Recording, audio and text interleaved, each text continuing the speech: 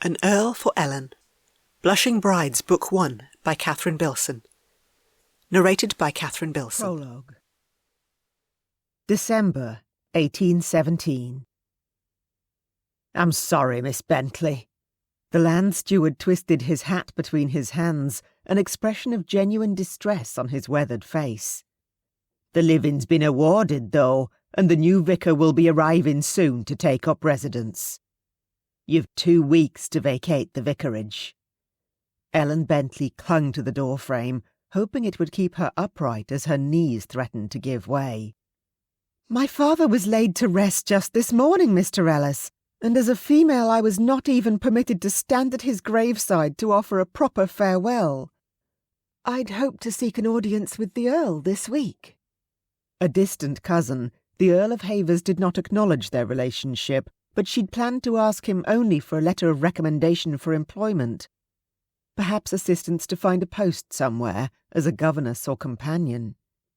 It was evident, however, that the Earl had no intention of allowing her to impose upon their familial connection even that much.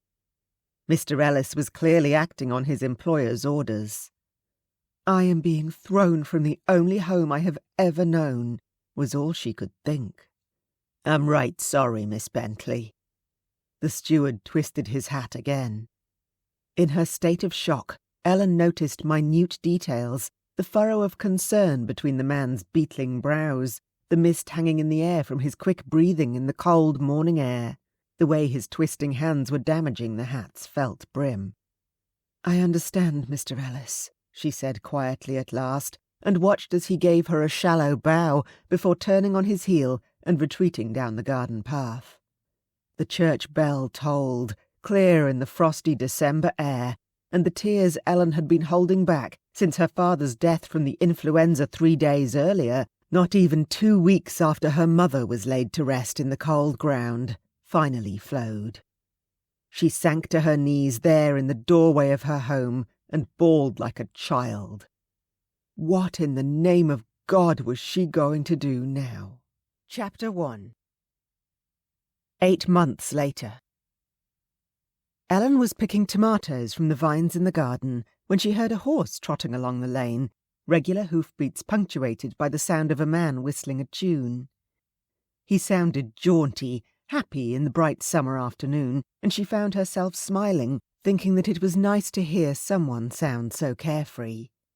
The man came into view then, or rather his upper body did, as he rode along the lane that passed by the house.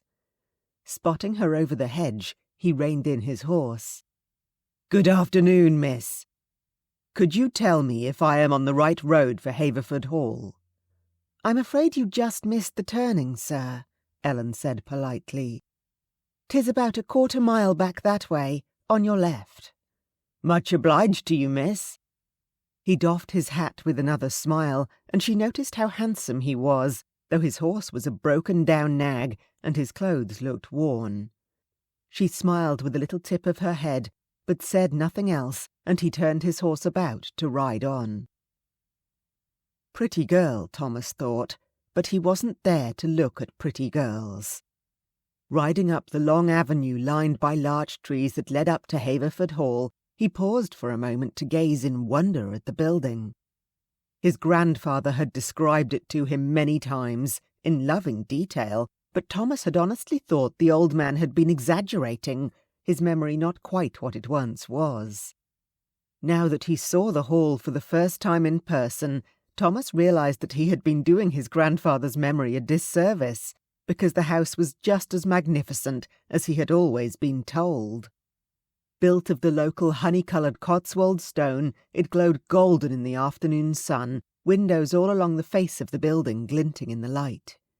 He tried to count them and gave up at 50. From his grandfather's tales, he recalled the house had 2 large wings spreading out to the back as well, so trying to guess at the number of rooms by counting only the windows on the front elevation would grossly underestimate their number. All this for one family, he thought, shaking his head and laughing quietly. He rattled around like a lone pea in a pod in the handsome house his grandfather had built in New York, but Haverford Hall must be 10 times the size, and as far as he knew, it was home to only 2 women, and a whole passel of servants, no doubt, all of whom were now his responsibility. Thomas sighed and pressed his weary horse to move on again. The nag nickered and flicked its ears at him. "Come on, you rotten beast," he muttered, but didn't have the heart to kick. The horse was probably nearly as old as he was, but it was the only one he'd been able to come by when the fine stallion he'd purchased in Bristol picked up a stone in his hoof and went lame 10 miles from Haverford.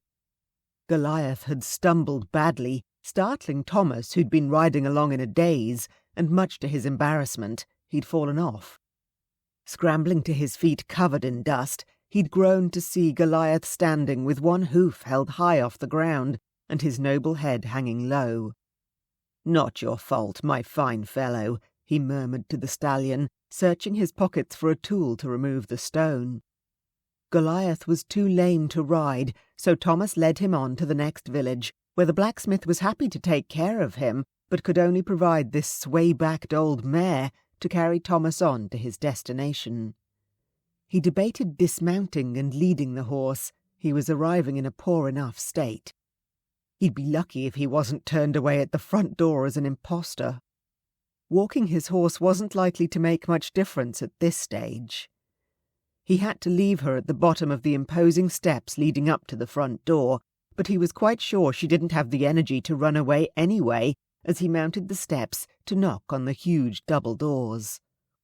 The door was opened by a very austere-looking and formidable butler, who looked down a nose Thomas thought a great deal more aristocratic than his own, and said, "Good afternoon, my lord. We have been expecting you." Thomas opened his mouth to identify himself, and shut it again with a snap, blinking. "I beg your pardon." "You are Lord Havers, are you not?" Yes." He couldn't quite understand how they should be expecting him today. He had left the ship immediately upon docking and headed directly here without stopping to send a message ahead, and it wasn't as though they could have known he would be aboard that particular ship anyway. The butler inclined his head regally. "Welcome home, my lord. I am Alsop." He had his hands firmly held behind his back, and Thomas had the distinct suspicion that shaking hands with servants was not at all the done thing, so he just nodded. "Could you have someone attend to my horse, please, Alsop? Oh." He glanced around to see the mare already being led away by a groom. "She's not mine, actually. I had to leave my horse at the smithy in Ulverscott when he went lame." "I shall let Jenkins at the stable know, my lord," Alsop intoned, standing back away from the door in an obvious signal for Thomas to enter. "I can see my memory will be hard-pressed to recall all your names," Thomas murmured, stepping inside the house and trying not to gawk at the huge hall, panelled in dark oak, tapestries taller than a man's height hanging from the walls. "The Countess and Lady Louisa are in the blue withdrawing-room, sir. May I conduct you there?" Glancing down at his dusty clothes, Thomas said, "I think it might be best if I just freshen up first, don't you, Alsop?" The man didn't crack a smile, just inclined his head slightly and said, "As you wish, sir. This way, please." "Please tell me that you're not taking me to the chambers the last Earl occupied," it occurred to Thomas to say, as they proceeded up the massive staircase that led up one side of the hall. "But of course, sir," Alsop said placidly. "I'd prefer not to. Not just yet." He already felt as though he was stepping into a dead man's shoes, not that it seemed he had much choice in the matter. He'd grown up listening to Gramps' tales of the earldom, and Gramps had indoctrinated Thomas in the beliefs that the Earl was responsible for his people, just as much as he would have been if he'd attended Eton with the sons of other aristocrats. "As you wish, my lord," Alsop said after a brief silence. "Several guest suites are always kept in a state of readiness, of course. Perhaps one of those will suffice." "Perfect," Thomas said gratefully, and Alsop resumed ascending the stairs.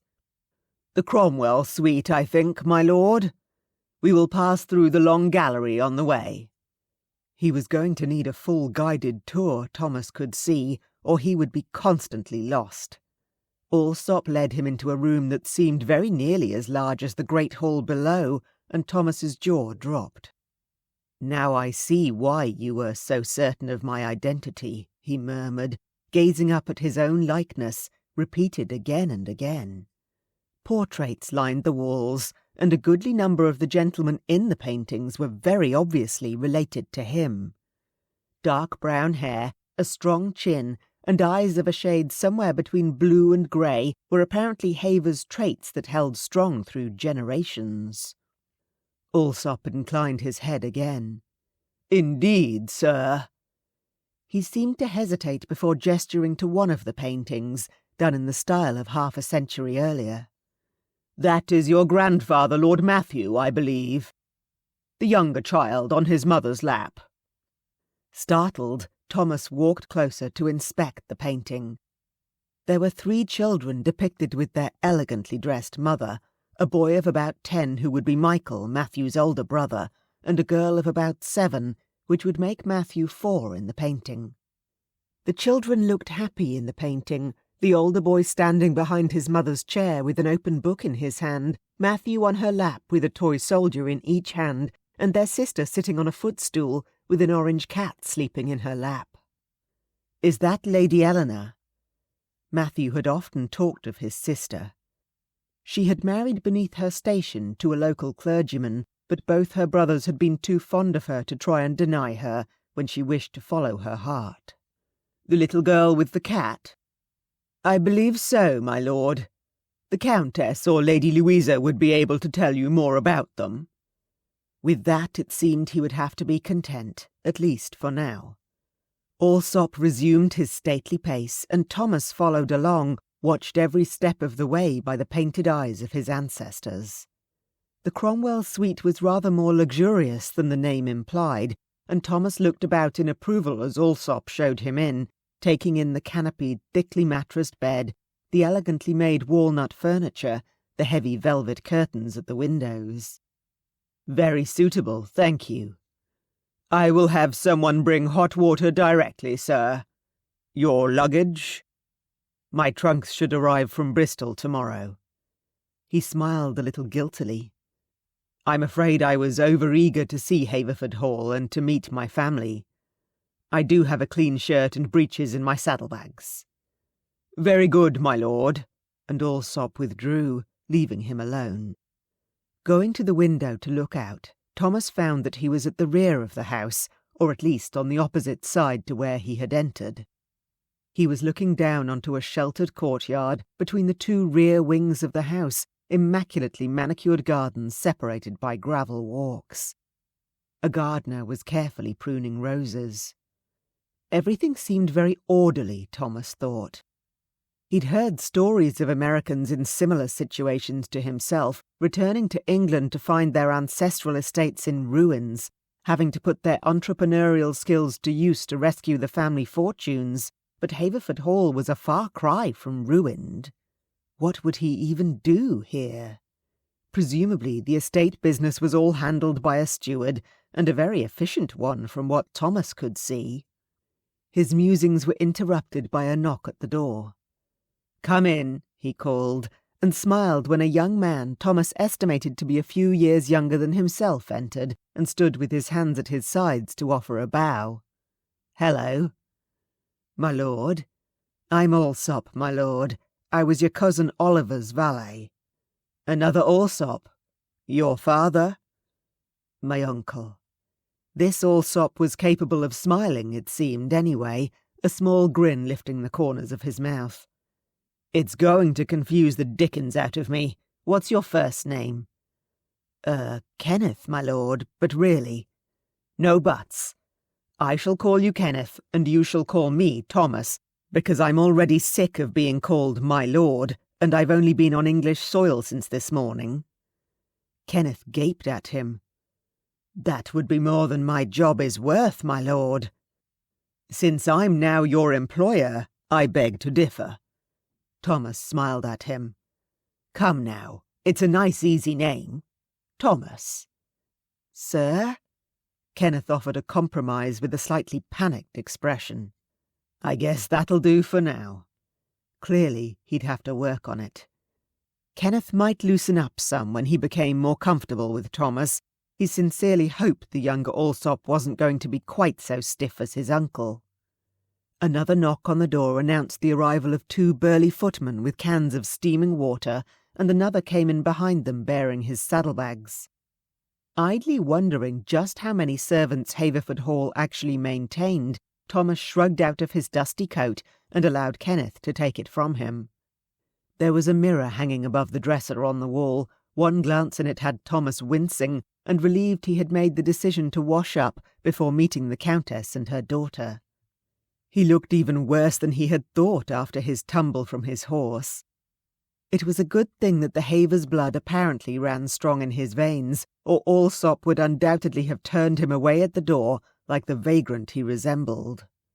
Half an hour later, freshly washed, with polished boots and almost all the dust brushed from his coat, Thomas asked Kenneth to show him to the blue withdrawing room, and received his first lesson in what jobs belonged to who in the Haverford hierarchy. Kenneth was positively shocked. "My uncle would have my hide, sir.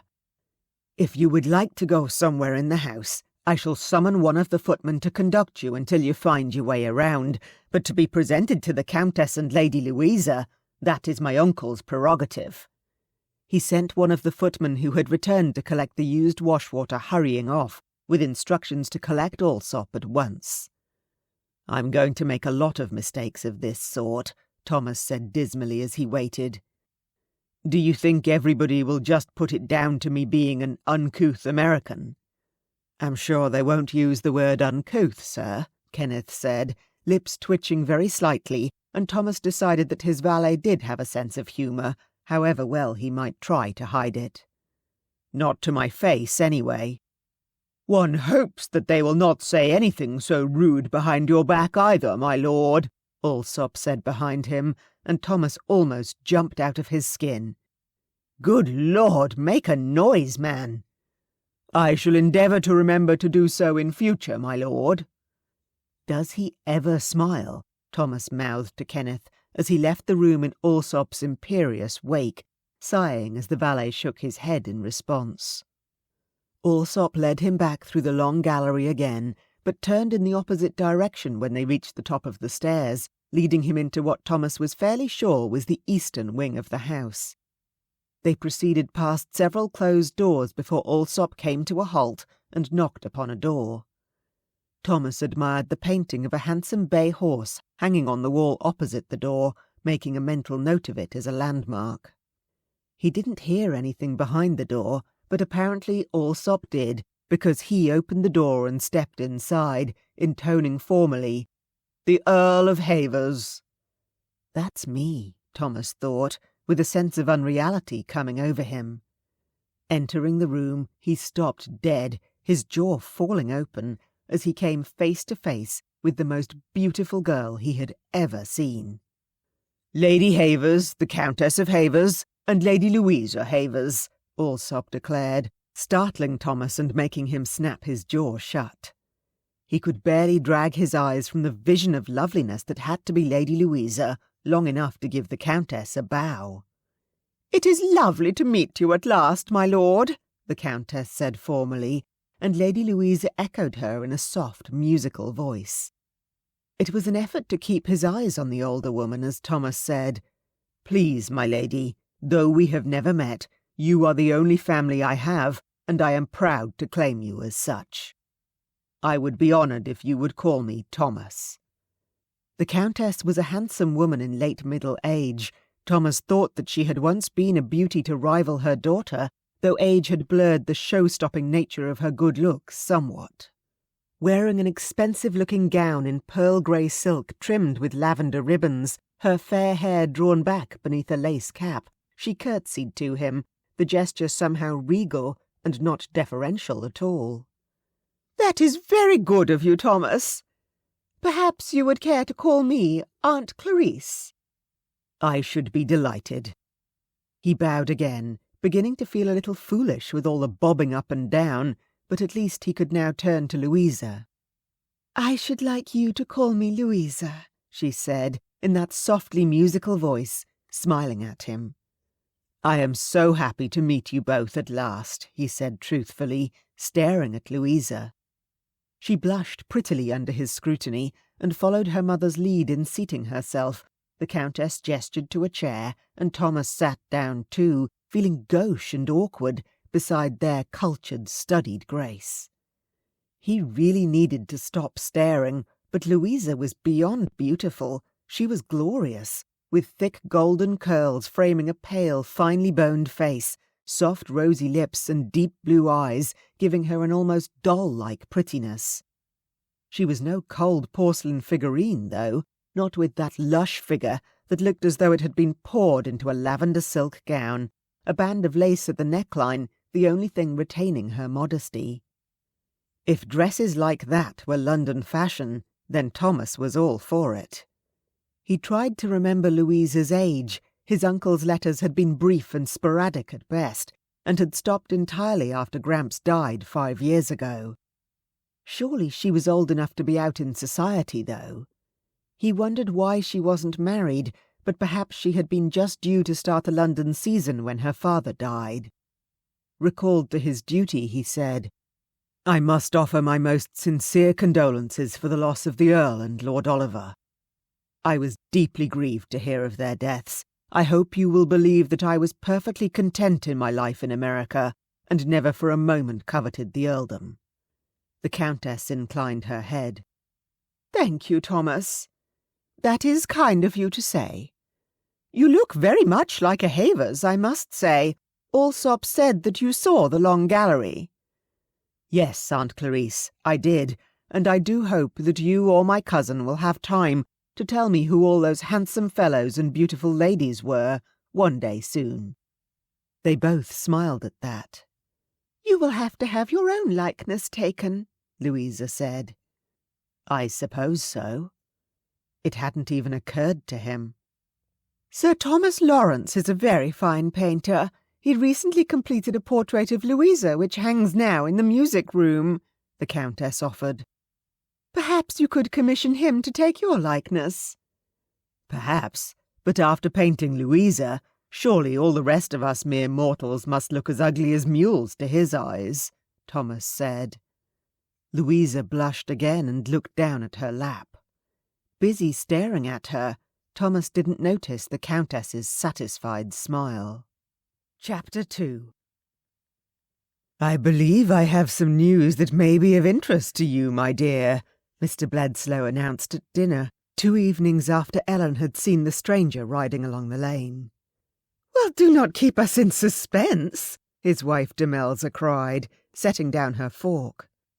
"Tell us all, Mr. Bledsoe, and quickly, if you please." She smiled at Ellen, inviting her to rejoice in the juicy gossip which was no doubt about to be imparted. Ellen smiled weakly in reply, not wishing to offend, but her mamma had abhorred gossip and passed her dislike on to Ellen. As a parson's wife, Mrs. Bentley had come by a goodly amount of secrets, but she had always said that words had the power to be harmful. "Sticks and stones may indeed break your bones, but words most certainly do have the power to hurt as well," Mamma had told Ellen. "People trust me with their secrets, and I will not betray that trust." Mr. Bledsoe paused importantly and then declared, "The Earl of Havers has arrived at Haverford Hall." Ellen relaxed. That was surely not a secret that could hurt anyone. The whole village had been on tenterhooks for months, wondering when, or even if, the American cousin would come to claim his title. As eager as Demelza for information, she hushed her friend, who was squealing with excitement and fanning herself. "When did he arrive, Mr. Bledsoe? Have you seen him?" "Apparently, he came to the hall the day before yesterday. The butcher's apprentice is walking out with one of the downstairs maids at the hall, and he saw her on her half-day yesterday. She said that the hall's servants are all abuzz about it." "Oh," Ellen said, surprised. "I think I saw him, perhaps, riding along the lane. He asked directions to Haverford Hall." Then you spoke to him, not saw him, you silly clunch. Was he handsome? Demelza leaned forward eagerly. Ellen blushed, thinking that she had indeed been struck by the good looks of the man who had asked her for directions. "I am sure I could not say," she said demurely.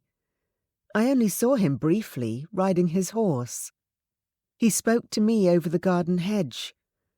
I do not even know if it was the Earl. It might have been a servant, perhaps, who came with him. He was riding an old hack of a horse, and his coat did not look as expensive as those that the old Earl or Lord Oliver used to wear." "I shall go up to the hall and seek an audience with him tomorrow," Mr. Bledslow said importantly. "I have some papers the old Earl entrusted to me. I shall mention you to him then, Ellen."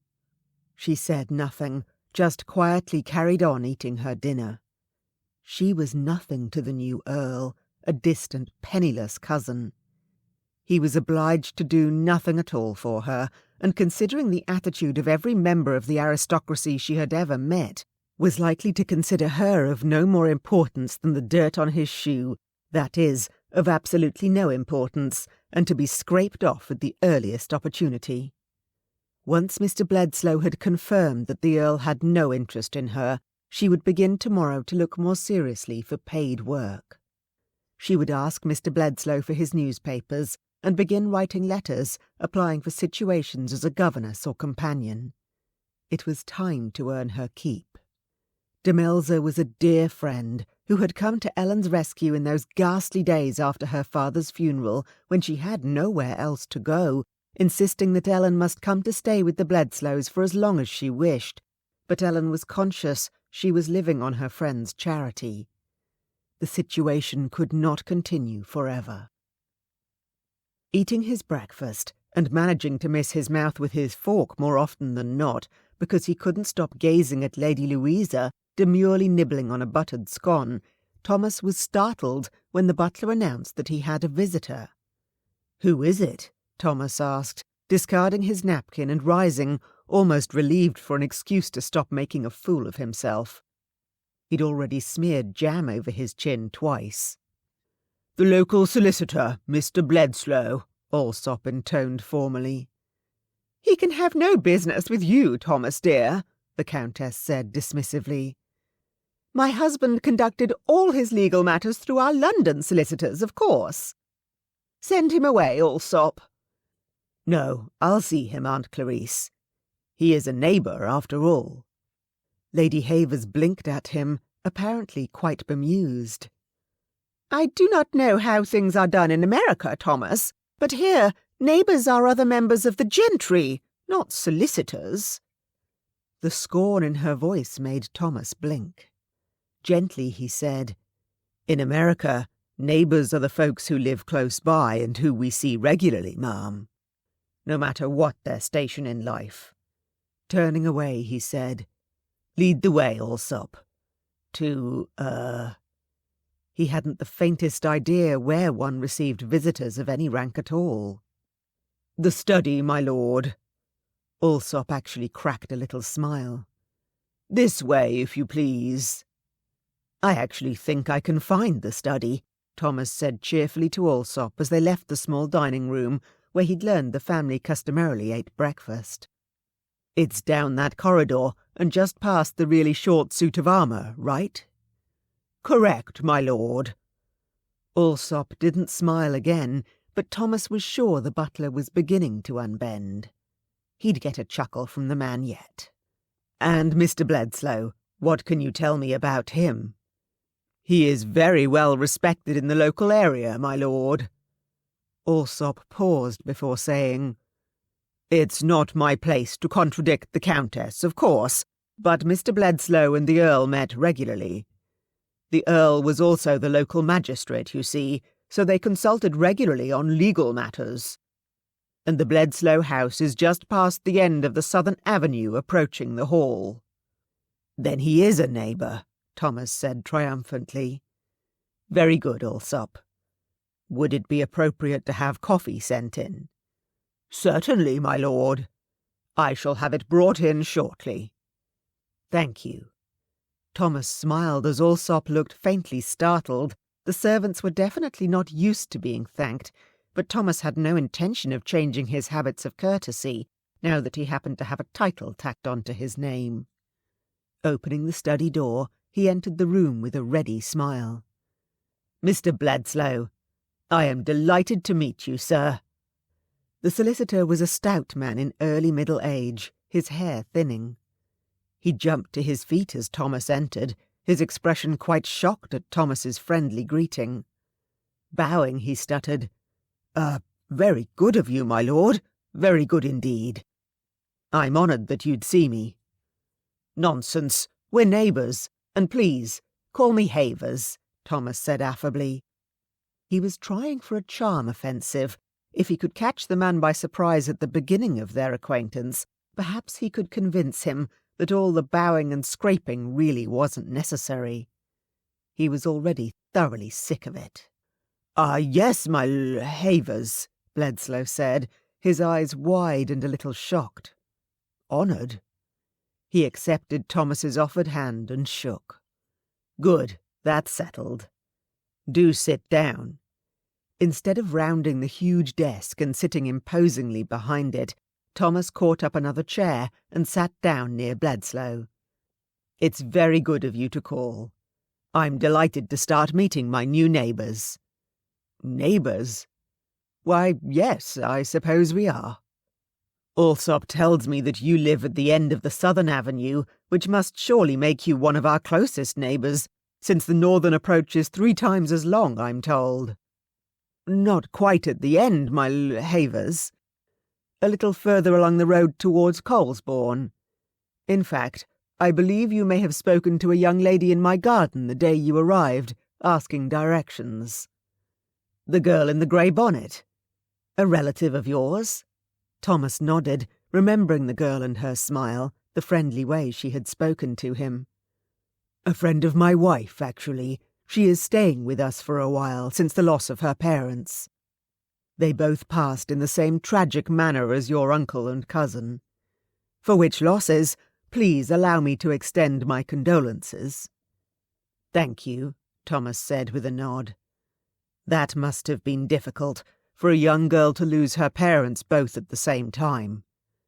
I suffered the same loss, but I was not old enough to remember their passing. My grandfather raised me."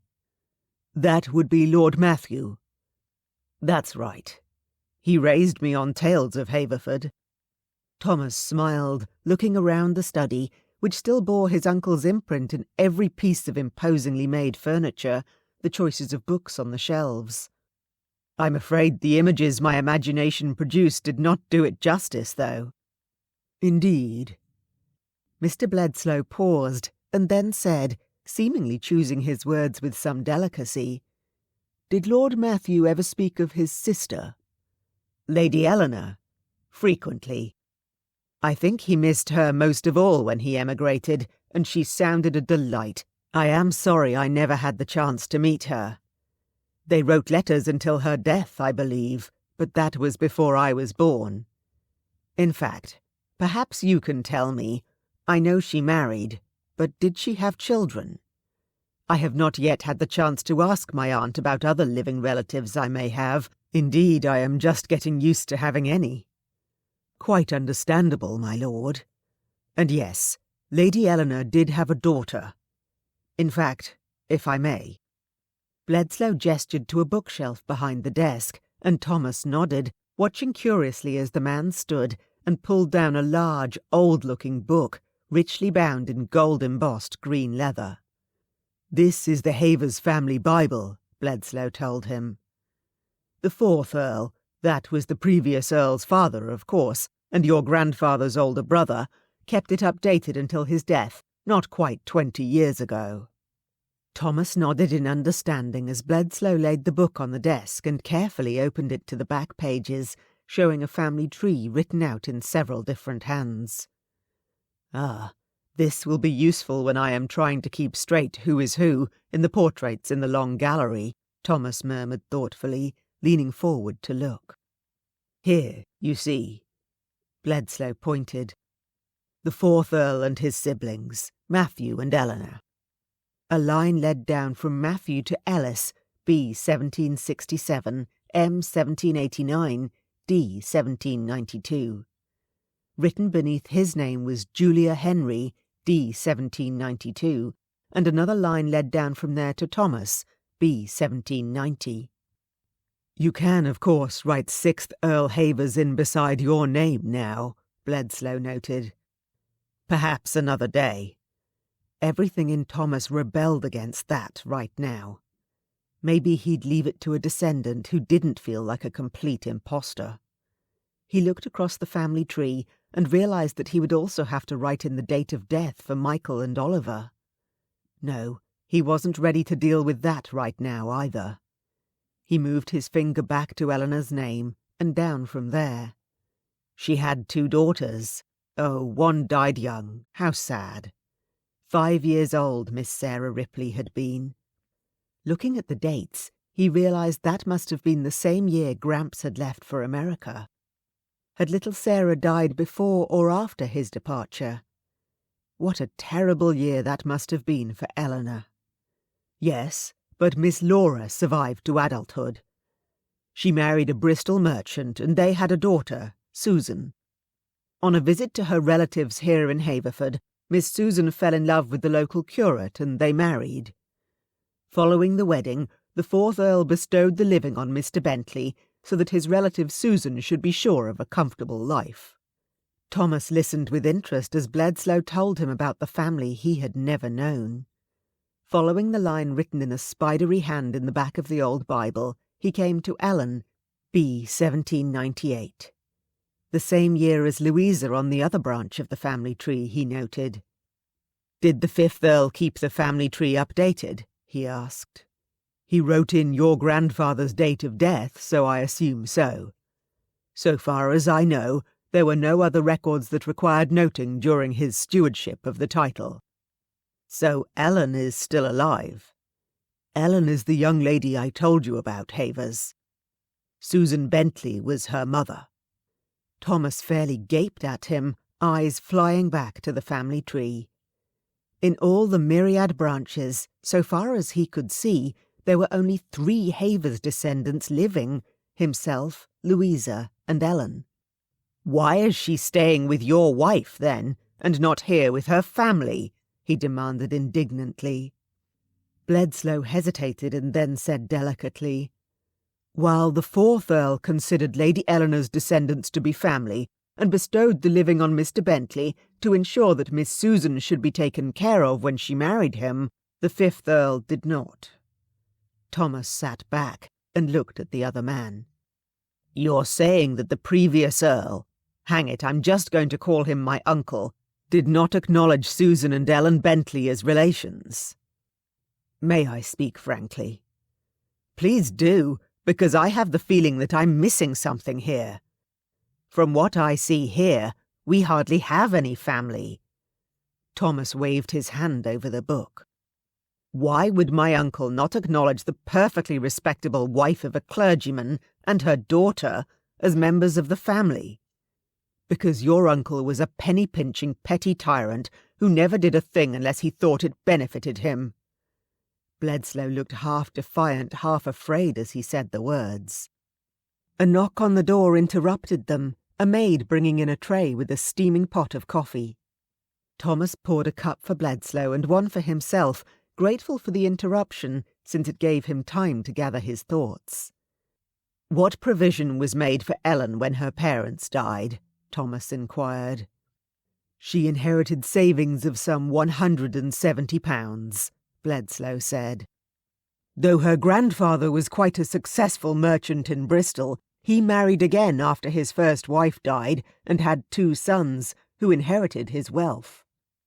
The living was quickly awarded to another man when Mr. Bentley died. Signing those papers was one of your uncle's last acts, as it happens." Bledslow looked down, bit his lip. "Ellen intends to seek a position as a governess or companion. We asked her to stay on with us at least until your arrival. She has been helping my wife with the children. While we cannot afford to pay her a proper wage, she eats with the family, and Demelza treats her like a sister." Like an unpaid governess, you mean, Thomas thought, a little unkindly, but he suspected that Bledslow's guilt over the matter was the reason why the solicitor had approached him now. "It seems entirely unfair that my cousin should be forced to make a living for herself in this way," he said aloud. "She is 20 by the date here." "Indeed. Should she like to marry? If there is a suitor in the wings for her, I would happily provide a dowry." "The only suitor who has ever asked for her is the new parson," Bledsoe said. He seemed to think that she should be grateful for an opportunity to stay in her old home, though it meant she would also have to be his unpaid housekeeper and warm his bed. Since he is some 55 years old, however, I advised Ellen against it. She did seriously consider it, though. She does not wish to be a burden upon anyone. "I am already thinking that I do not like the new parson," Thomas said, after a moment of stunned silence. "What is his name?" "Mr. Brownlee. He has already found another wife, a daughter of one of your tenant farmers, who was quite happy to accept his offer." Shaking his head, Thomas considered his options. The easiest thing to do would be to settle some money on Ellen, but then what? Where would she live? She would need to find a companion of her own to lend her countenance. Would she even want that, or accept the money? "I believe that I should like to meet Ellen," he said finally, after taking a long sip of his coffee. "We spoke only briefly when she gave me directions to the hall, but she seemed quite charming. She is my cousin no less than Lady Louisa, and I should like to know her." "Very good, Havers." Bledsoe gave him an approving nod. "When would be convenient for you?" "No time like the present, Gramps always used to say. May I walk back with you?" "It would be my pleasure." Chapter 3. It was a very pleasant walk along the avenue between the larch trees. Thomas found himself whistling again, enjoying the weather. "Is it always this pleasant here in September?" he asked. "Not always. This is a very fine late summer," Bledsoe said. "October rains will start soon enough, and the nights start drawing in. How is the climate in New York, Havers? I have heard that the winters can be very bitter." "Indeed, with heavy snowfall at times," Thomas agreed. "Summers are unbearably hot, too. I was not sorry to leave in May, before the weather became too hot. I understand the English climate to be milder all around." They talked about the weather, about the harvests, and about the work Bledsoe had done with the previous Earl as they walked. Bledsoe said that another local landowner, Sir Edward Kingsley, had been appointed magistrate after the Earl's demise, for which Thomas was grateful. He would have quite enough on his plate, without needing to worry about enforcing the law in the area as well. At last they came to the end of the half-mile-long avenue, and Bledsoe turned towards the house Thomas had passed the other day. He remembered thinking it looked quite a nice property, on an acre or so of grounds, with a large kitchen garden to one side, where he had spied Ellen picking fruit. Bledsoe pushed open the wooden gate, and they walked up to the front door. "Demelza will likely carry on a little bit," Bledsoe said in an undertone. "Don't mind her nonsense. She likes to fuss, that's all." Seeing the smile on the man's face, Thomas thought that he seemed very fond of his wife, despite any fussing. At least Ellen was in a home where she need not fear importuning by the master of the house, a very real danger if she should indeed go into service as a governess or companion. "Demelza, I have brought a visitor to meet you, my dear," Bledsoe said, leading Thomas into a parlour where a pretty woman of about 30 years of age sat with 2 children, both listening intently as their mother read to them. "Boys, stand up and give your best bows now. This is the Earl of Havers. My lord, my wife and my 2 sons, Jacob and Jason." The boys were twins, he saw, of about 7 years or so, quite identical in their blue-eyed, fair-haired, freckled little faces, open-mouthed with awe at the sight of a real live Earl there in their parlour. Demelza Bledsoe gave a little shriek and dropped her book. "John! Oh, my lord!" She curtsied a little frantically. "I never... Oh, my goodness!" "Please do not be put out, Mrs. Bledsoe." Thomas turned on the charm offensive again, stepping forward to lift her hand and kiss it. "I do beg your pardon for my dropping in on you unannounced, but when your husband was good enough to pay a call upon me, I decided that I simply could not wait to return it and to meet my relative, who I understand is your very dear friend." "Yes, where is Ellen, my dear?" John asked. "Oh, she is in the morning room." Demelza fluttered a little, settled down as Thomas smiled reassuringly at her. "She found the notice in yesterday's newspaper with a position she thought might suit, said that she wished to write an application letter. I did tell her to wait until after John had spoken with you, my lord, but she was so certain you would not be interested in even meeting such a distant relative." "On the contrary, ma'am, I am most interested in meeting Miss Bentley. So far as I know, I only have 2 living blood relatives, Miss Bentley and Lady Louisa. I am not of a mind to snub one of them for any reason." "That is very good to hear. I knew it must be so. I heard that Americans have quite a different way of thinking than we English. Well, to the aristocracy, at least." "Please, my lord, do not let me keep you. The boys have not yet finished their geography lesson. Perhaps we shall all come and have tea together in the morning room shortly." Thomas allowed that sounded very pleasant, smiled at the twins, whose faces had turned immediately downcast at the mention of the temporarily abandoned lesson. Emboldened by his smile, one of them, he had no idea which, blurted, "Have you ever seen a Red Indian, my lord?" "Perhaps, if your mother tells me that you have paid close attention for the remainder of your lesson, I will tell you when we take tea," Thomas bent down to whisper, and was rewarded with a pair of beaming smiles. Cute little devils, he thought, taking a polite leave of Mrs. Bledsoe and following her husband from the room. He'd not thought seriously yet about taking a wife and setting up a nursery. He was only 28, but he supposed that he must now view it as his duty to do so, and as soon as possible. The earldom needed an heir. The next door along the small hallway stood open into a room of similar size to the parlour, an oval table to seat 8 or so in the centre of it. Ellen sat at the table, papers spread out before her, and a quill pen held in her hand. "Ellen," Bledsoe said. She looked up, her eyes widening at the sight of Thomas entering the room behind him. "Oh!" Startled, she set down her pen, rose to her feet and made a graceful curtsy. "The Earl of Havers, pray allow me to present Miss Ellen Bentley," Bledsoe said formally, and then with a smile, "your cousin." "It is quite a distant connection, my lord," Ellen rushed to say. "I know exactly how distant, Miss Bentley. Your great-grandmother was my grandfather's dear sister. He told me many stories of Lady Eleanor, and I am delighted to meet her descendant." Thomas bowed, giving Ellen a reassuring smile. She looked troubled, her brow furrowed. "I'll just step to the kitchen and ask Betsy to see about that tea," Bledsoe said. "Let you two get acquainted."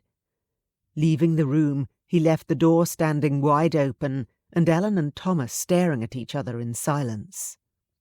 She was prettier than he'd thought, with that ugly grey bonnet obscuring her hair, Thomas realised, though the plain dark grey gown she wore did nothing for her. She was still in mourning for her parents, of course, but then so was Lady Louisa for her father, and she had managed to find a gown that flattered her. As soon as he thought it, Thomas mentally kicked himself for such insensitivity.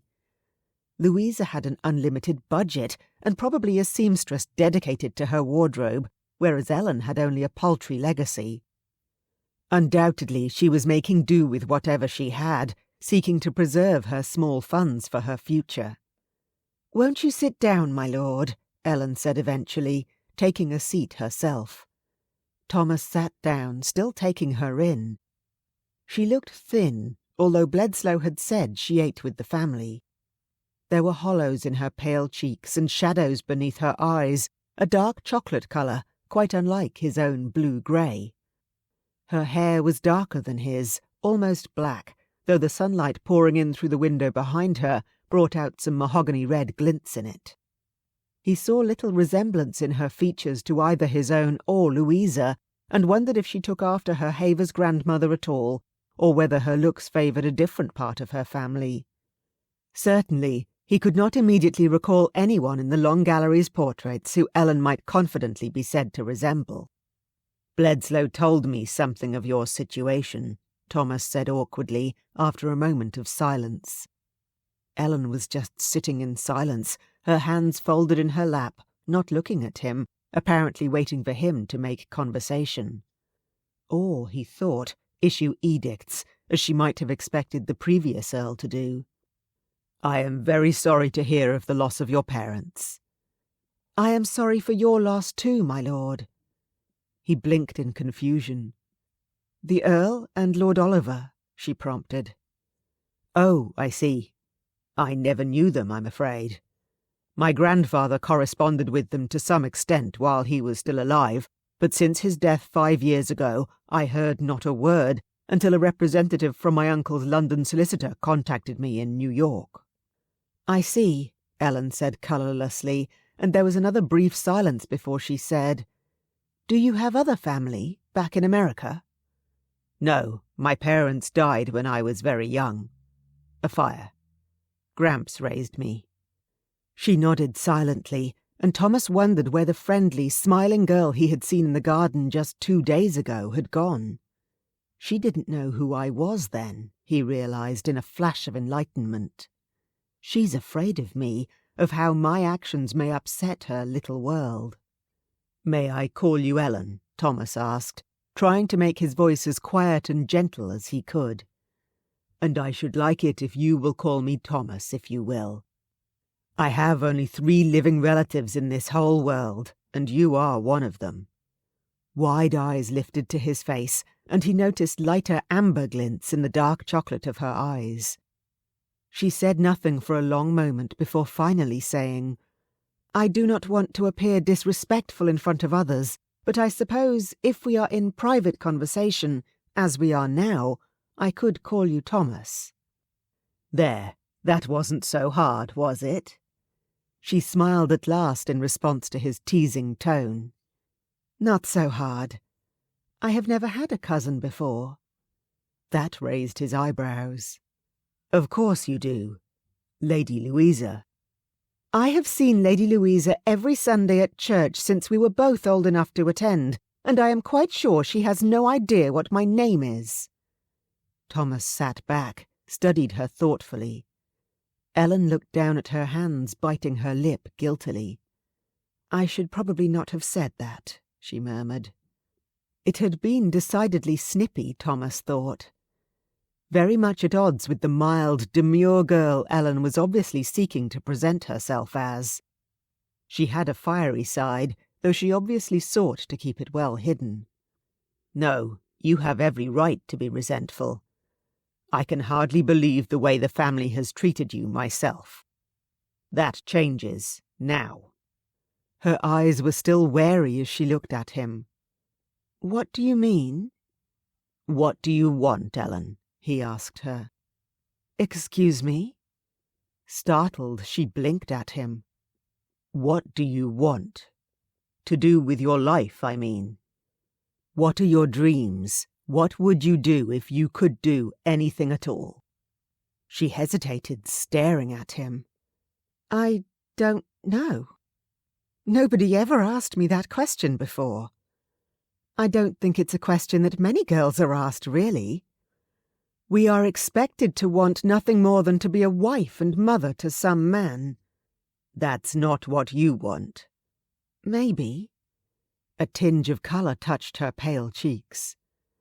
"I haven't ever met a man who made me want those things." "Fair enough."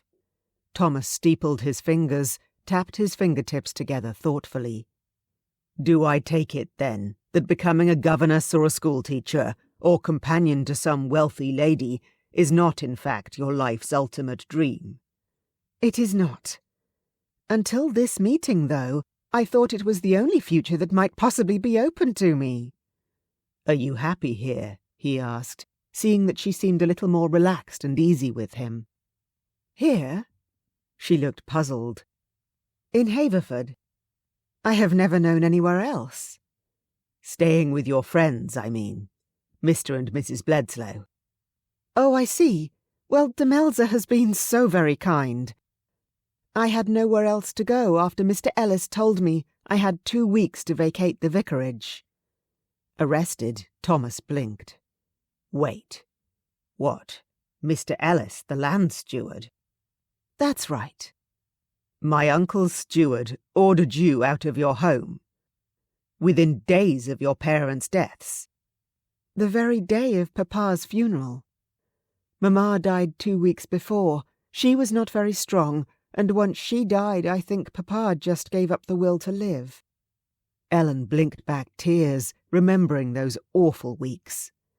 She had fallen ill first, and was just recovering when Mamma caught the illness. Exhausted and still recovering herself, Ellen did her best to nurse her mother, but to no avail.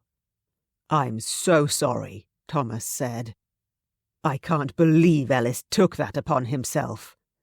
He was furious. How dare the man? It was most certainly not his place. "Oh, Thomas." She gave him a world-weary look. "Mr. Ellis would never have taken any such action without the direction of the Earl. I had already moved here by the time I heard that the Earl himself had caught the influenza and fallen ill." Thomas buried his head in his hands, feeling utterly ashamed of his late relative. Dear Lord, how could he be so cruel? To you, to a young female relative, all alone in the world. Ellen had no answer for him. She had asked herself that question many times, how a man who called himself Christian, who attended church, could behave in such a way. "I think you should come and live at the Hall." Thomas dropped his hands from his face to look at her again. She gaped at him in utmost astonishment. "I do not think that the countess would care for that very much." "Since it is not her house, I do not particularly care what she thinks," Thomas said sharply. "Do not tell me that she could not have done anything for you, even if her husband was the veriest miser. I saw the household accounts yesterday. A single month's worth of her pin money could have purchased you a cottage of your own outright." He seemed quite outraged on her behalf. There was really nothing Ellen could say. She just sat looking at him, hands folded in her lap. "I am below the age of majority," she finally offered hesitantly. "I suppose, technically, as my closest relative, you are my legal guardian." "Am I?" "We could ask John. He is a solicitor, after all. I am sure he could advise on the legality of the matter." Ellen gave him a little smile. "Thomas, truly, I am grateful that you want to do something for me. I don't really want to be a governess or a companion. I suppose I had always hoped I would find some nice gentleman farmer, or perhaps a curate, who liked me well enough to offer for me." "If that's what you wish, Ellen, I will see that you are introduced to every gentleman farmer and curate in England until you find the one who can make you happy," he promised. She actually giggled at such a ridiculous statement, hand flying up to cover her mouth, her eyes sparkling. "I am sure it would not take so very many." Delighted to have made her laugh, Thomas smiled broadly at her. "Is it settled, then? You will come to live at the Hall, with your family?" She nibbled on her lower lip, considering it. "I think that you should speak with the countess first," she said carefully at last. "While you are of course correct that it is your house, I do not wish to be the cause of contention between you and your family." "If I do, will you prepare to remove to the Hall within the next few days?" She nodded at last. "I will. And Thomas, thank you." Reaching across the table, he took her hand between both of his and pressed it gently. "We are family, Ellen. That means something to me, and I should have wished to see you comfortable even if I had not inherited the title. My grandfather made himself quite the fortune in the Americas, you know." "Did he?" Ellen looked genuinely interested. "I should very much like to hear about your grandfather." "He was a character, to be sure. I'd be delighted to tell you some of his stories. He was your relative, too, after all." Footsteps at the door made Thomas let go of her hands and look around. The twins came darting in, their mother behind them, and John Bledsoe on their heels with a tray in his hands. Any serious conversation had to be cut short, as the boys promptly annexed Thomas and bombarded him with questions about America. Laughing, he attempted to answer them as best he could, while Demelza poured tea and handed around a plate of biscuits. Walking back up to the hall an hour later, it occurred to Thomas that he had not enjoyed himself so much in a very long time. Ellen had relaxed further with her friends in the room, and he had enjoyed hearing her merry giggle ring out at the twins' antics. The two boys were obviously very fond of her, and she of them. After a little while, Bledsoe had quietly asked Thomas to step out, and the two men adjourned to a small study to converse privately.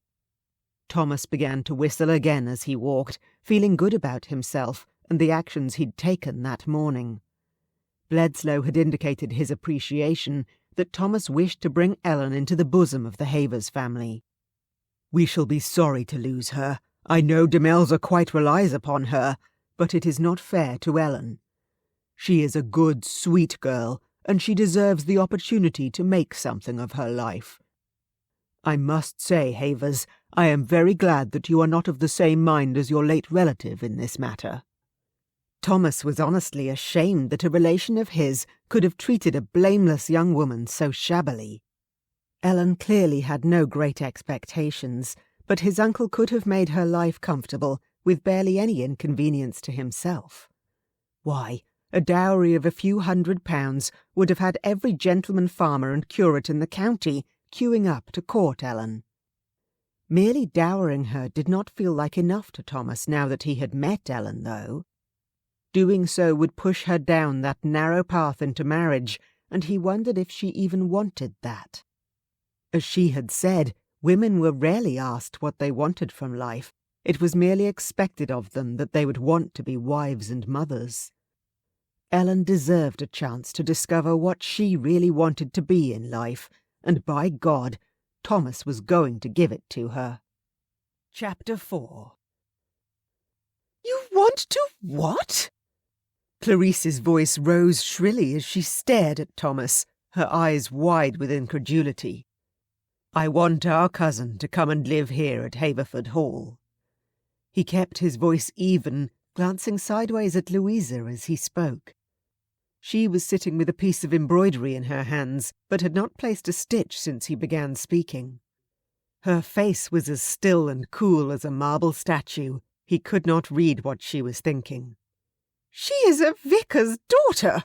Clarice exclaimed. "She is my cousin." They stared at each other in a silent battle of wills, Clarice every inch the noblewoman. Thomas finally broke the deadlock by saying, "I am not asking your permission, Aunt Clarice. Should you find that you are unable to reside beneath the same roof as Miss Bentley, you have life rights to the dower house, as stipulated in your marriage settlements, I believe." Clarice's mouth opened with shock. Louisa made a small sound, and when Thomas looked back at her, he found that she had laid down her embroidery and was looking at him directly. "Of course that will not be necessary, Thomas," she said in her soft voice, smiling sweetly at him. "I am delighted by the opportunity to get to know Miss Bentley.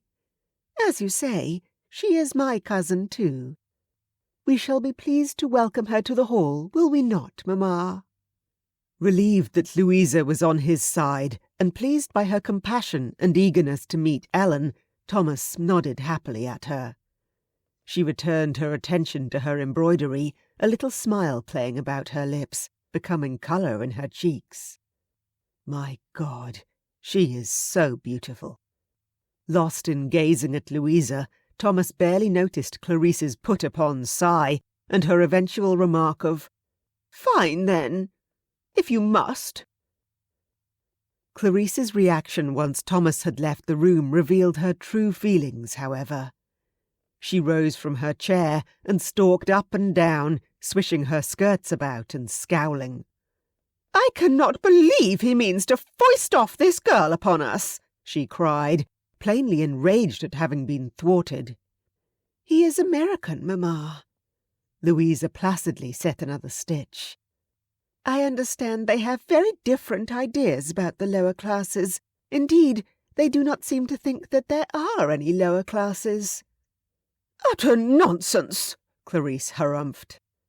"There is a natural order to things. Bringing Miss Bentley to live here, indeed! Whatever will he do next? The sooner he comes to his senses and marries you, the better." "These things cannot be rushed, Mamma." Louisa snipped a trailing end of thread neatly. "You told me that." Slowly, softly, so that he does not know he is in the trap until it is already closed. He is already sniffing about, ready to take the bait. "Must you speak in those crass hunting terms, Louisa? You sound positively bloodthirsty." Clarice wrinkled her nose with distaste. "Be very sure that you do not allow Thomas to know you have a ruthless side until you have his ring upon your finger, my dear." "Never fear, Mamma.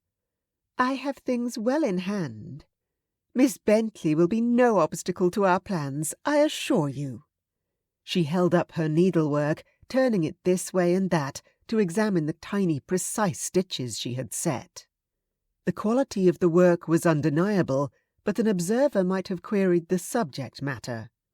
Far from stitching some beautiful design of flowers or butterflies, Louisa's needle had picked out a gory hunting scene, foxes tearing at the throat of a downed stag, scarlet drops of blood spattering the green undergrowth of the background. Mollified and reassured by her daughter's calmness, Clarice sighed and took a seat again.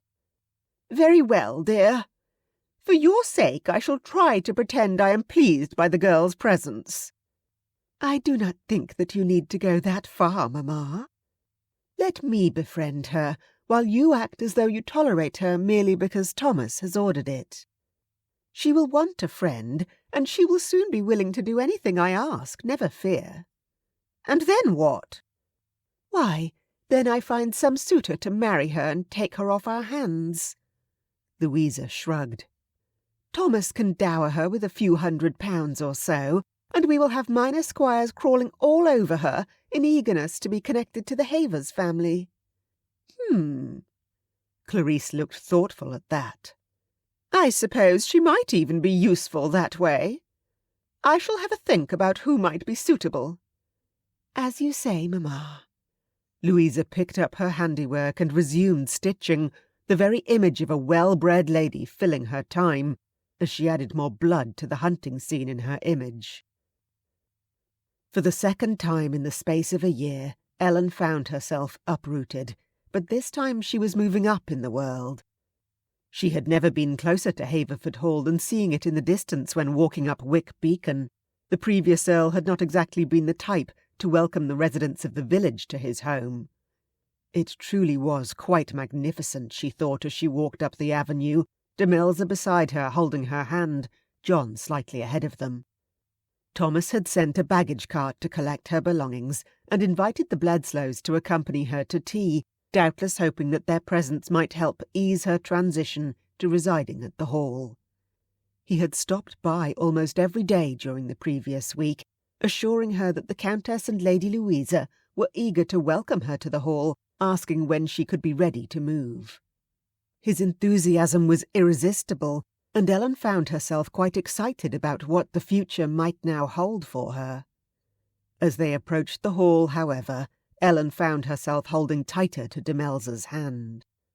"Just remember, you belong here," Demelza said in an undertone as they walked up to the great doors. "You were named for Lady Eleanor, your great-grandmother, who was born under this very roof. You have every right to be here." Sucking in a deep breath, Ellen squeezed one more time before letting go of her friend's hand. She would not be seen clinging on like a child to her nursemaid.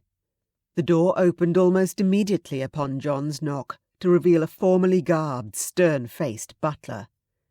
Ellen knew who he was, of course. The Alsop family had been in Haverford as long as the noble family they served, and she had seen Alsop in church on many occasions. "Good afternoon, Mr. Bledslow, Mrs. Bledslow," Alsop intoned, and then to Ellen's surprise, he bowed to her. "A very great pleasure to have you here at last, Miss Bentley." Was Alsop smiling? Stunned, Ellen mumbled something unintelligible in response. She hadn't even thought the poker-faced butler knew how to smile.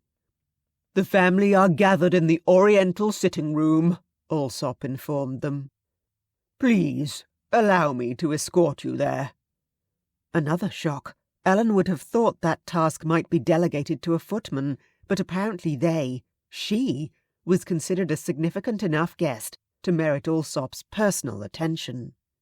Thomas fairly leaped to his feet as the party entered the sitting-room, beaming a smile. "Here you are." "Havers." Bledslow shook his hand in greeting, bowed formally to the countess and Lady Louisa, who were rising to their feet. "Lady Havers, Lady Louisa." "Mr. Bledslow." Clarice nodded regally at him. "I do not recall that your wife has ever been presented to me." Demelza was not in the least overawed. "We have seen each other many times in church, your ladyship," she said rather dryly, dipping into a curtsy that was just barely low enough to show respect to a peeress. Clarice's smile looked as though it had been painted on, but she said nothing else as John presented Demelza to her and Louisa. Louisa at least seemed more friendly, saying, "A pleasure to make your acquaintance, Mrs. Bledslow." "As it is yours, Lady Louisa." Ellen hung back, biting on her lip, but Thomas would have none of it. Seizing her hand, he placed it on his arm and led her forward. "I know you will wish to join me in welcoming Ellen to our home, Aunt." "Of course." Clarice inclined her head graciously. "Though, Thomas, dear, you really must remember to call her Miss Bentley when we are in company. Really, are all Americans so informal?" "Most of them are considerably less formal than I, Aunt Clarice," Thomas replied with a chuckle. "Consider the advantages, though. Any error in address I may make will not reflect badly upon you. Indeed, you can commiserate with the offended party while informing them that I am merely an ignorant American." There was a distinct bite to his words. Clarice, far from accepting the rebuke, merely sniffed. "You are an earl. The number of those who could rightfully be offended by any informality in your address are few in number. I was merely thinking of Miss Bentley's reputation. Over-familiarity in address must be avoided for her sake, lest assumptions be made." Louisa tittered behind her hand, and Thomas, who had been about to ask what kind of assumptions Clarice could mean, closed his mouth. A young lady's reputation was all important, and in England the rules of etiquette were even stricter than in America.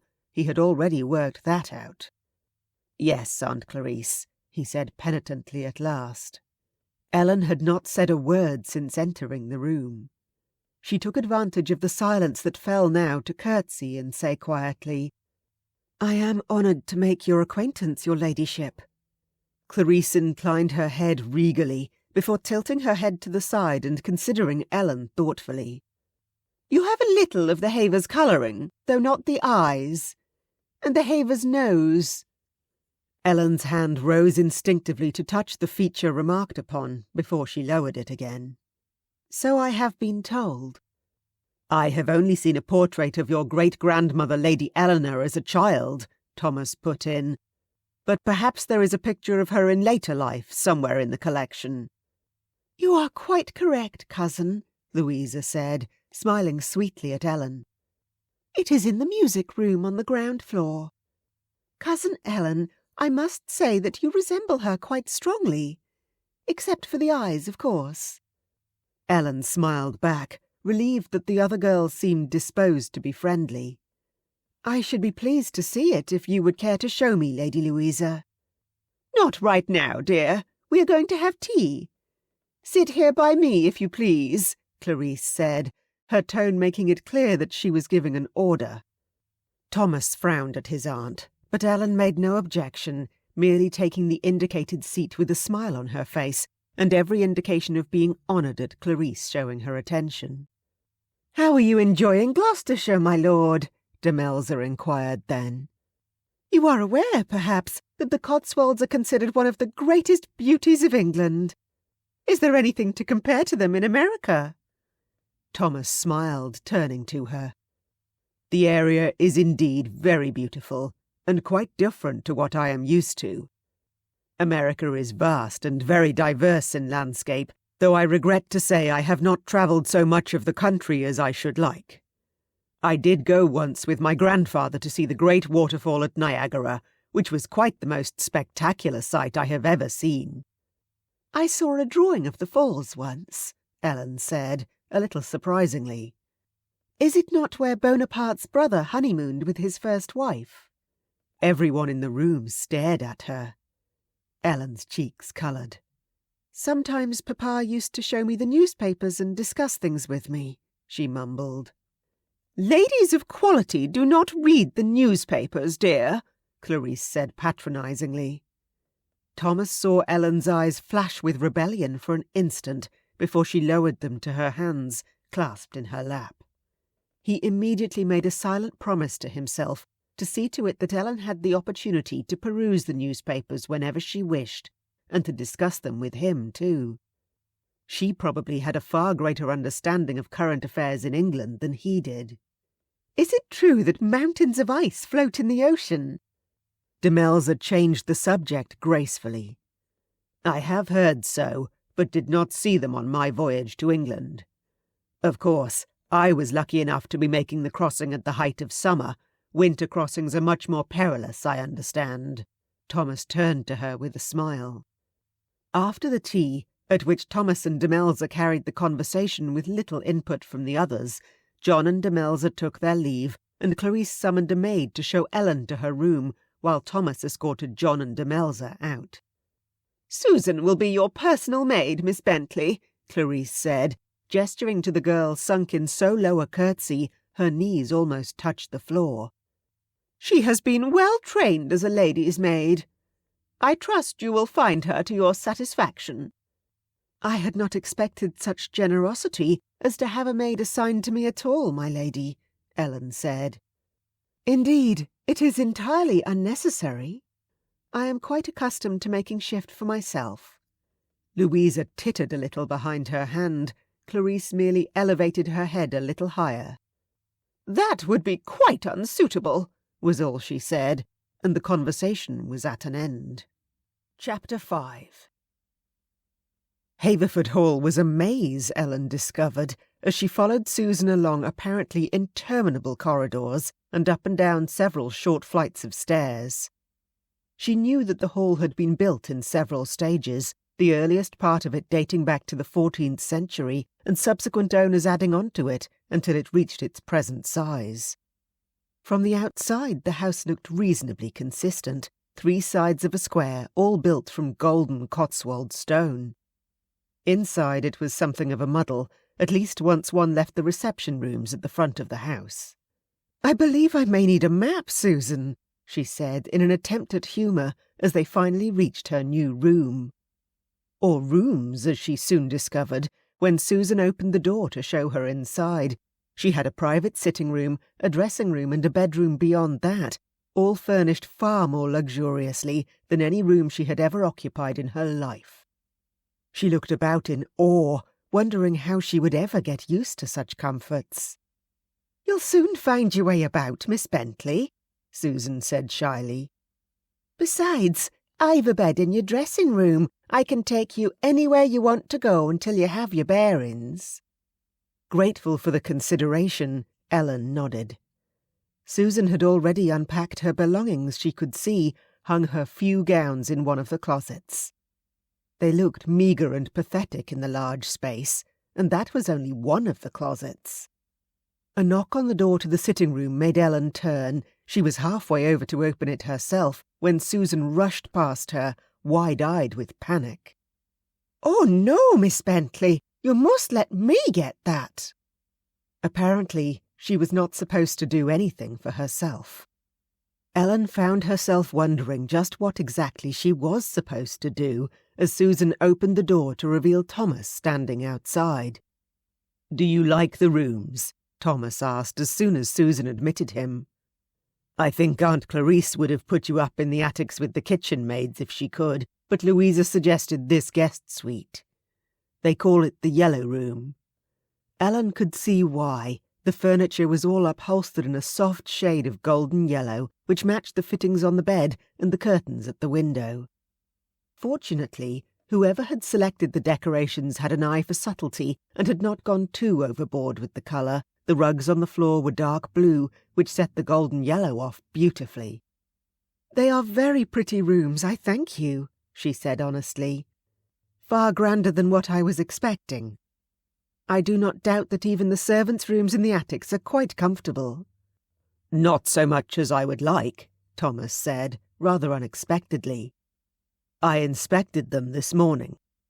I will not have my staff living in meagre conditions while I wallow in luxury. I will be ordering several new beds and chairs, and I intend to instruct the housekeeper to ensure that extra blankets are available for anybody who asks for them, and sufficient wood and coal for all the fireplaces are to be provided too. I have been cold. New York is bitter in the winter time, and I would not have anyone suffer that if I can prevent it." Susan gave Thomas a look that was near worshipful. "That is very good of you, my lord," she said timidly. "I shared one of those rooms with my sister Agnes until her ladyship said I was to move in here and do for Miss Bentley. I was right worried about her being cold this winter." "Nobody at Haverford Hall will go cold this winter, and that is a promise," Thomas said firmly. "Nor in Haverford Village if I have my way. Ellen, it strikes me that as the vicar's daughter, you very likely know all the residents and their needs far better than my aunt does."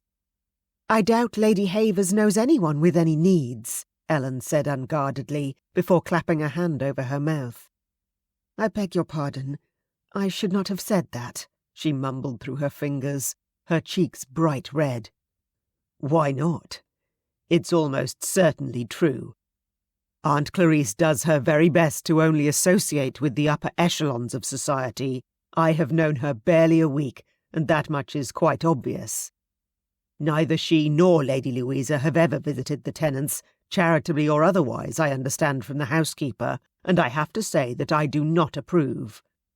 It does not fit with the stories Gramps used to tell me about the responsibilities of the earldom. He told me he regularly used to escort his mother and his sister about on their visits." "I should like to hear about that," Ellen said eagerly. She glanced at Susan, who took her cue. "Could I ring for some refreshments for you, Miss Bentley, my lord?"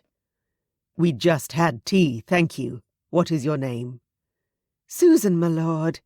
She gave him a deeply respectful curtsy. "Perhaps you might just sit over there by the door, which we shall leave open. To give Lord Havers and myself countenance if anyone should happen by," Ellen suggested. Seeing Thomas's puzzled frown, she realized that he didn't understand why she'd made the request. "We cannot speak in private in a room with a closed door," she advised him gently. "Even though we are cousins and I am technically your ward." "I see." She wasn't sure that he did. Considering what she suspected of Lady Louisa's motives towards him, she wasn't too sure that his aunt and his other cousin could be relied upon to ensure he understood all the other rules of English polite society either. "You would escape censure, but my reputation could be irretrievably damaged," Ellen warned. "You should never allow yourself to be alone with any unmarried female, Thomas, lest you find yourself confronted by an angry father, bound and determined on making you marry her. I don't have one of those." Her smile was sad. "So I would just be ruined.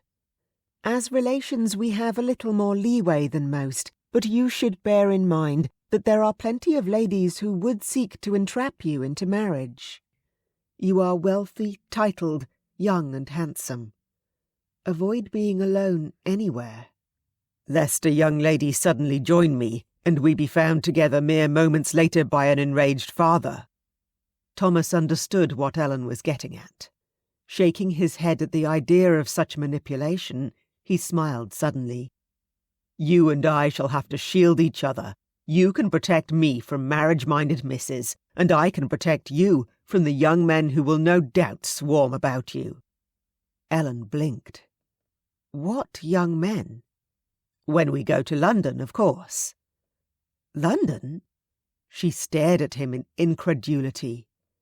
What do you mean when we go to London? Thomas opened and closed his mouth several times, finally taking on a rather sheepish expression. In all the kerfuffle of getting you moved here, I have just realised that I have neglected to apprise you of the plans my aunt has been making, he said.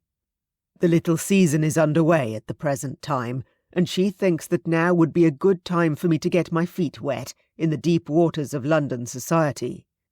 The household will remove to the Havers townhouse in Belgravia in 10 days' time. Ellen was silent for a little while, considering. It was clear that her options were limited. She supposed that if she made enough fuss, she might be permitted to stay with John and Demelza while the others went to London, but if she were being honest, she had always dreamed of seeing the capital. "We are still in mourning," she said at last, knowing it for a feeble excuse. True, but it has been more than half a year. Aunt Clarice and Louisa have set aside their blacks and greys for violet and lavender. You could do the same. He gave her an encouraging smile. You would look charming in lavender. She laughed, thinking of the contents of her wardrobe. Every dress she had was one that she had made over, either from one of her mother's or one of her own. Most of them were black, dyed from their original colours when she entered mourning. The others were carefully saved, awaiting the day when she would put it off. There was nothing lavender or violet among them. Nor could she borrow anything from Louisa or Lady Havers, even if they would lend it to her. She was taller by a hand's breadth than either of them, and any of their gowns on her would show far too much ankle. What is funny? Thomas gave her a quizzical look. I have nothing suitable to be seen in London, cousin. My gowns mark me as the poor relation here. There, it will be assumed I am a servant attached to your household. She gave him a direct look. You know very well I am penniless, so what is your plan? You and I will both need new wardrobes, Thomas replied, apparently unconcerned. Fashions are slightly different in London than New York, I believe, and I do not wish to appear the unlettered colonial. Aunt Clarice and Louisa are already making plans to order new gowns for themselves. All bills will be sent to me. I have no doubt that Aunt Clarice will be happy to advise you as to what you should order. Ellen did not feel nearly so certain of that, but once again she supposed that she had little choice. Consider it an adventure, she told herself. How many times did you daydream of going to London, of seeing places you have only read about in books and newspapers?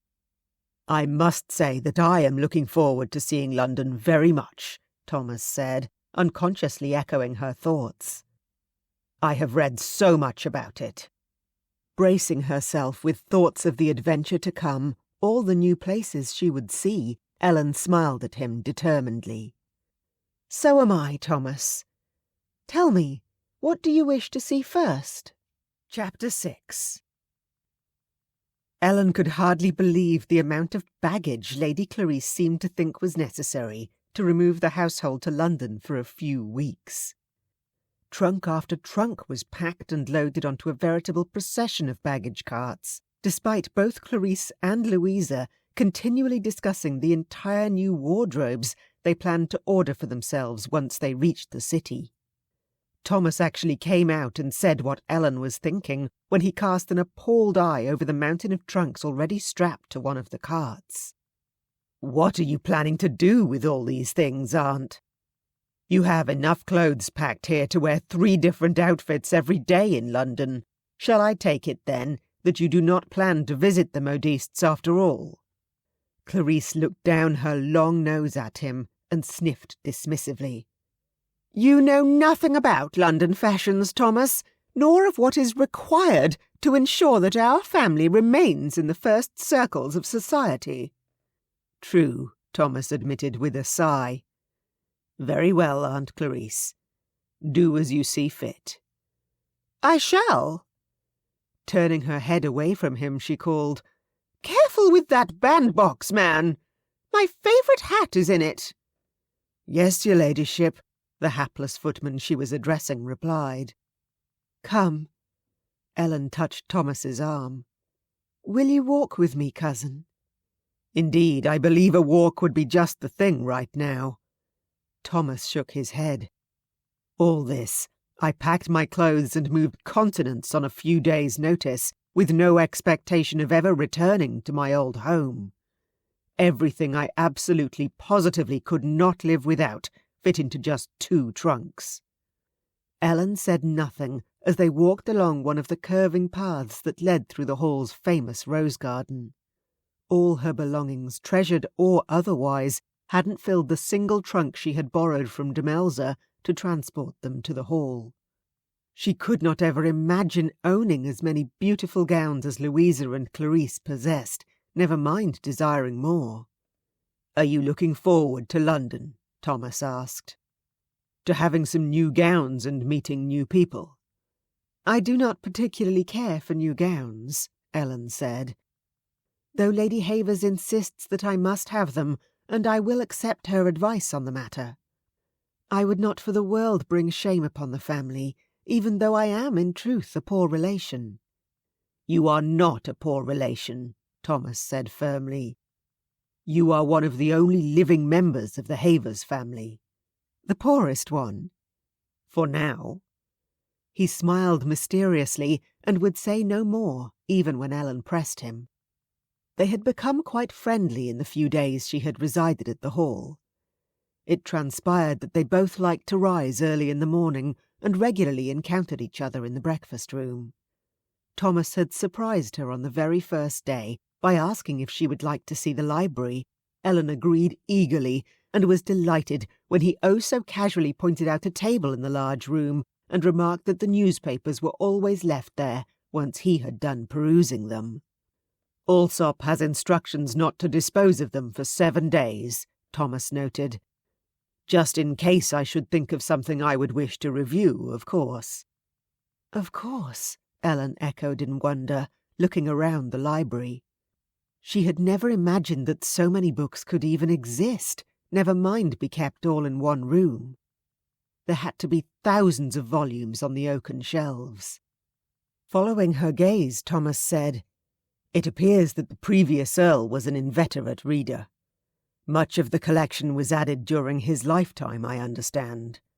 You are welcome to borrow any book which takes your fancy, Ellen." He had no idea of the magnitude of the gift he had just given her, Ellen knew.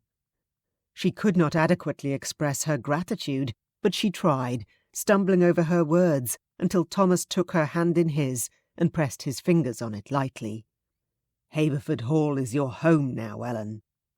This is your library as much as mine. You have no need to thank me." She knew he was wrong about that, but he would not hear her exclamations, only shaking his head and saying that he would leave her to look about at her leisure. Every morning since then they had breakfasted together, and Thomas took the time to ask her what she was reading and discuss it with her. He was well read, Ellen had discovered. Apparently he had attended the American University of Harvard, which Americans considered just as good as Oxford or Cambridge. Nor was he dismissive of her opinions just because of her gender, which was a first for her. Even her father had occasionally told her that she could not possibly understand something simply because she was female. Ellen hoped that they would be able to continue their morning routine in London. "Does the London house have a library?" she thought to ask, as she and Thomas turned about on their walk to return to the hall. "I should be very surprised if it does not. though perhaps it may not be quite as extensive as the one here at the Hall. Consider, though, the opportunities London offers for shopping. I have no doubt that there will be plenty of bookshops. If we find the library at the townhouse inadequate, we shall have plenty of opportunity to improve it." Ellen smiled at his enthusiasm. "You shall be too busy, surely, joining gentlemen's clubs and giving speeches in the House of Lords." "How shall I contribute sensibly in the House of Lords if I do not read the news and talk it over with you, Ellen?" Thomas laughed at her. "I am not too sure that English gentlemen will be interested in socializing with an uncouth American, besides." He was nervous, Ellen realized with incredulity. "Of course they will," she said robustly. "All of the neighbouring gentry who have come to meet you have been very friendly." Haverford Hall had been positively swarmed with everyone who could think of a good excuse to call, all eager to meet and curry favour with the new Earl. Thomas had insisted on presenting Ellen to everyone as well, even though many of them already knew her and looked askance at Thomas presenting her as his cousin, equally with Lady Louisa. None of them wanted to offend Thomas, though, so they were all polite, at least publicly, though she had seen a few sneers directed her way when Thomas's attention was elsewhere. "The baggage carts are ready to depart, my lord, with your approval." Allsop met them on their re-entry into the hall. "Of course, if everything my aunt wants has been packed." Thomas nodded his agreement. The carts were being sent ahead so that everything would be already in London when they arrived. The family would not depart until the following morning and planned to spend 2 days travelling. Lady Clarice had already arranged for them to spend their nights with noble families who resided along their route. There would be no roadside inns for the Havers family. When Thomas had asked what inns they should contact to reserve rooms to break their journey, he had thought Clarice might faint from horror. "An inn?" she had shrieked. "With the common folk and vermin, and who knows what ghastly food we would be served? Over my dead body would I let my Louisa set foot in such a place."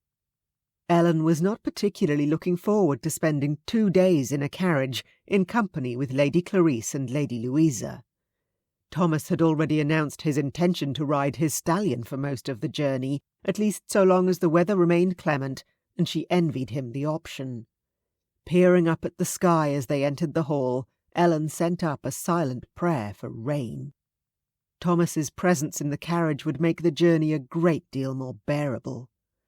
Clarice and Louisa did not criticize her directly, but she always felt as though she was being judged and found wanting when their cool blue eyes fell upon her. On the other hand, the thought of sitting in the carriage watching Thomas and Louisa making calf-eyes at each other didn't hold all that much appeal either. She walked down to the village that afternoon to visit John and Demelza, to farewell them before her trip. A footman and her maid escorted her and waited to walk her back, despite Ellen's laughing protests that she had been walking alone all over Haverford since she was let off leading strings. On this matter, Thomas had sided with Lady Clarice, who threw up her hands in horror at the thought. So Ellen just did her best to pretend that the 2 servants weren't there, walking ahead and humming softly under her breath, enjoying the crispness of the air on the pleasant September day. "Ellen!" Demelza exclaimed over her with all her customary warmth, but her sharp eyes quickly spotted that something was bothering her young friend. Deflecting her children with promises of cake in half an hour if they would play quietly until then, she drew Ellen into the parlour and closed the door. "Darling girl, what's the matter?" Ellen tried to protest that everything was fine, but she crumbled under the pressure of Demelza's genuine, gentle concern and ended up confessing all her fears and worries about going to London. "And I just know that everyone will look at me and see me for the poor country cousin I am." Ellen ran down finally, and Demelza rose and took her in a warm, comforting embrace. "They will see you for the charming, caring, beautiful young woman that you are," she reassured. "You will be a hit in London, Ellen. I don't doubt that you will come back engaged to a duke or someone else terribly important, who has recognised you as a treasure beyond compare." Ellen laughed through the lump in her throat. "I don't think I'd make a very good duchess." "You would be magnificent," Demelza said loyally. "You will be magnificent. Promise that you will write and tell me all about it." "I shall write so often you will spend all your allowance on paying for the postage and write back begging me to stop." Ellen had to hold back tears as Demelza hugged her close. "Never," Demelza promised. "John would never grudge me your letters, dearest. You shall write as much as you wish, and I will write back, though our dull lives will be of little interest." "Oh, never say so." Ellen smiled through her teary eyes.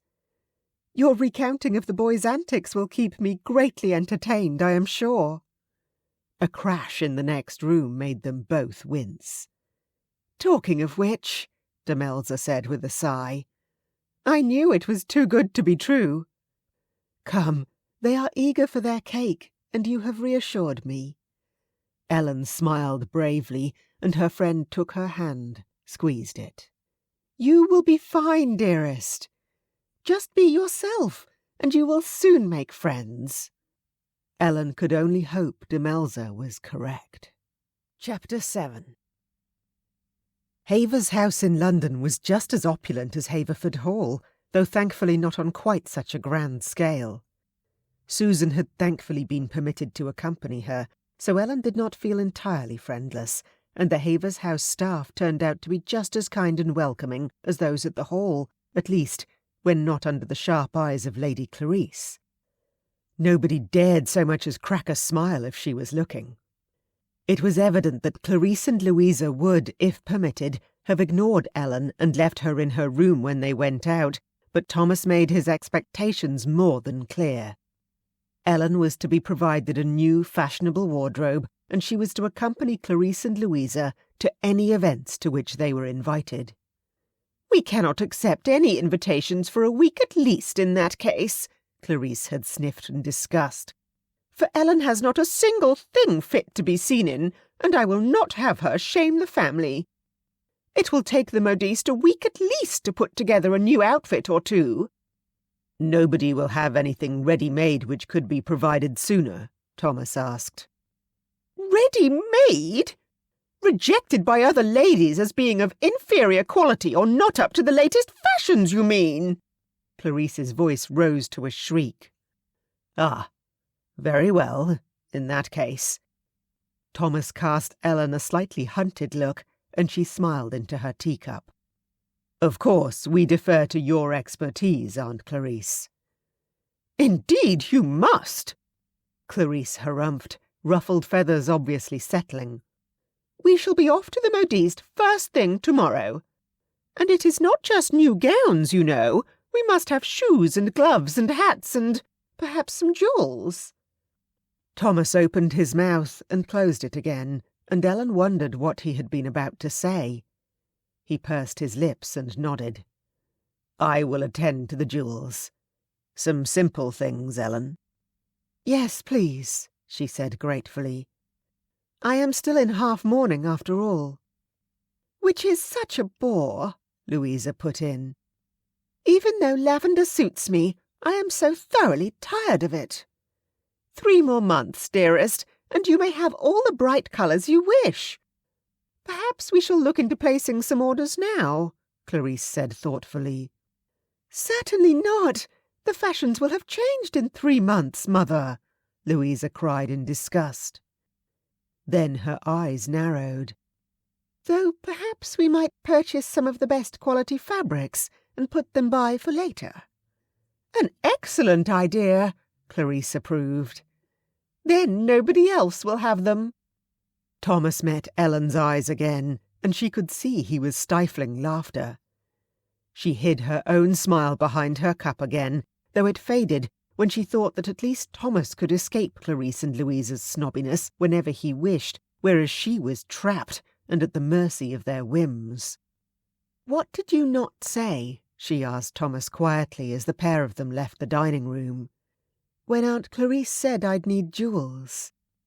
"Ah, He gave her a rueful glance. "I was about to say something which might have caused quite an eruption, and thought better of it. Even though it is something to which I believe you are entitled, I don't think Aunt Clarice would see it that way." "You're being mysterious, Thomas. Tell me." She pinched his arm lightly, and he laughed. "I was going to suggest she open up the Havers' jewel box to share some of them with you. As the countess, it appeared my uncle gave her custody of it without restriction, and I can hardly ask her to hand it back when I have no new countess to give it to." "Of course.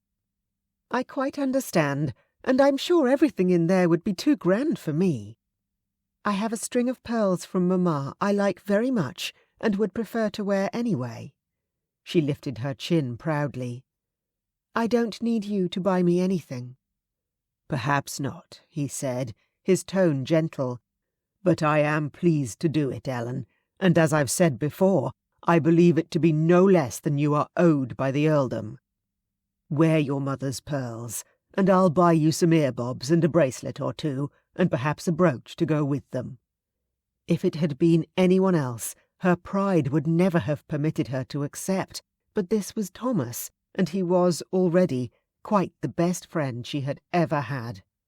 He was kind, thoughtful and gentle, considerate of everyone's feelings, whether they be members of his family or the lowliest servant at Haverford Hall. Ellen didn't think even her parents, loving though they had been, had listened so intently whenever she spoke. Thomas listened as though there was nobody else in the world he'd rather be talking to. As though her opinions mattered, as though she mattered. They'd had long conversations about Haverford and its residents. He claimed she was by far the best source of information he could have, and she allowed that might not be too far from the truth. Louisa and Clarice had barely deigned to acknowledge anyone from the village, whereas Ellen had interacted with all of them at church, and most of them had come to seek advice from one or other of her parents at some time. Ellen knew them, knew their needs and concerns, their lives and troubles. Knew who was related and who was feuding, and who was both, and in most cases the stories behind their feuds too. Even though Thomas had only been at Haverford Hall for a matter of days, he'd already begun putting plans into action. Men were being called on to work, to replace rotting thatch and fix crumbling walls on tenants' cottages which hadn't seen maintenance in a generation. John had stopped by a time or two to discuss legal matters, and mentioned quietly to Ellen that nobody in the village could have a bad word to say about Thomas. And he'd left John with authority to deal with all minor matters which might arise while the family was in London, so nobody need suffer while waiting for letters to be sent back and forth.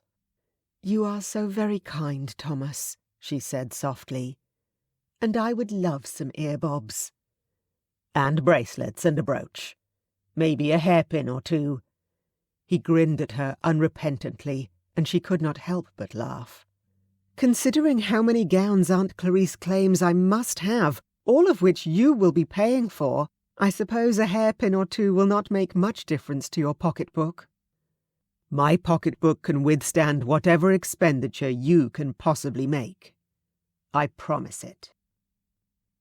Ellen stood on a box with the modiste pinning fabric about her for the 5th, or was it the 6th, day gown Clarice insisted she needed. And this was after 3 ball gowns had been ordered, plus a riding habit, 3 walking gowns, and more underpinnings than she could wear in a month. "Miss looks very well in this colour," the modiste murmured, "though 'tis a shame you are still in half mourning. I have a lovely yellow muslin which will be beautiful on you after you are out of mourning." "Yellow is my favourite colour," Louisa said pettishly.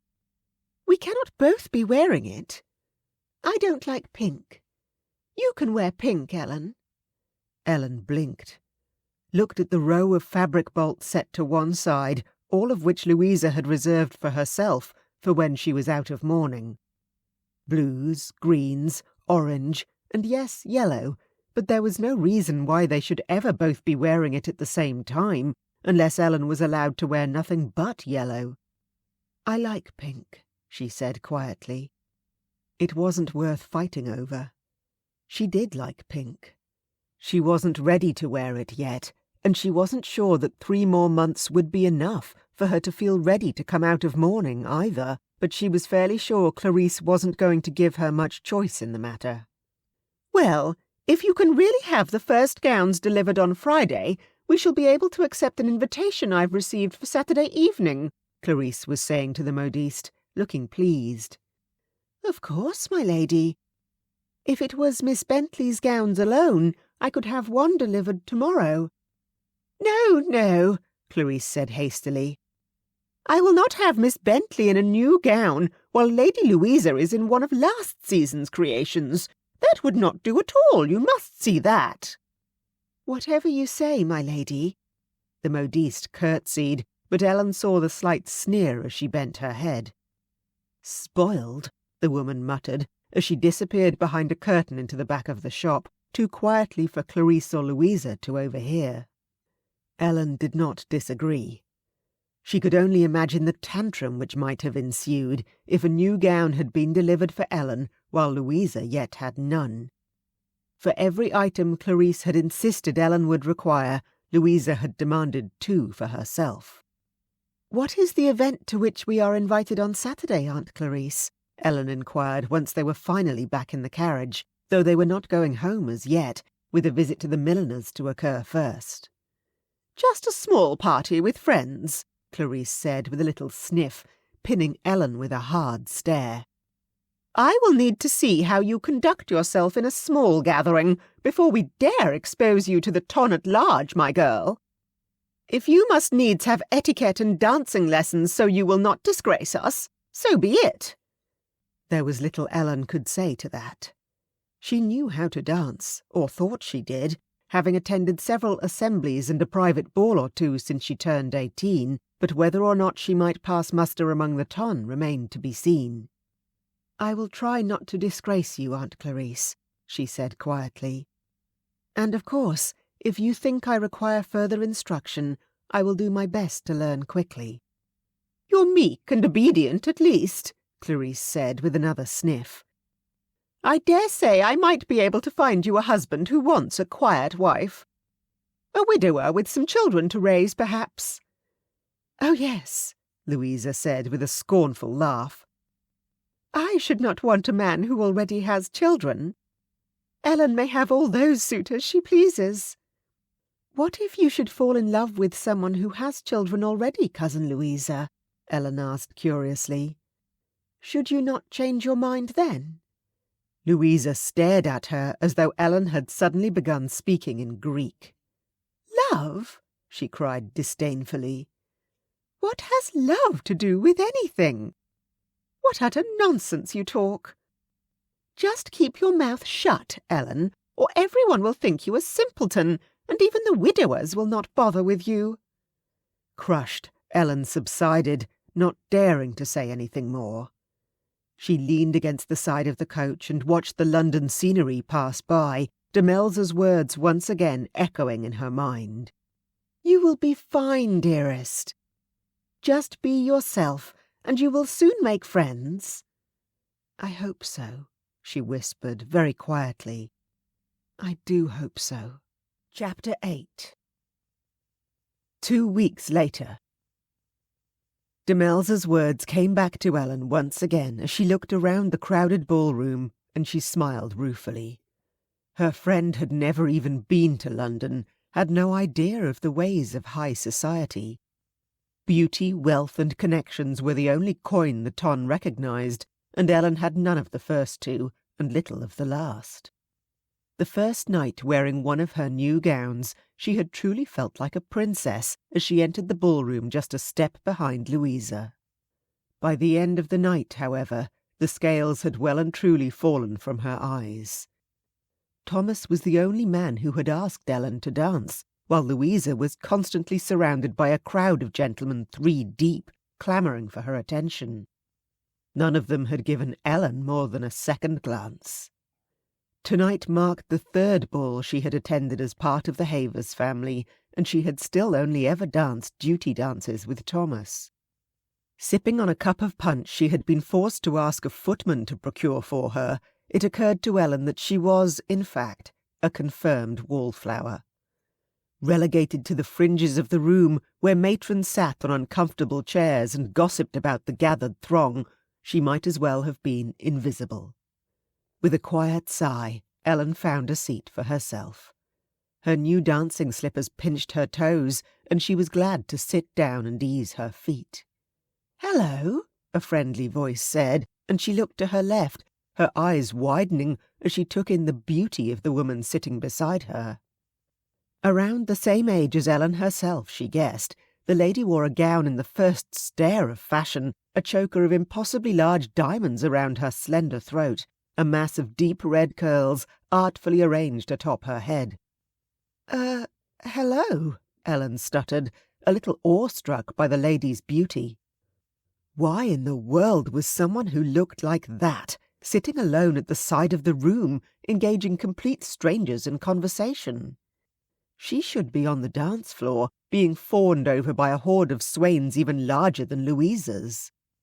A handsome young gentleman paused in front of them, making the lady an impeccable bow. "Might I implore you for a dance, Lady Creighton?" The lady's smile vanished instantly. "Thank you. I do not care to dance," she said, not meeting his eyes. "May I fetch you something? A glass of punch?" "I thank you. No." Deliberately, Lady Creighton lifted her fan, snapped it open, and turned her head to the side, looking at Ellen and hiding her face from the gentleman. He bowed, his expression melancholy, before backing away. "Did you know him?" Ellen asked impulsively. "Only slightly," Lady Creighton said with a sigh, lowering her fan and checking that the gentleman had truly left them alone. Her foot was tapping along to the music, Ellen saw. "But you did not wish to dance with him?" Curiosity roused, Ellen quite realized that she was being rude, but she couldn't help herself.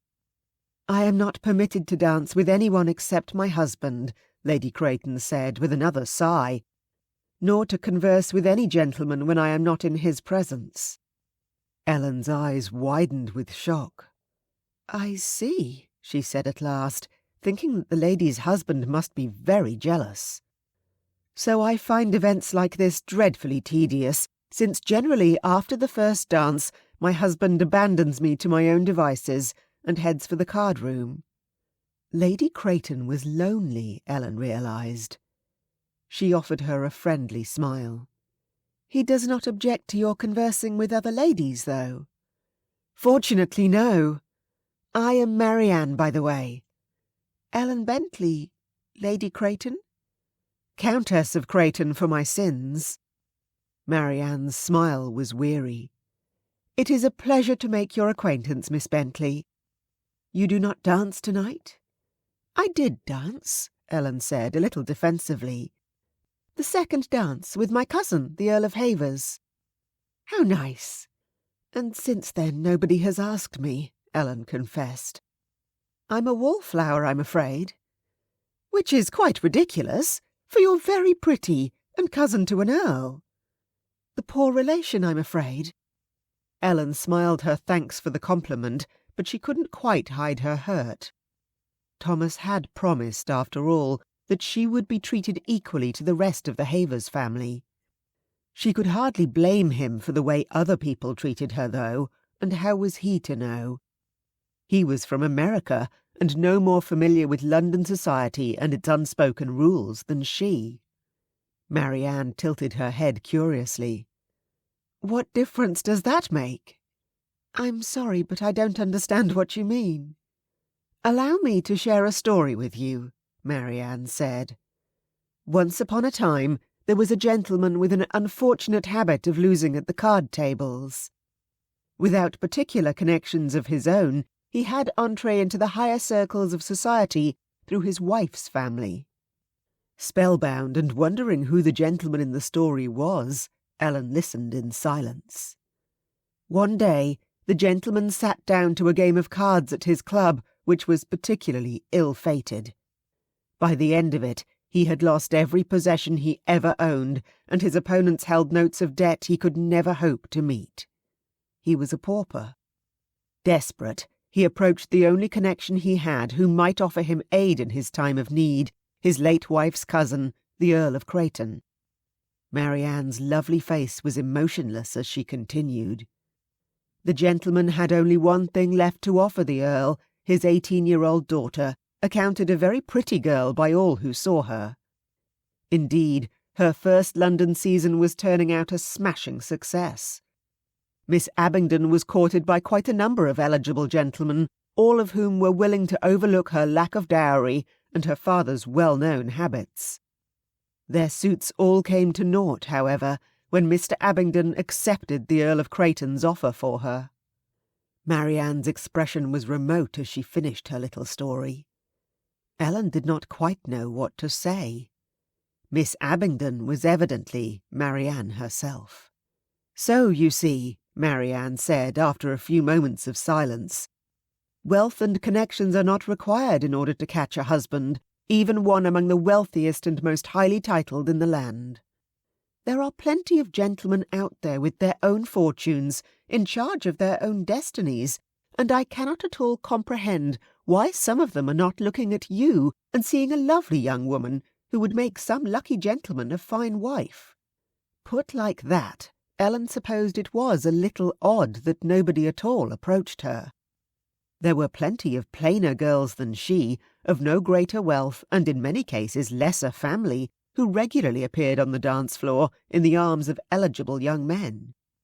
"Even Miss Brightling dances more than you, and she is afflicted with eyes that cross, protruding teeth, and an insatiable appetite for sweets, which has given her a girth similar to that of a horse," Marianne said, accurately if a little cruelly.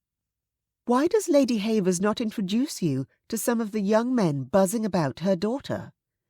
There would not be enough dances for Lady Louisa to give them one each if this ball lasted until tomorrow night.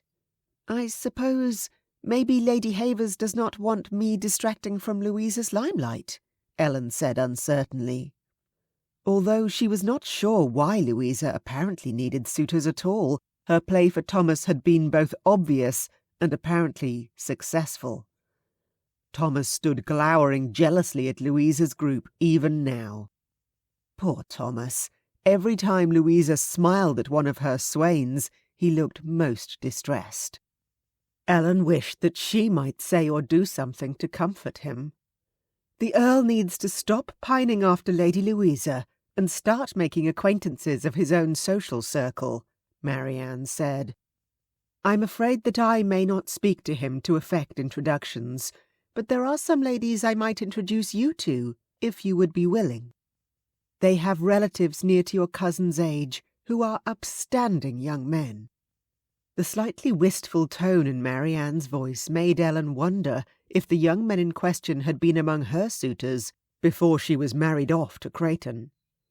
Grateful for her condescension, though, Ellen said honestly that she should be delighted to make any new acquaintances. "Excellent! Do come with me." Rising gracefully to her feet, Marianne led Ellen along the wall to where a group of older society matrons were gathered.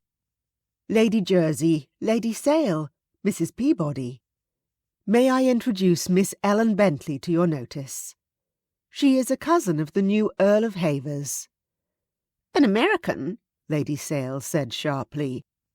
She had a long, narrow nose and a way of looking down it that made Ellen feel very small. "No, my lady, I was born and raised in Haverford." Ellen dipped a curtsy. "I am quite a distant cousin," she said with devastating honesty. "My great-grandmother was sister to the Earl's grandfather." "Quite close enough," Lady Jersey said with a hearty chuckle. "My great-grandmother was mistress to one of our former monarchs, and my family has never quite managed to live down the scandal." "Sally!" Lady Sale shook her head, but a smile curved her thin lips upward as Mrs. Peabody let out a high, girlish giggle. A little shocked, Ellen blushed, saw that Marianne was blushing too. Lady Jersey was examining her now with a critical eye. "You're here with Clarice, I suppose?" Lady Havers, yes, my lady.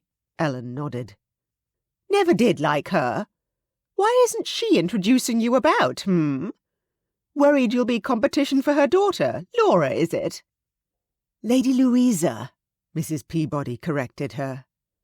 Lady Jersey waved a plump, beringed hand carelessly in the other woman's direction. Yes, yes, Lady Louisa, we all know the type.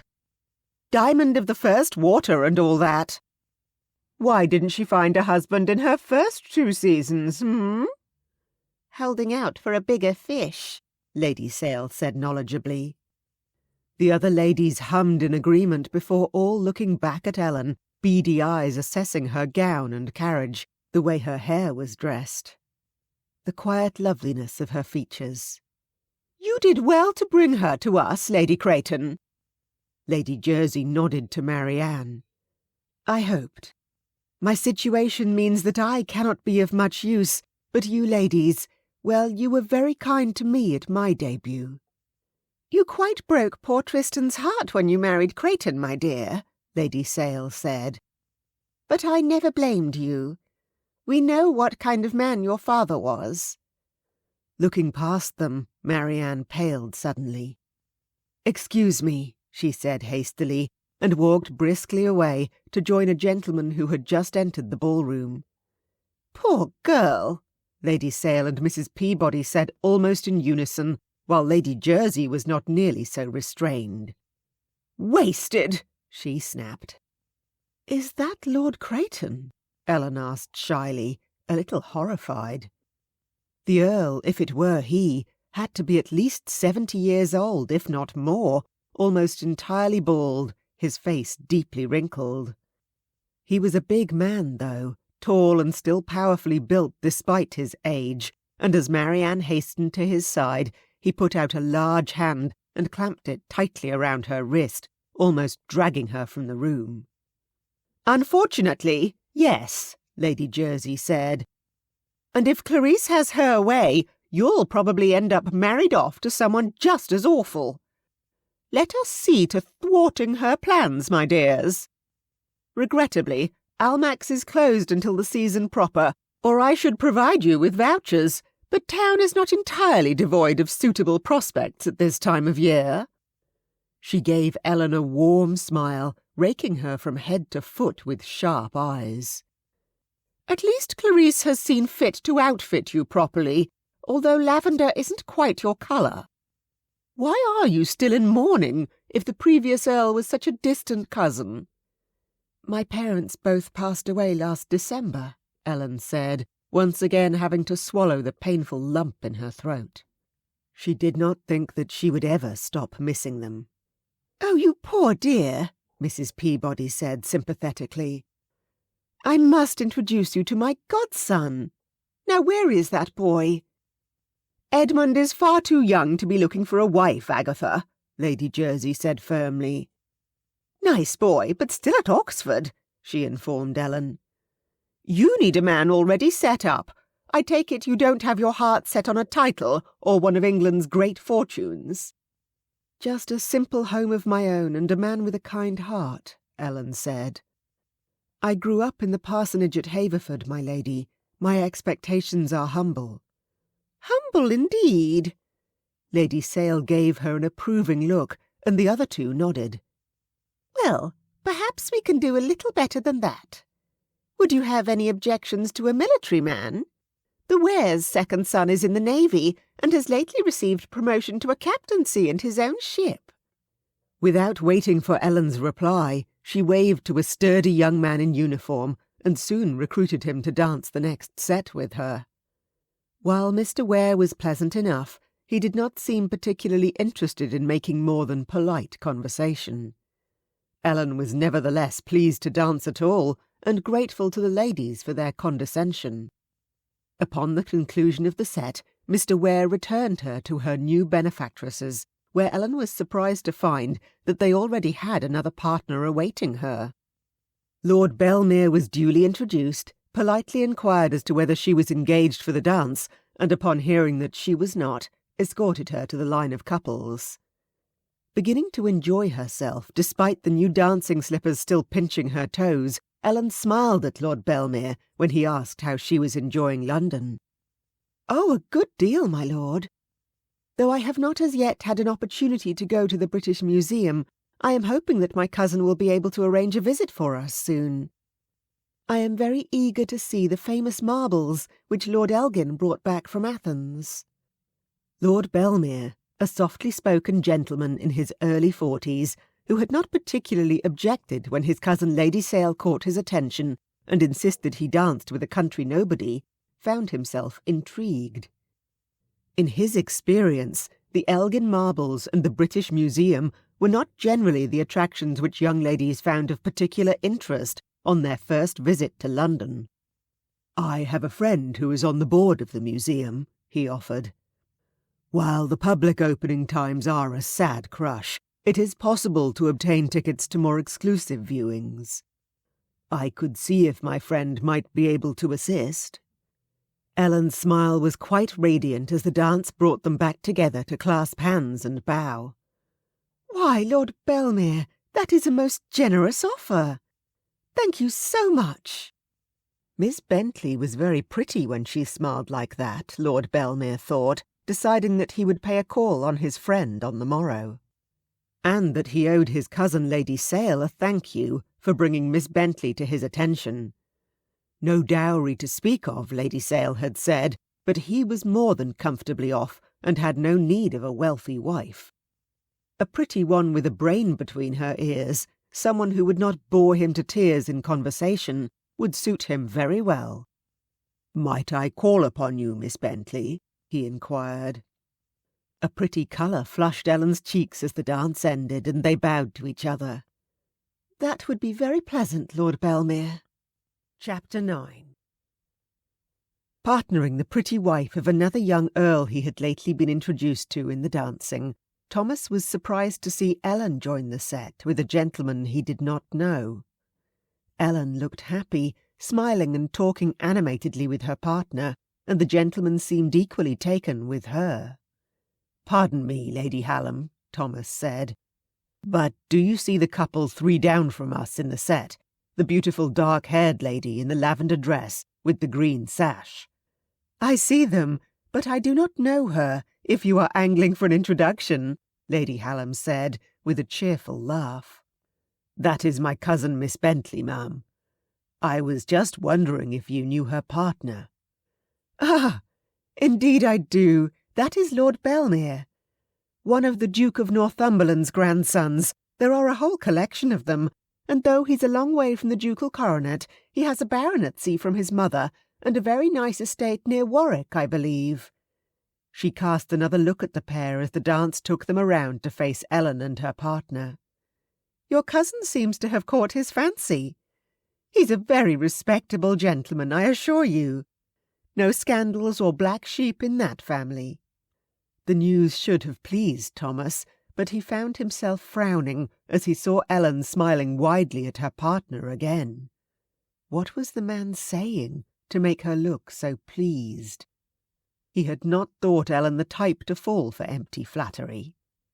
At the end of the dance, he hastily returned an amused Lady Hallam to her husband and set off in search of Ellen, finding her just as the next dance started. "Miss Bentley," he said. "Cousin." She offered him a pretty curtsy and a smile. "I pray you will excuse me. Major Trevithick has just engaged me for this dance." The very tall, very thin, red-headed gentleman on whose arm Ellen's gloved hand daintily rested gave him a polite bow. There was little Thomas could do but smile and nod, though he found himself frowning after Ellen as she and her partner joined the forming set. "So you're Havers," a voice said behind him, and he turned to find himself the focus of several pairs of beady eyes. "At your service." He bowed, unsure of the protocol. They had not been formally introduced, but then one of these ladies had addressed him, and from their jewels and gowns, these were the kind of highly ranked ladies who could sneer at convention all they pleased. Belmere was standing with them, he noticed, and the baronet stepped forward. "I'm Belmere, my lord. I just had the pleasure of a dance with your charming cousin, Miss Bentley." Yes, Thomas said, deciding quite irrationally that he did not like the shape of the other man's eyebrows. Recognizing that he was being slightly ridiculous, he forced himself to smile and be polite as Belmere introduced Lady Jersey, Lady Sale, and Mrs. Peabody. Having read the newspapers diligently since his arrival in England, and not merely the political pages, but the society ones as well, he recognized the names as some of the leaders of the ton. Apparently they had taken a liking to Ellen, because no sooner had they been introduced than they started telling him, not asking but telling, that they intended to take her on and see her well married. "Ellen, Miss Bentley is my ward, yes," he answered a question from Lady Sale. "But she is in the charge of my aunt, the countess." "Clarice has her hands full with Lady Louisa and her army of suitors," Lady Jersey said with a sniff. "Whereas here we are, 3 bored dowagers, with not a single girl between us to bring out this season. Lady Havers hasn't had a minute to introduce Miss Bentley to anyone, Havers. Do you mind if I call you Havers?" "Would it matter if I did?" "Not in the least, dear boy." She smiled at him. "You may be American, but clearly you're not a fool." There wasn't much he could say to that, so he just bowed politely. Clearly, Lady Jersey was a law unto herself. "Thank you for your attentions to my cousin, my lady. I will assume that you have her best interests at heart." "Don't worry about a thing, Havers." Lady Jersey waved a hand weighed down with gem-studded rings. "We'll have her married off in no time."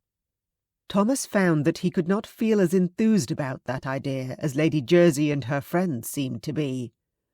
"I will have to approve any serious suitors for her hand, of course," he said stiffly, "and I trust that you will not introduce her to any gentlemen who are unsuitable."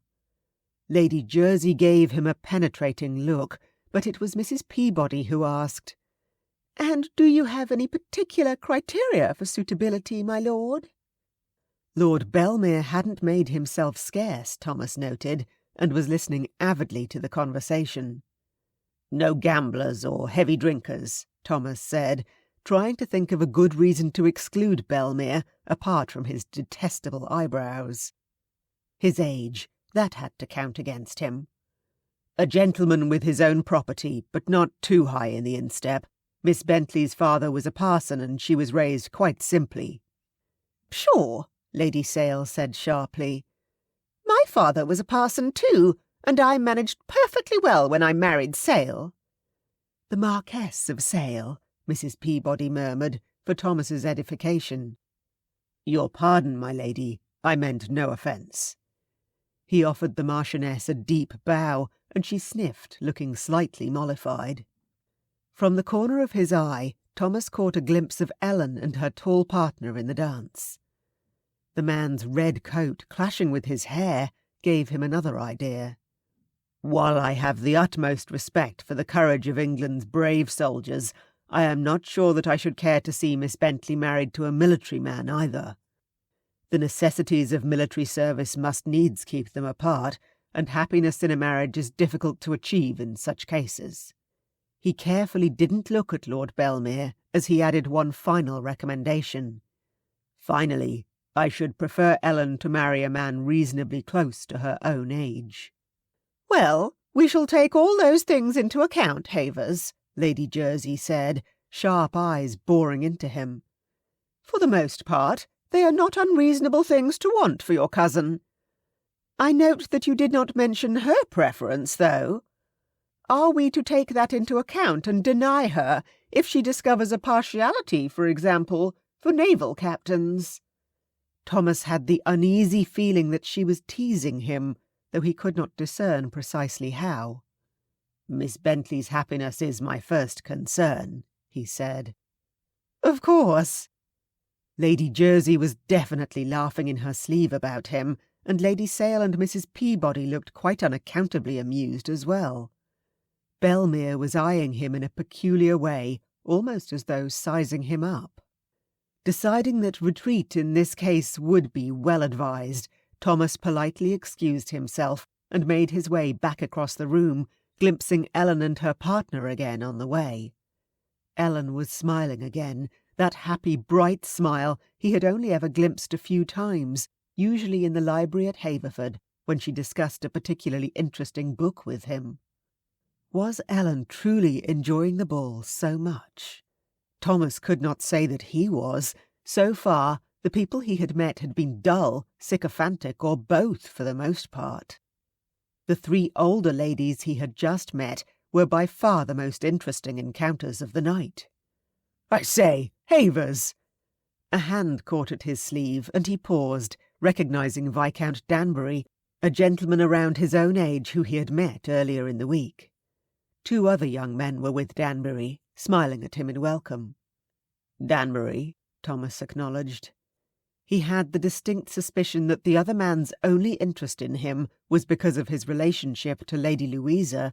Danbury had been very quick to trade on their brief acquaintance to claim an introduction and a place on Louisa's dance card. "We've done our duty to the elders and are off to Boodle's. Would you care to accompany us? My younger brother Alexander, by the way, and our friend Mr. Penn."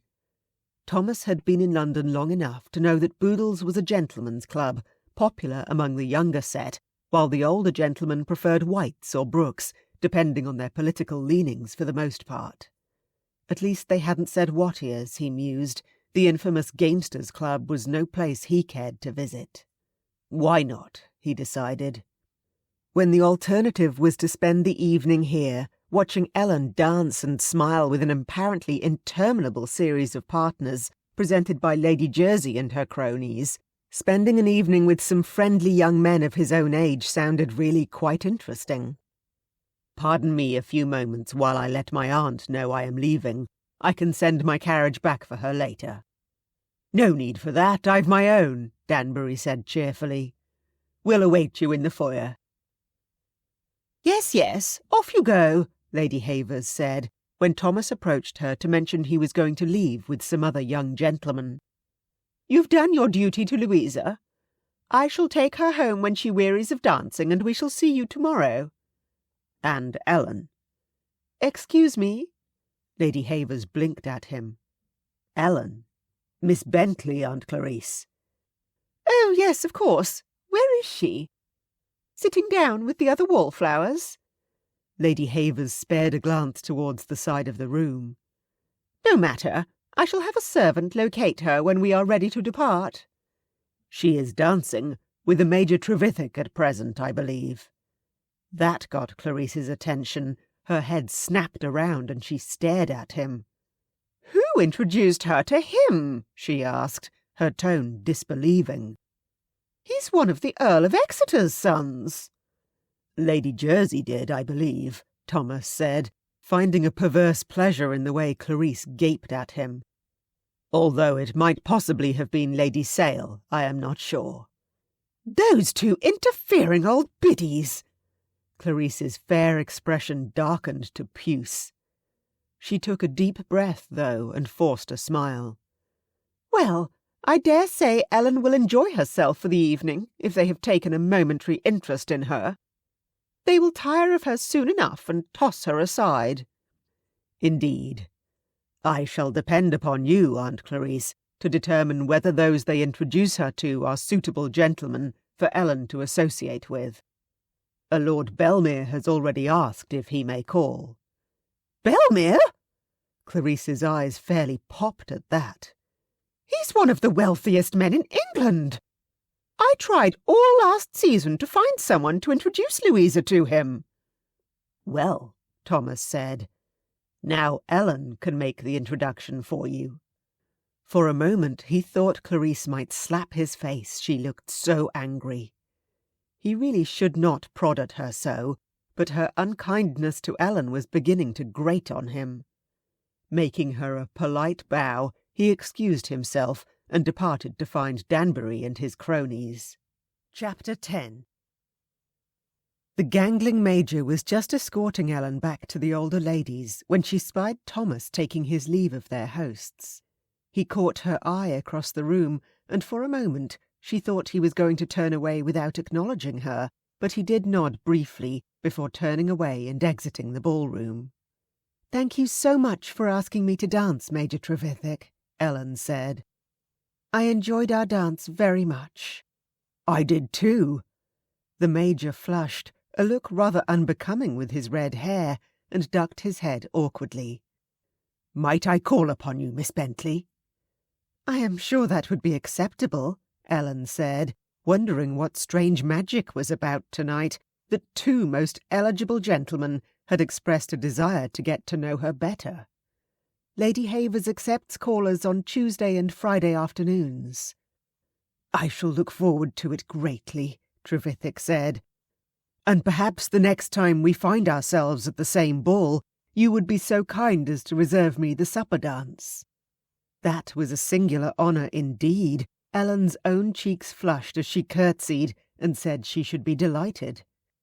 The dowagers, listening avidly, beamed at her with approval, and, once the Major had excused himself, bombarded her with questions, demanding to know what they had talked about. Ellen hardly knew how to answer their questions. She had not thought that they talked of anything unusual. The Major seemed quite shy, so after dancing a few moments in silence, she had asked him if he had read any interesting books recently, hoping desperately that he was a gentleman who enjoyed reading. He said that he had recently reread Don Quixote, Ellen told the ladies, and I asked if he read it in translation or the original Spanish, and which translation, because I have lately read Mr. Marteuse's version, and rather prefer it to Mr. Shelton's. There was a brief and rather stunned silence, and then Lady Jersey laughed quite loudly. "You'll do, my girl! You'll do!" Ellen hadn't the faintest idea what Lady Jersey found so amusing. She smiled a little shyly, curtsied again, and said, "Perhaps it was an inappropriate conversation for me to have with a gentleman, but I am afraid I panicked a little, because the Major was so quiet." "Well, some will disparagingly call you a blue-stocking for it," Lady Sale said. "But let me assure you, Miss Bentley, any man worth his salt will prefer a young lady who demonstrates that she has something more than fluff between her ears." "Oh, most certainly," Lady Jersey agreed. "A man who does not value your intelligence is not worthy of your time, my dear. Do not let anyone tell you otherwise. I despise young ladies who pretend to be something they are not to try to appeal to gentlemen, silly creatures. Getting to the altar under false pretences will not a happy marriage make." "Who is going to the altar?" a new voice said, and Ellen felt her shoulders tighten. She forced a smile to her lips and stepped aside deferentially to allow Lady Havers to join the group. "Nobody I know at present," Lady Jersey said cheerfully. "About time you got your girl married off, though, Clarice.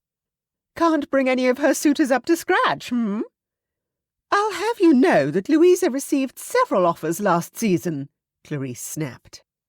"Oh, so she's picky," Lady Jersey said in enlightened tones.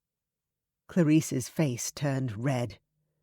Afraid that a full-scale confrontation was brewing, and she would be forbidden to associate with the dowagers, Ellen said hastily, "Aunt Clarice, I just saw Lord Havers, leaving the ball."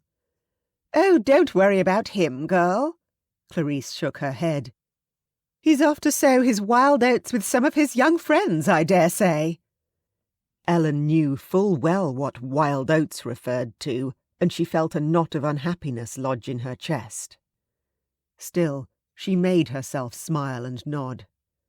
"Will we be leaving soon?" she asked, realizing that she was beginning to feel very tired. It must be long past midnight, and she had not managed to break her habit of rising early in the mornings, though Clarice and Louisa were never seen until past noon. "In a little while." Clarice looked about with a discerning eye. "Most of the eligible gentlemen have had their fill for the night and are departing. Louisa is engaged for this dance, I believe, and then I think we shall depart. Our hostess has allowed her servants to serve the wine a little too liberally, and a few of the guests are becoming rowdy." She wrinkled her nose in aristocratic distaste as a young lady ran past, hotly pursued by a much older gentleman. Ellen was shocked too, and determined that she would not accept any more dances that evening, though Mrs. Peabody suggested the son of a friend who happened to be passing. "Thank you, but I have danced far more than I am accustomed to this evening," she said with a shy smile. "I should be most honoured to make your friend's acquaintance on another occasion, though." Mrs. Peabody beamed at her, and Ellen thought privately that she seemed to be a perpetually cheerful lady. She was also dressed by far the most opulently of the three dowagers, which was really saying something, since all of them were in the first stare of fashion. Ellen knew little of jewels, but the multiple long strands of large, creamy pearls draped around Mrs. Peabody's neck and the diamond bracelets on her wrists seemed to bespeak extreme wealth. Louisa danced past just then on the arm of a short, rotund young man with several chins wobbling above his shirt-points, and Lady Jersey snorted loudly. "Don't think your girl will suit Ormiston, Clarice. She's not fond enough of her food." All three of the dauntless dowagers, as Ellen mentally christened them, cackled merrily at Lady Jersey's remark, and Clarice turned red again. Ellen bit back laughter too, knowing she would pay for it later if she permitted herself to be amused at Louisa's expense. "Good evening, ladies," Clarice said frostily. "We will await the end of the dance by the stairs, Ellen." Her hand locked around Ellen's wrist like a manacle, and she set off briskly, towing Ellen behind her. With no opportunity to do anything else, Ellen had to settle for bowing her head to the dowagers and saying a quick thank you for their kindnesses. They smiled benignly on her in return, so she was reassured they did not take offence at her rapid departure in Clarice's wake. The carriage ride back to the Havers' townhouse seemed endless to a weary Ellen, obliged to sit and listen to Louisa, chattering excitedly about how many gentlemen had asked her to dance, and how highly titled they were. Her last partner had been a duke, about whom Clarice was particularly enthused, despite Lady Jersey's remarks. Both the Havers ladies ignored Ellen's existence, which she had become entirely used to. They made every effort to include her in front of Thomas, Louisa going so far as to pretend they were bosom friends, but as soon as Thomas left the room, the masks of civility came down. In truth, Ellen didn't care. She had known Clarice and Louisa her entire life, had known of her relationship to them, and they had treated her as a nobody. It had taken a direct order from Thomas to even get them to acknowledge her existence, but she was quite certain they would be perfectly happy for her to disappear back into obscurity as soon as possible. They were but a few minutes from the townhouse when Clarice at last turned her attention upon Ellen. "And you, miss, what have you to say for yourself?" Startled, Ellen dragged her attention away from her pensive study of the quiet, dark streets passing by outside the coach's window. "I beg your pardon, Aunt Clarice." "It was not well done of you at all to impose yourself upon your betters, Ellen. Why ever did you bring yourself to the notice of Lady Jersey and her friends?" "I did not, ma'am. I was sitting quietly at the side of the room when a lady sitting in a nearby chair spoke to me.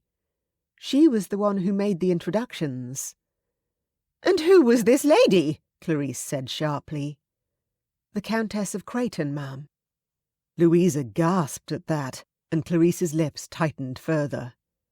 "I see," she said coldly. "Is there some reason I should not have spoken to the Countess, ma'am?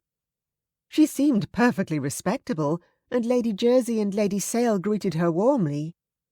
"Yes," Clarice said, "she is quite respectable. I suppose there is no reason you should have known, but Creighton was talking with my late husband about a potential alliance with Louisa some years ago, before Louisa was formally out, of course, but for an alliance such as that, a season would have been foregone. He pulled back quite unexpectedly, and the next thing we knew, his engagement to Miss Abingdon, as she was then, was announced." "Well," Ellen said frankly, "I think you had a lucky escape, Cousin Louisa." "How so?" Louisa looked quite startled. "Lady Creighton does not seem happy in her marriage. It seems the Earl is very jealous. He does not permit her to dance with other men, nor even to speak with them if he is not present."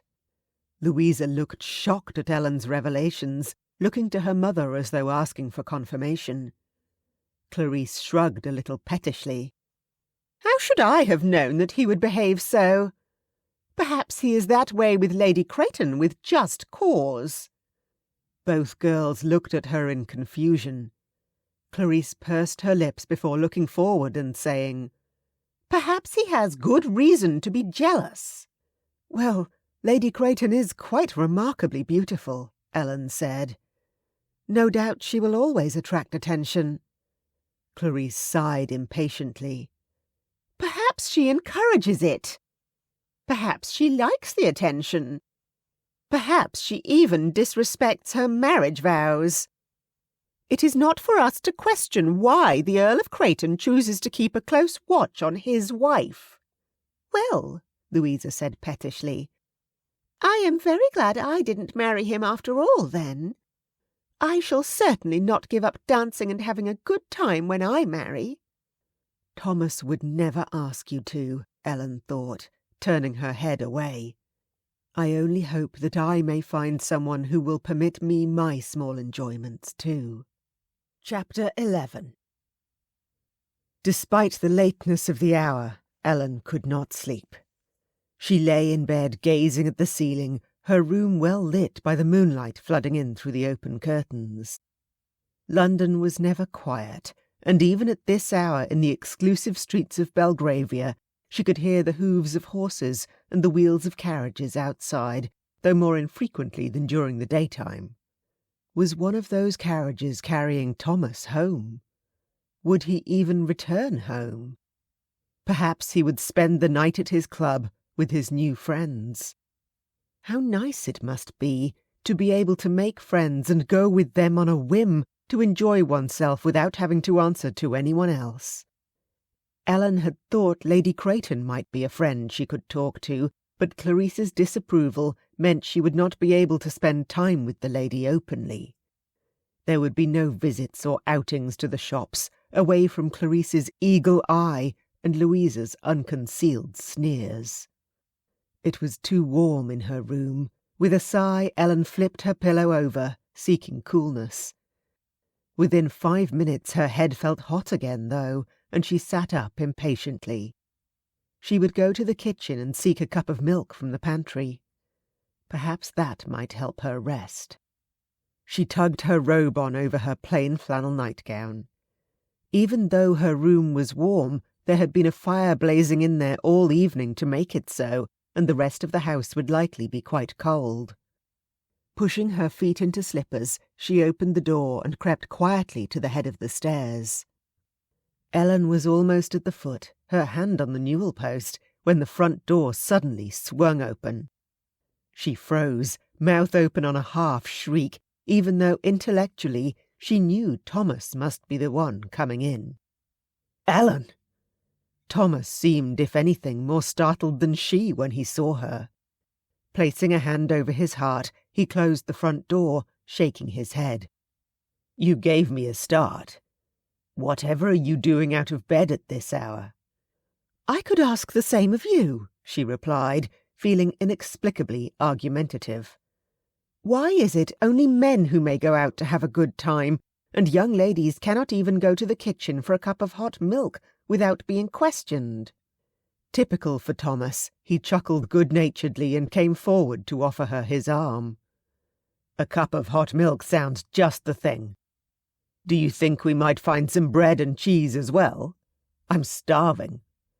Unable to stay annoyed with him, Ellen smiled. "What, do they not feed you at those fine gentlemen's clubs?" "They have dining rooms, I believe, but I did not see them. The gentleman I went there with preferred to drink and gamble." "And you?" He did not smell of strong drink, though the woodsy aroma of cigars was rising to her nose as they walked to the kitchen. "They have very good brandy and port," Thomas admitted. "But gambling when one is in his cups is a good way to get parted from one's money.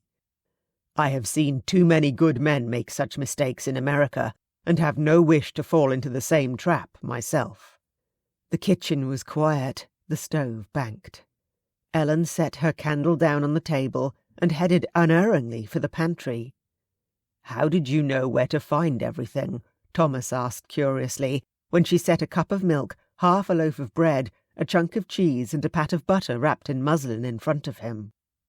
Ellen hesitated before she took a plate from the dresser and set that down too. "Please don't tell Aunt Clarice." "Your secrets are safe with me, always." He smiled warmly at her, and she smiled back. "Well, Aunt Clarice and Cousin Louisa always sleep in, and sometimes I feel a little bored in the mornings, if you are gone to meet with your man of business.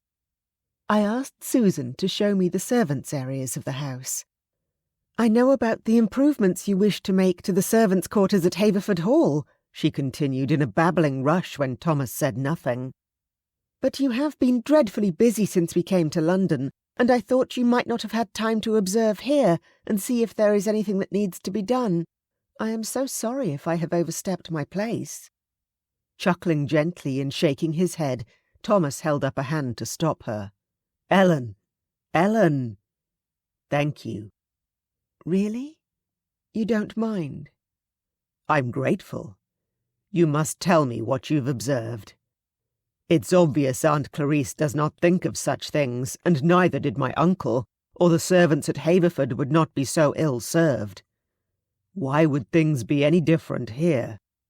It was something I hoped to look at in the next week or two, certainly before the cold weather begins in earnest, but I am more than happy to have your advice on the matter." Pleased by his approval, Ellen blushed a little, casting her eyes down to the scarred, pitted surface of the scrubbed pine table. "Well, I think things are a little better here than at Haverford in some ways. Perhaps because the house butler is not quite so intimidatingly severe as Allsop, and for the most part the house is largely unstaffed while the family is not in residence." Not understanding, Thomas frowned. "I don't see why that would make a difference, Ellen."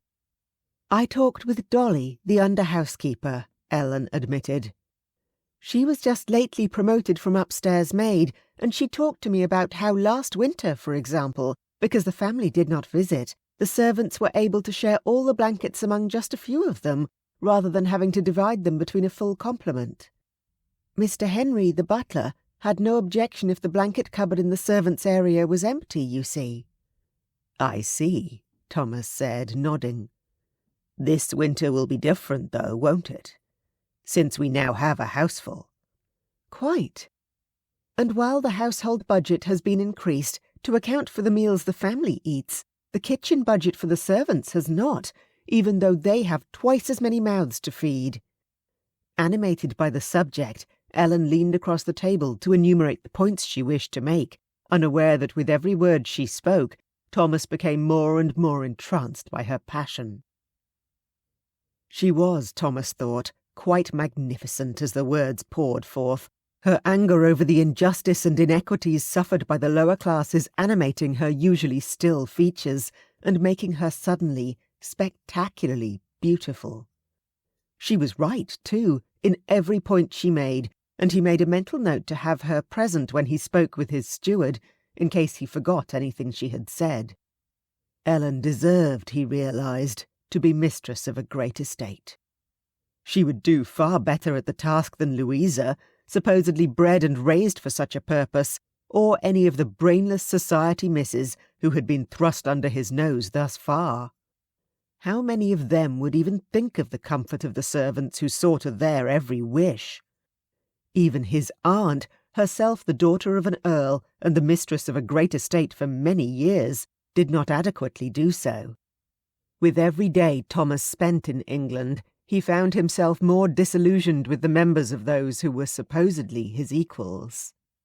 The young men of his own age he had spent the evening with, while pleasant enough, thought of little beyond their own pleasures and pastimes, and the women seemed to speak of nothing but fashion and gossip. He had already decided not to take up the membership at Boodle's he had been offered, but to seek admittance to Brooks or White's instead, where the more serious business seemed to take place. The truth was, he considered as he watched Ellen talk, her eyes flashing in the candlelight as she spoke, her hands moving gracefully with her animation and excitement. Ellen was the only person he had met since his arrival in England with whom he really felt he had significant interests in common. Seeming to finally notice his intense scrutiny, Ellen stopped mid-sentence before dropping her gaze and blushing. "I am so sorry. Here I am rattling on, and you must be exhausted." "Not at all," Thomas said firmly. "I am just thinking, though, that I may not remember tomorrow, later today, that is, everything you are saying. Can I ask you to attend the meeting I have scheduled with my steward at 2 this afternoon? He can take notes, and we can discuss how best to address the issues you have observed." Ellen looked delighted to be asked, but she wrinkled her nose and tapped her fingertip on her lower lip. "We are supposed to be at home to callers this afternoon, though I dare say Aunt Clarice and Louisa will hardly notice if I am not present. I am sure I can slip away." "Absolutely," Thomas agreed. "I shall see you at 2 then. Now off to bed with you and get some rest." He tempered the order with a warm smile, and she flashed one of her own in return. "Good night, Thomas." Her voice floated across the darkened kitchen as she left him alone, and for a long time Thomas sat in silence, lost in thought. Chapter 12. As Ellen had expected, even before the clock struck 2, Mr. Henry was admitting the first of a stream of gentlemen callers, eager to pay court to Louisa. None of them gave her a second glance, and when she quietly whispered a request to be excused to her aunt a few minutes later, Clarice didn't even look at her before waving her hand in dismissal. The study door stood open, and Thomas looked up with a smile of welcome when she hesitated outside, wondering if she should knock. "Ellen, come on in. Please allow me to introduce my steward, Mr. Gallagher." Ellen froze for a moment, unsure whether she should curtsy. The steward offered a deep bow. She decided not, and settled for a little dip of her head. "A pleasure to make your acquaintance, sir." "The honour is mine, Miss Bentley. Please, Lord Havers has been telling me that you have assessed the servants' quarters here and have some recommendations." Pleased by the businesslike way he addressed her, Ellen accepted the chair Thomas held for her to sit, and soon the three of them had their heads together over a thick sheaf of papers, Mr. Gallagher taking copious notes.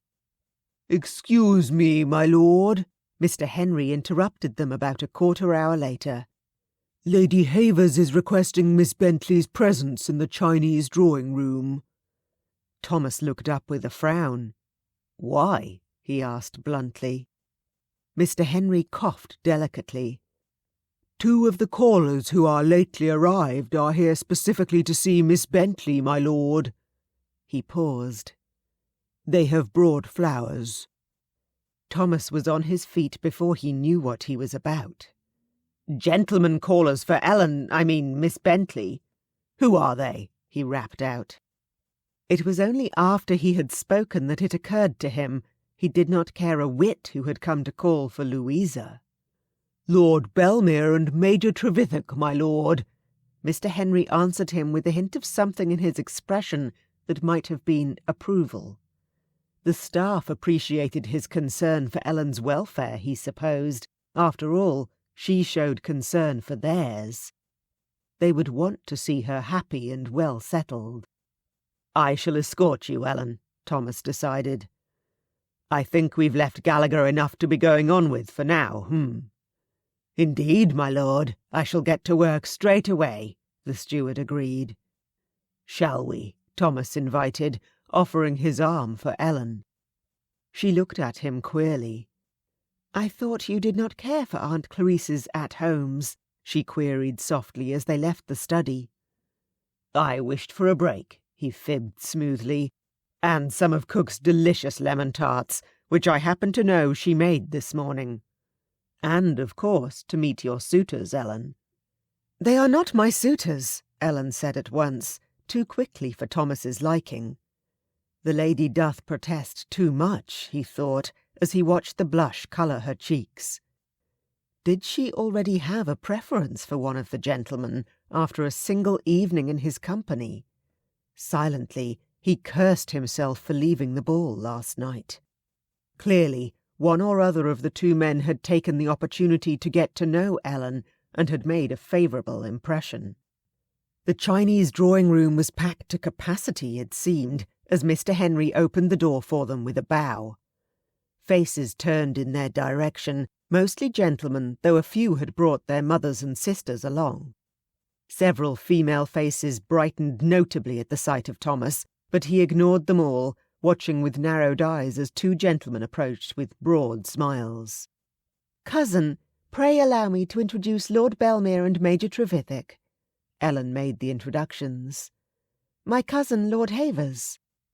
Both men bowed with the perfect amount of deference to a peer of his rank, but it was more than clear that their interest was fixed upon Ellen. Neither of them seemed like a brainless fribble blithering out fulsome compliments either, rather to Thomas's irritation. Indeed, both seemed intelligent, thoughtful gentlemen of exactly the sort he would rather like to know better, if they weren't making calf eyes at Ellen. "I met with my cousin on the board of the museum this morning," Belmere was telling Ellen genially. "The museum is closed to the general public until noon on Mondays and Tuesdays, so if an early morning outing would be acceptable, I should be delighted to escort you to see the Elgin marbles." Ellen looked quite delighted too, though she very properly said, "I should have to seek Lady Havers' permission, of course, and arrange for a chaperone." "No need to bother Aunt Clarice," Thomas said jovially. "I should like to see the marbles too. I can chaperone you." "Perhaps we might make a party of it," Major Trevithick said, and Thomas thought he would have to watch out for the military man. Likely a master of strategy, Trevithick could well sneak into Ellen's favour, right under both his and Belmere's noses. "Did you say a party? Are we giving a party, cousin?" Louisa called from across the room, obviously put out that they were having a conversation of which she was not the central focus. Left with no choice but to include Louisa, Thomas took a few reluctant steps closer to inform her of Lord Belmere's proposed outing to the museum. He was astonished when Louisa claimed a great interest in being one of the party, but did not take long to discern her reasoning. Lord Belmere was reputed to be one of the wealthiest men in England, after all, and Louisa was piqued that the baronet had not chosen to join the ranks of her suitors, but instead expressed an interest in Ellen. With Louisa's avowal of interest, suddenly all her suitors expressed a great desire to view Lord Elgin's famous acquisitions too, and Belmere acquired a distinctly aggrieved look, though he was gentleman enough to promise they might all attend. Thomas caught a slight smirk playing around Major Trevithick's lips as Belmere was drawn inexorably into the circle around Louisa. Turning away as though disinterested, the Major picked up a book lying on a side table and asked Ellen a question about it which Thomas did not hear, as he was addressed at that moment by an older lady seeking to bring her daughter to his notice. Louisa's tinkling laugh rang out, and Thomas glanced across to see her lay a hand on Belmere's sleeve, smiling coyly up at him. It hit him then, all of a sudden. He did not care in the slightest who Louisa smiled at or flirted with, despite having been briefly bowled over by her beauty. He cared very much, though, that Ellen had her head bowed over a book with Major Trevithick, a small smile playing about her soft lips. Jealousy was an entirely new emotion for Thomas, and he found he did not care for the feeling at all. He wanted to be the only one favoured with Ellen's smiles. In the centre of a crowded drawing-room was probably the worst possible place for his true feelings to suddenly become clear, Thomas realised, but there was nothing he could do about the fact that his entire world had just turned topsy-turvy. Clarice was looking at him strangely, coming across to intercept the persistent woman with the daughter and remove Thomas to Louisa's side, which she obviously felt was his proper place. Clarice was going to be disappointed, Thomas thought dimly, but he knew now he could never marry Louisa, even if her feelings for him were what Clarice claimed. His minor infatuation with her beauty was as nothing compared to what he felt for Ellen. Love. He whispered the word silently inside the vaults of his own mind, and knew it for an immutable, timeless truth. He loved Ellen, loved everything about her, from her intelligent, curious mind to her kindness and empathy for others. Best of all, she would be the kind of countess he had imagined ever since his grandfather's stories of Havers Hall when he was a child, a gracious lady of the manor, always aware of the needs of her people. Ellen glanced up from the book just then, looking around the room until her gaze settled on Thomas. At once she smiled, more widely than the slight smile she had given the Major. Thomas smiled back, wishing everyone else in the room to perdition, so he could tell Ellen how he felt. But no, he must not rush this. She had not the slightest idea, he thought, and he had thus far encouraged her to treat him as a trusted older brother. What a fool he was! He should have recognized her sterling qualities earlier, realized that his delight in her company was far more than mere friendship. Now he would have to fight off other suitors for her hand, all while convincing Ellen his intentions were genuine, and somehow not allowing Clarice or Louisa to figure out what he was about, lest they sabotage his suit. At that moment, Thomas rather wished he could plead a headache and quit the room. But no, he would not leave the field to Trevithick and Belmere, who had slipped from Louisa's court back to Ellen's side, insinuating himself into her conversation with the Major. The at-home seemed to last forever. Thomas was sure a half-hour was considered the polite maximum of time to spend at such things before taking one's leave, and indeed most of Louisa's court seemed to drift in and out, though there was always a constant circle around her. Neither Lord Belmere nor Major Trevithick showed any inclination to depart, however, eyeing one another like a pair of wary cats. Ellen did not seem to favour either of them above the other, which was some comfort at least to Thomas. She merely seemed delighted to have someone willing to make intelligent conversation with her. Clarice watched from across the room with sharp eyes as Thomas remained at Ellen's side, and no sooner had the last of their guests finally departed than she was ordering the two girls upstairs to dress for dinner and catching Thomas's arm. "You must not hover so over Ellen, nephew. Louisa felt quite neglected. It was very ill done of Ellen to monopolise Lord Belmere and Major Trevithick, too." "Ellen is in her first season, ma'am," Thomas said reasonably, "while Louisa is in her third, quite comfortable handling a horde of enthusiastic swains. I did not observe her to be forlorn. Quite the opposite, actually." Louisa had laughed often and loudly, though Thomas caught her sneaking regular looks at their little grouping. If anything distressed her, it was undoubtedly that she was not the centre of everyone's attention for once. "Thomas!" Clarice affected shock. "That is unkind." "It is the truth," Thomas said curtly. "Two dukes, a marquess, and any number of earls, barons, and heirs danced attendance on your daughter this afternoon, Aunt Clarice. Louisa should not grudge Ellen a pair of suitors who are discerning enough to see her good qualities." Clarice's mouth flattened to a thin line. "Good qualities," she said scornfully. "She is a parson's daughter, with little in the way of manners and no looks to recommend her. You waste your time and diminish the family name with your recognition of her."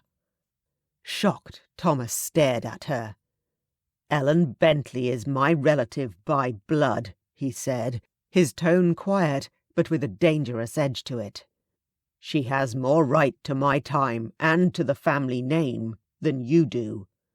Indeed, I have no doubt that she would make a far better countess than you have ever been." His slip of the tongue did not go unnoticed. Eyes narrowed, Clarice spat out. "Oh, I see how it is. The hussy has seduced you, right underneath Louisa's nose." "That will be quite enough," Thomas said, surprising himself with the snap in his voice. You will keep a civil tongue in your head when you speak of Ellen, or you will find yourself no longer welcome beneath my roof."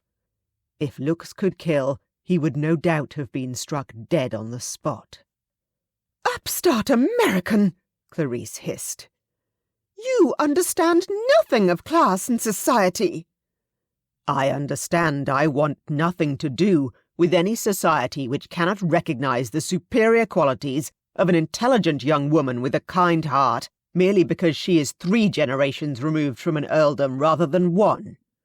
They were both breathing fast, voices raised. Clarice looked away first, though, when she saw Thomas clearly had no intention of backing down. "I am only thinking of Louisa's future," she muttered.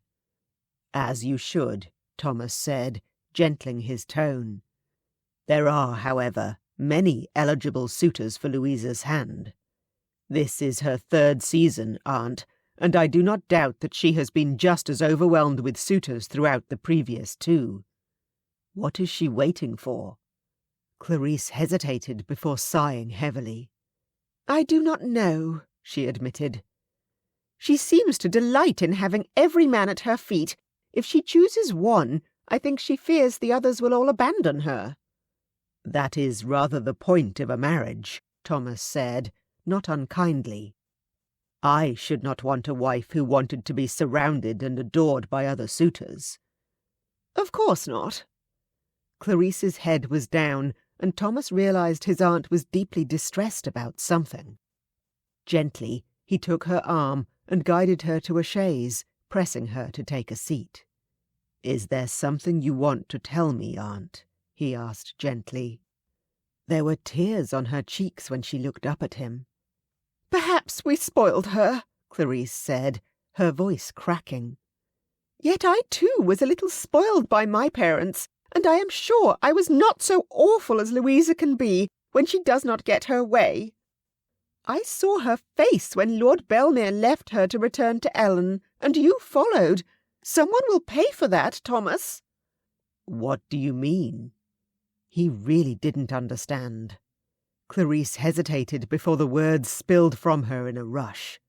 "She is my daughter, the only child I have left, but God help me, she terrifies me. She stabbed a maid once with a pair of scissors. The poor girl almost bled to death. Havers had to pay her off." Thomas's jaw dropped. He could scarcely believe what his aunt was saying. "Louisa stabbed a maid," he said faintly, as Clarice sobbed. "There was so much blood," Clarice sniffled. "And Louisa seemed so calm, just stabbing her again and again, saying that Nellie had made eyes at Mr. Danvers while she was carrying in the tea-tray." Christ! Thomas was appalled. There was something seriously wrong with Louisa, that was obvious. He'd thought Clarice's efforts to satisfy Louisa's every whim were just those of a mother overindulging a spoiled daughter, but now he realized Clarice was terrified of the consequences should Louisa feel she was not receiving her due. "Oh, dear God! Ellen!" He was on his feet without conscious thought, running for the door, sprinting across the hall to take the stairs 3 at a time, shouting Ellen's name. Behind him, he heard Clarice call his name, but he ignored her entirely, too focused on getting to Ellen as quickly as possible. Just in case. Surely Louisa wouldn't hurt her, but... He ran faster. Chapter 13. "What a delightful afternoon," Louisa exclaimed as they walked up the stairs together. "Did you enjoy yourself, Ellen?" "I did, yes," Ellen agreed. "Were you surprised to receive callers yourself? You looked surprised when you entered the parlour to see Major Trevithick and Lord Belmere." "I was," Ellen admitted. "Though both of them asked at the ball last night if they might call on me, I confess I did not truly expect them to do so, and certainly not so soon." Louisa hummed to herself and nodded. "Come into my room so we can talk further," she invited as they reached her door. "I've had 2 seasons already, and my fair share of importunate suitors. There are things you should know." Her last words were delivered with a tone and expression of dire warning. Concerned, Ellen immediately followed Louisa into her room, where Louisa's maid looked up in consternation from her task of laying out clean clothes on the bed. "Milady?" "Leave us," Louisa said, waving a hand towards the door. "I'll ring when I need you." "Very good, milady." The girl scurried quickly from the room, closing the door behind her.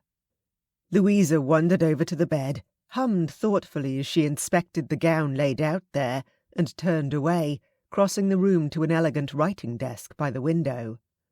Uncertain what she should do, Ellen stood close to the door, waiting for Louisa to speak or invite her to a chair. After a couple of minutes of silence, though, she spoke first. "What sort of things do you think I should know, cousin?" Louisa did not speak for another full minute, toying with an ornate silver letter opener on her desk, before finally turning and looking at Ellen. "Which of them will you choose?" she asked. Confused, Ellen blinked. "Major Trevithick or Lord Belmere? Which will you choose? You are unlikely to find any other suitors, you know. Best for you to accept one of them quickly, before they come to realize you are not truly of our station. Look how Thomas hovered close when you spoke with them today, terrified you would say or do something to embarrass the Haver's name." Horrified, Ellen took a step back as Louisa approached her. "Really?" Her voice shook. "I did not think." Louisa sneered. "Why else would he leave my side? For you?" Ellen's head drooped forward. She had no answer for that question. Thomas's admiration for Louisa had been evident from the first time she saw them together. With a crowd of rival suitors in the room, surely Thomas would not have left Louisa's side unless he saw a clear duty to do so. "So I ask again, which shall it be, Trevithick or Belmere?" Louisa pressed. "I barely know either of them. Why do you demand I choose now? Surely it is not so urgent." She could not possibly make a decision of such magnitude on such a slight acquaintance, Ellen thought with a surge of anger. Louisa's beautiful face twisted with a sudden rage. "I was willing to allow you one," she said, her voice a low, harsh snarl. "Mamma said I must let you have one. You're being greedy, Ellen."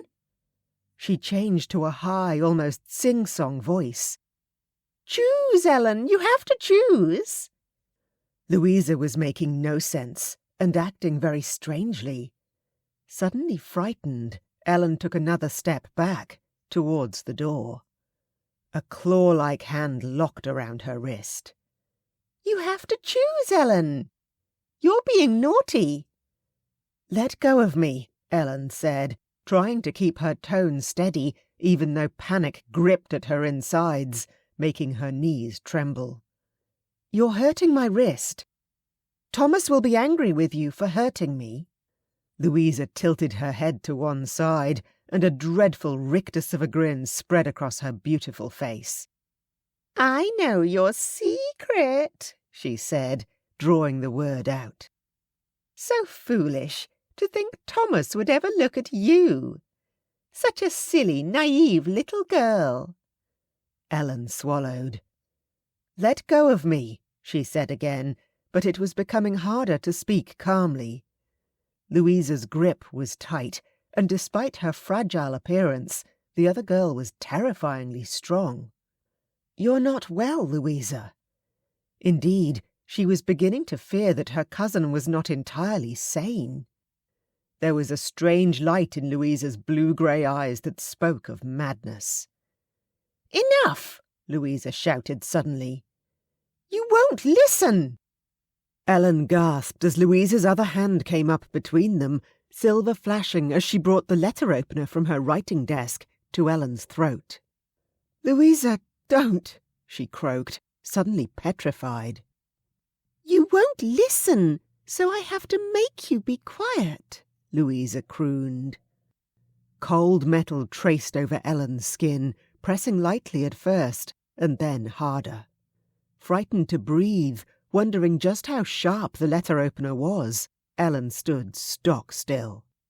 "I knew you'd ruin everything from the moment Thomas insisted you come to live at the Hall. You should have married some yeoman farmer and stayed in the country. Then I wouldn't have to do this." Louisa was going to kill her, Ellen realised incredulously. She was insane, and she was actually going to kill Ellen. Some ancient instinct of self-defence kicked in as Louisa drew back her arm and Ellen jumped back, her free hand coming up to try and fend Louisa off. The other girl was still holding onto her wrist, though, and Ellen couldn't get loose. Her heel caught on the edge of one of the floor rugs, and she tripped, falling backwards. Landing with a thud, she finally managed to get out a scream as Louisa came down atop her, malevolence written all over her beautiful features as she stabbed the knife down. Unable to escape, it was all Ellen could do to try and swipe Louisa's arm aside with her own.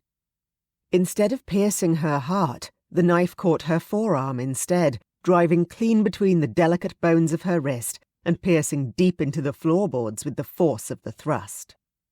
Ellen screamed with shock at the excruciating pain, pinned to the floor by the knife through her arm.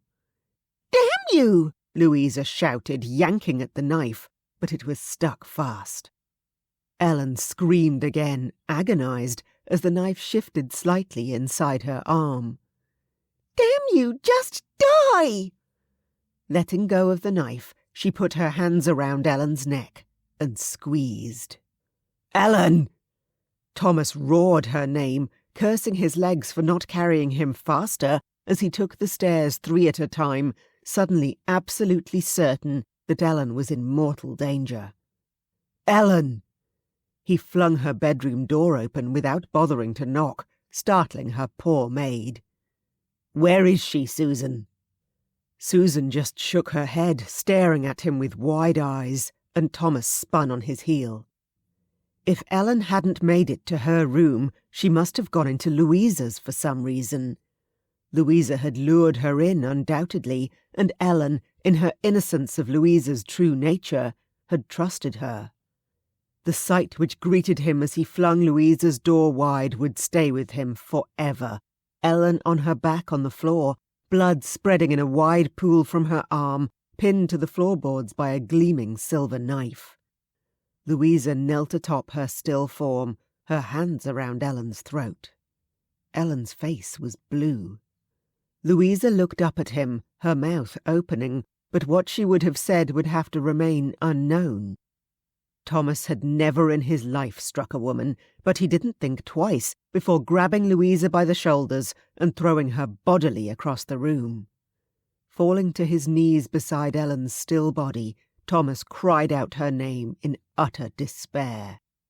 "Thomas," Clarice said from the doorway, and then, as she took in the scene, "Oh, dear God in heaven!"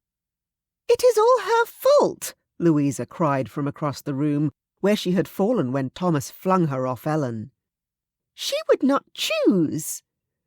"What have you done?" Clarice cried, utterly distraught. "Oh, Louisa, what have you done?" "My lord." Thomas glanced up to find his valet, Kenneth, at the head of a crowd of servants, all with shocked expressions on their faces. "Send for a doctor," he ordered, "and take her," he pointed a shaking finger at Louisa, "and lock her up somewhere until I can find a magistrate." Clarice set up a terrible wail, but Thomas had no time for her. The danger of Louisa dealt with, at least temporarily, he turned his attention back to Ellen. She was terribly still, but the blue colour was fading slightly from her face, giving him hope that she might yet live. Leaning down close to her face, he turned his head to the side, hoping to feel her breath upon his cheek. There, the faintest whisper of air. "She lives," he gasped in relief. "Miss Ellen!" Susan shrieked as she pushed her way through the crowd of shocked, whispering servants and fell to her knees on the other side of Ellen's body. "Oh, Poor Miss Ellen! Whatever happened?" Thomas couldn't answer her, only shaking his head as Kenneth manhandled a strangely silent Louisa from the room with the aid of a burly footman. He could hear Mr. Henry issuing orders, sending several footmen running to find a doctor as fast as possible, but everything seemed very far away as he knelt beside Ellen's still form, his hand placed gently against her pale cheek. "My lord!" He looked up as Susan spoke loudly. The maid was pale, but her hands were steady as she reached out to him imploringly. "My lord, if we wait until the doctor gets here, it might be too late." Thomas frowned, not sure what she meant, at least until she pointed to the steadily spreading pool of blood beneath Ellen's arm. "We have to stop the bleeding, my lord, or she might bleed to death before they find a doctor." Reaching behind her to untie the strings of her apron, Susan nodded at him. "I can bandage her arm with this for now, if you will pull out the knife." Thomas felt queasy at the mere idea, but Susan was quite right, and at least Ellen seemed to be unconscious, so hopefully she would feel no pain. Taking a deep breath, he grasped the hilt of the knife, trying not to think about the force with which Louisa must have stabbed Ellen, to have the knife go right through her arm and jam in the floor. Not wanting to wiggle the knife about and maybe do more damage, he gave it a single sharp yank with all his might. The knife popped free, and he threw it aside, unable to bear touching it for a moment longer than necessary. "Hold this," Susan said, handing him one of the apron strings.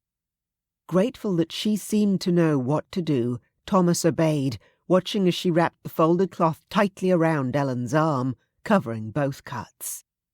Tying the strings off once she had finished, Susan sat back on her heels and bit her lip nervously. "Perhaps you should move her to the bed, my lord." "Not in here." Thomas didn't want Ellen to wake up in Louisa's room. Her own room. A little colour was returning to Ellen's pale cheeks, though he could see purpling bruises springing up on her throat. Gently, he gathered her in his arms, giving Susan a grateful smile when she carefully lifted Ellen's injured arm and placed her hand across her stomach. The maid hurried ahead of him, urging other shocked servants out of their way and holding doors open wide, pulling back the covers on Ellen's bed as Thomas prepared to lay her down. "Thank you," Thomas said, as Susan removed Ellen's shoes. He should leave, he supposed, particularly as the housekeeper came bustling in then with several more maids, but he couldn't bear to let Ellen out of his sight. "Anything for Miss Bentley, my lord? She's been right kind to me." Susan sniffled slightly, but Thomas did not comment on the tears rolling down her cheeks. "She'll be fine," he said bracingly, as much to himself as Susan. "She's strong, and we'll take good care of her, won't we?" "The best, my lord," Susan said fervently. "The very best." Chapter 14. The doctor seemed to take forever to come. The housekeeper tried to shoo Thomas out, but he refused to leave Ellen's side, afraid she might perish if for even a moment he took his eyes from the faint rise and fall of her chest. The white apron bandage wrapped tightly around her arm was slowly turning crimson with blood. How much had she already lost? How much could a person lose and live? Would the doctor be able to close the wounds properly? Sitting beside Ellen on her bed, her hand clasped in his, Thomas bowed his head and prayed that Ellen would recover. "The doctor is here, my lord," Mr. Henry said from the doorway, and Thomas lifted his head to see a small grey-haired man wearing a slightly threadbare suit and thick glasses. "Dr. Smithy, at your service, my lord." Thomas appreciated that the doctor didn't waste time bowing and scraping, but came briskly forward, stopping at the bedside and eyeing him. "It's probably best if you leave the room, my lord. No doubt your staff can amply assist me." "I'm not going anywhere," Thomas said firmly. "Miss Bentley is my ward and my responsibility." And the guilt was his too, he acknowledged privately. He would always blame himself for not pressing Clarice earlier, discovering Louisa's predilection for violence. He'd trusted blindly and put Ellen in danger because of it. Dr. Smithy seemed to accept his pronouncement and moved around to the other side of the bed, displacing Susan, who stood wringing her hands while the doctor examined Ellen's neck, humming quietly under his breath. Someone had obviously informed him of the situation before showing him into the room, for which Thomas was grateful. "Nasty," Smithy said finally. "But the bruising is not so severe as to put her life at risk, I believe. Cool compresses of water and witch hazel will be beneficial." The housekeeper sent a maid scurrying from the room at once, and the doctor turned his attention to Ellen's arm. "Quick thinking to bandage it so tightly," he said approvingly. "Your handiwork, my lord?" "I cannot take credit. It was Miss Bentley's maid, Susan, who suggested we stop the bleeding and used her apron as a bandage." Thomas nodded towards Susan, who blushed and ducked her head. "Good work, girl. I don't suppose you'd be interested in a career change. Good nurses with common sense like yours are hard to find." Susan looked quite startled, but shook her head emphatically. "I'm happy being a lady's maid, sir," she said shyly. "I shouldn't want to leave Miss Bentley besides." "No doubt she will be glad of your service. Now, let's have a look here. A narrow blade, The doctor peered closely at the wound on the upper side of Ellen's arm as he uncovered it. "It was a letter opener, I believe," Thomas said bleakly, thinking even as he spoke that Louisa must have secretly sharpened the blade, making sure she always had a lethal weapon on hand. Whatever was he to do with her? Perhaps he should ask the good doctor's advice after Ellen had been taken care of.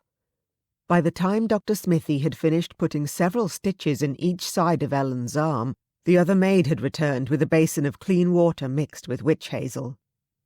The doctor took one of the clean cloths the maid proffered and soaked it in the water, squeezing it out before placing it carefully across the bruises on Ellen's throat. "Change the cloth every half-hour," the doctor instructed Susan. "Now, let us see if we cannot bring Miss Bentley back to her senses, Removing a small vial from his bag, he uncapped it and held it under Ellen's nose. The strong scent of sal ammoniac made Thomas's eyes water, and it seemed to work even on Ellen in her unconscious state, because her eyelids fluttered and she coughed. "Ellen," Thomas said urgently, squeezing her hand. "Ellen, open your eyes, dearest." Her eyelids fluttered again, and he realized inconsequentially that he had never noticed how long and dark her lashes were, a thick fan brushing the paleness of her cheek. "Thomas," she whispered thickly, before coughing again. "Ugh." She tried to lift her hand towards her throat, but he squeezed her fingers gently. "Don't try to talk, dearest. Your throat is very bruised." Gazing at her, he tried to smile reassuringly as she opened her eyes fully at last, looking directly at him, though their brown colour seemed dull, glazed over with pain. "I feel so tired," Ellen whispered, and her lashes drifted down again. Panicking, Thomas looked at the doctor, who nodded reassuringly. "After blood loss like that, she will be weary for some time. Beef tea every day will soon see her right, though of course you must watch carefully for infection." Thomas listened carefully as the doctor spoke, outlining what must be done for Ellen's care. He promised to attend every day to check on her until she was entirely recovered from her ordeal, too. "I wonder if I might speak to you regarding the, perpetrator," Thomas said quietly, as Dr. Smithy began to pack his things away in his bag again. He did not wish to leave Ellen, but gently laid her hand down and eased off the bed, moving over to the window and beckoning the doctor to join him. "I take it someone told you who attacked Ellen?" Thomas asked softly. "Indeed." The doctor peered at him over his spectacles. "Forgive me for saying so, my lord, but it sounds as though Lady Louisa may be somewhat, disturbed." I trust we can rely on your discretion in the matter. I will make it worth your while." Dr. Smithy looked properly horrified. "Of course, my lord. My patient's confidentiality is of the utmost importance." He wouldn't be a doctor to the aristocracy otherwise, Thomas supposed. Word would soon spread of his inability to keep secrets. "That's good," he said aloud. "My aunt has made me aware that this is not Lady Louisa's first episode of violence. She came horrifyingly close to killing Miss Bentley today, and it is obvious to me that she must be withdrawn from society and treated for her illness. I was wondering if you had any recommendations." Smithy squinted a little and sucked on his teeth. "I understand you are an American, my lord. Have you perhaps heard of the Bethlehem Hospital?" "Bedlam, you mean?" "I have, but surely such a remedy is entirely unsuitable for a young lady such as my cousin, however disturbed her mind." Thomas had read of the infamous hospital for the insane in the newspapers, and indeed going to tour the facility had been suggested to him, though he could think of nothing more grotesque. "Indeed, I should never recommend such a place. Bethlehem is the most famous, but there are several treatment facilities for those of unsound mind, both in London and in the countryside. A friend of mine I attended medical school with is the senior doctor in residence at a small facility on the Isle of Wight. They accept only a few patients from the upper classes at a time, who are looked after very well, of course. Perhaps I should write him a letter and inquire whether they might have a vacancy." "Thank you," Thomas said gratefully. "We shall be leaving London as soon as Ellen, Miss Bentley that is fit to travel, and I should hope to have somewhere to take Lady Louisa before that." Ellen coughed from the bed, and Thomas turned away from the doctor immediately, eager to return to her. Though he knew Louisa would have to be dealt with, and he would have to talk seriously with Clarice too, right now he couldn't bear to be away from Ellen's side. Susan, however, seemed to have other ideas. Intercepting him before he reached the bed, the maid curtsied deferentially before saying, "Begging your pardon, my lord, but we need to make Miss Bentley comfortable." Thomas frowned, looking at Ellen reclining against her pillows. She looked perfectly comfortable to him. "Get that dress off her and settle her into bed," Susan said more bluntly, and he nodded, finally understanding. Ellen's dress was blood-spattered and stained, and she would surely be distressed if she woke to find herself still wearing it. "I should go and check on my aunt and ensure Lady Louisa is safely confined," Thomas suggested, and Susan gave him an approving nod and another curtsy before turning her attention solely to attending to Ellen's needs. Ellen woke with a throbbing ache in her arm and a desperate thirst. Coughing hurt a great deal until a strong arm behind her shoulders pushed her up to a sitting position and a glass was held to her lips. Water dribbled into her mouth, soothing and cool, flavoured lightly with honey and lemon. She swallowed, coughed, sipped a little more. "Easy," Thomas's voice said quietly into her ear. "Drink slowly." "Thomas?" Exhausted by the effort of drinking, she whispered his name as her head rolled back against his shoulder. An unseen hand took the glass away, and Thomas guided her gently to lie down again. "What happened?" Her voice was a thin thread, every word a huge effort to push out. "Louisa attacked you." All at once, Ellen remembered. Her whole body stiffened, her eyes flying wide open as she jerked, trying to sit up. "It's all right," Thomas soothed, gently pressing her back down. "She can't hurt you. You're quite safe." It really hurt too much to speak, but Ellen lifted her arm to look at the bandage swathing her arm. She hadn't imagined it then, the dreadful pain as Louisa's knife stabbed through her flesh. "Ellen," Thomas said, and she raised her eyes to look at him. He sat close beside the bed in a chair, his coat cast aside, shirt sleeves rolled up to reveal strong forearms. He looked haggard, and for the first time she could recall, There was no smile on his handsome face for her. "Oh, Ellen, I am so sorry."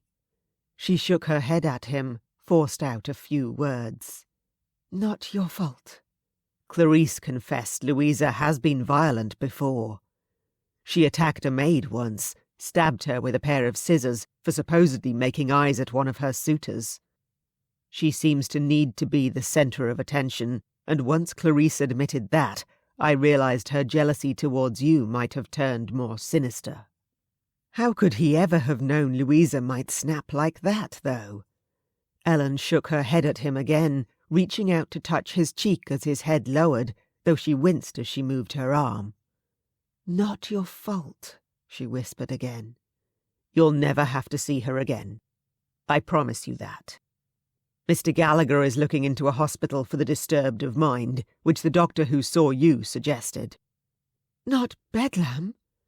Ellen's eyes widened again as she thought with horror of all she'd read of that place. There would be no help for Louisa there, only abuse and further descent into madness, and despite what Louisa had done, Ellen would not wish that on her. "No, not Bedlam. A place on the Isle of Wight, I understand. A country house, a place where Louisa can rest and be treated for whatever sickness of the mind makes her act so." Silent, Ellen watched Thomas. He must be devastated, she thought.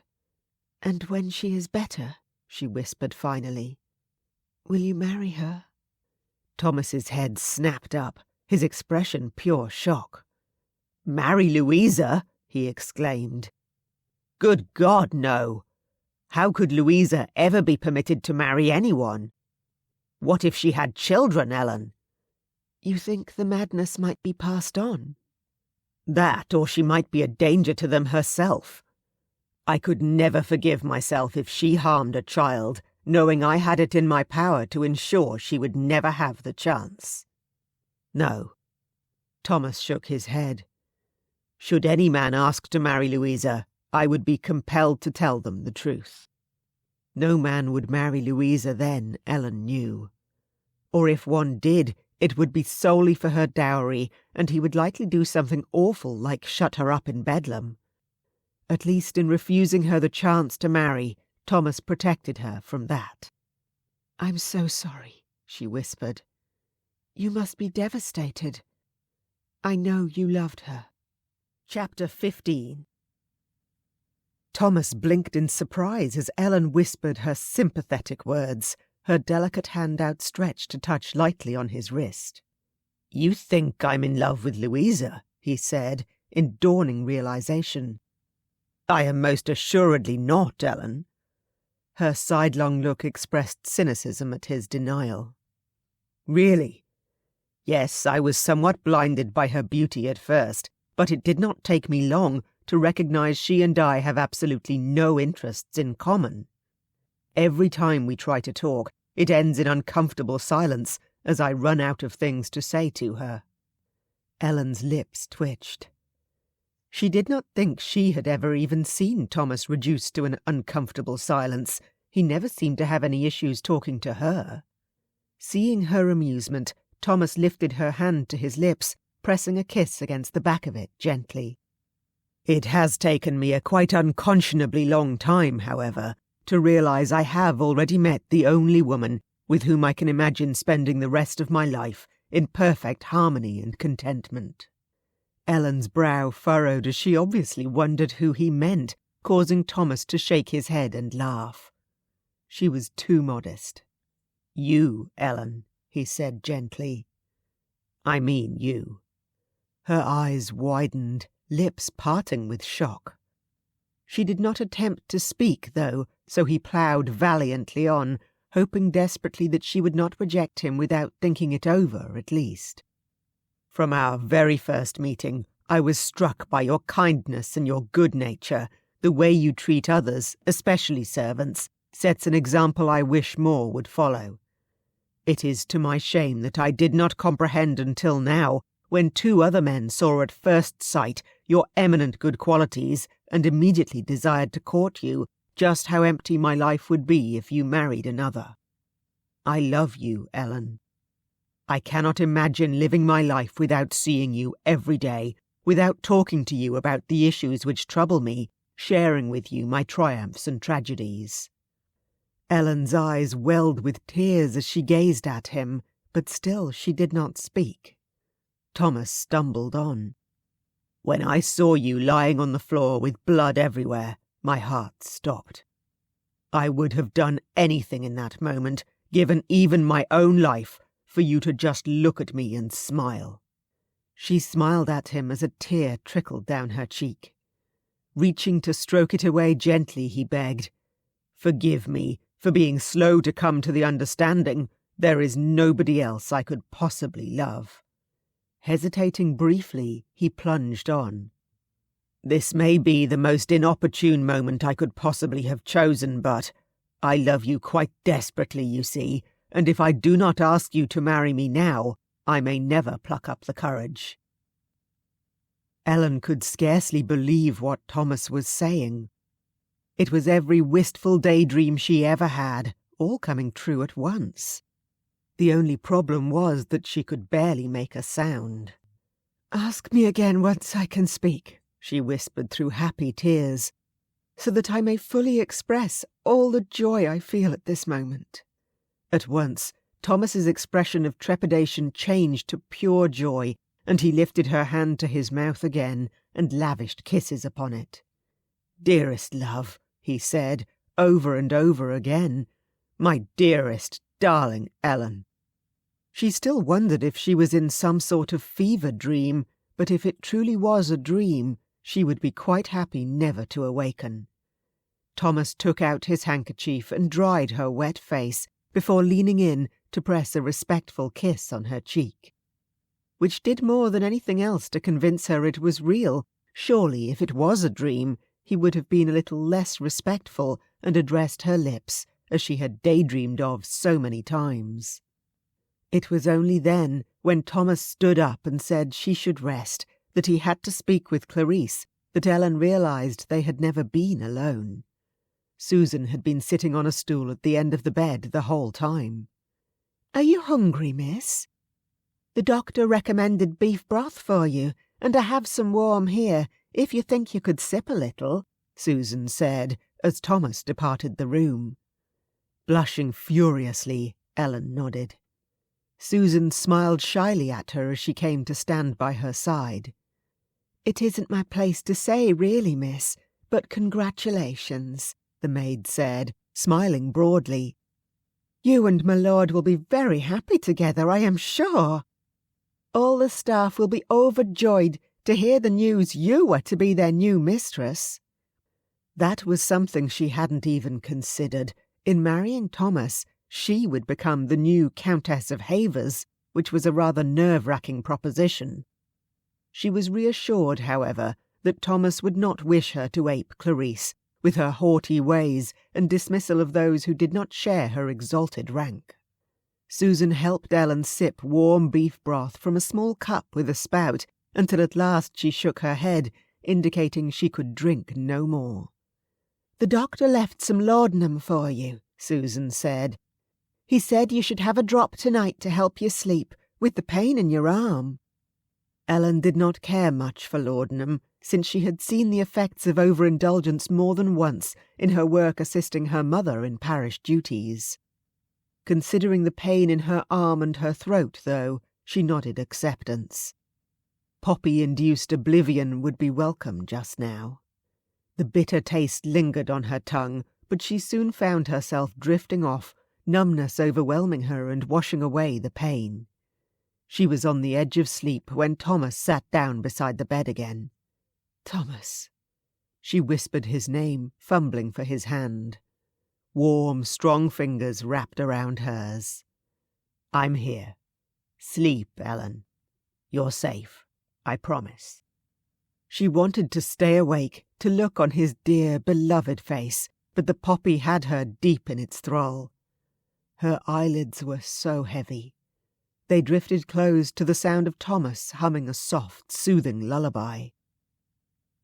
Ellen woke screaming, or trying to, hoarse croaks all that emitted from her bruised throat. Thomas was there at once, strong arms folding around her as he spoke, assuring her she was safe. Leaning against Thomas's strong chest, Ellen remembered the other reason why she did not care for laudanum. Her mother had given it to her when she was 10 or so and had an infected tooth.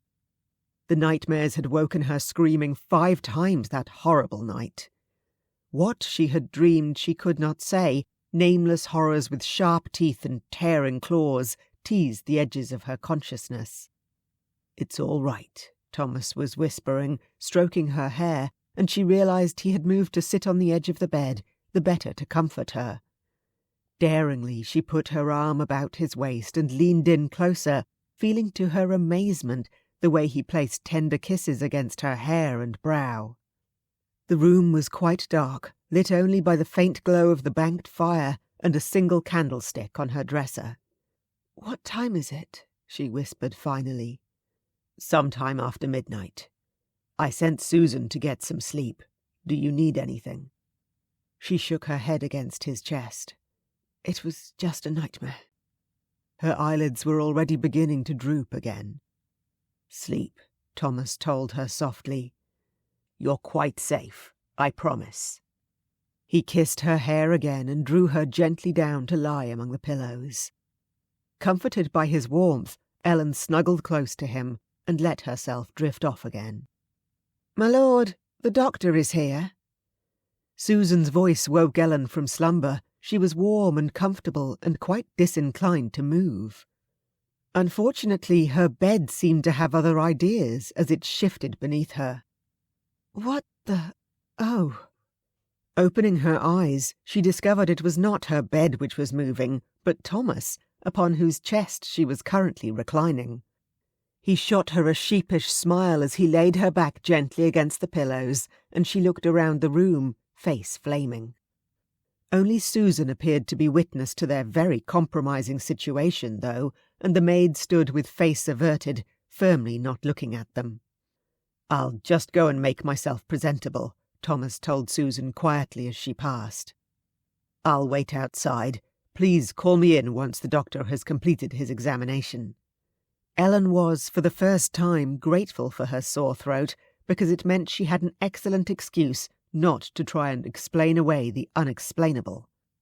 Susan appeared quite happy to pretend she had seen nothing untoward in any case, as she bustled about tidying the room and helping Ellen to sit up, rebrushing her hair and pulling it back into a loose braid. "There you go, miss." Susan gave her a warm smile, patting her hand lightly. "I'll bring the doctor in now, shall I?" Ellen didn't remember meeting Dr. Smithy the previous evening, but his quiet manner inspired confidence, and she lay back to allow him to inspect her throat with gentle fingers. He did not unwrap the bandage about her arm, but asked her how it was feeling and listened gravely to her whispered answer. "Unless you begin to feel heat in it or start running a fever, I think we shall leave that to itself for a few days yet," he said finally. "The witch hazel compresses are doing their job to minimize the bruising on your throat, which frankly was my most immediate concern. Severe swelling there might restrict your breathing. Keep them up for 2 more days at least," he instructed Susan, who nodded quick acceptance of the order. "My voice?" Ellen whispered. She could barely get a sound out. Even attempting to shout produced nothing more than a faint croak, and a painful one at that. "Patience, my dear." Dr. Smithy twinkled at her. "Nasty bruises take a few days to heal, don't they? Well, in a few days I believe you will find your voice beginning to return. Plenty of soothing tea to drink and soup to eat until you feel able to take something firmer. I believe you should be your own best guide as regards your return to health. I have no doubt Lord Havers will be keeping a close eye to ensure you do not do too much, at any rate." Ellen smiled shyly and ducked her head at the mention of Thomas's name, and the doctor nodded, stepping back. "Indeed, I have no doubt his lordship is waiting outside the door at this very moment, agitating to be let back in, so he may quiz me as to the progress of your recovery. Admit him, if you would, my good woman," he addressed Susan, who hurried to the door to do his bidding. Chapter 16. Once Dr. Smithy departed, Thomas lost no time in settling back down on the bed beside Ellen again, drawing her into his arms. With a shy glance at Susan, who studiously ignored them, Ellen settled her head on his chest. She had questions to ask, but for now it felt so good just to be held close and safe in Thomas's arms. Finally she whispered, "What happens now?" "For us?" Thomas asked, brushing a gentle kiss over her brow. "Louisa, Clarice too."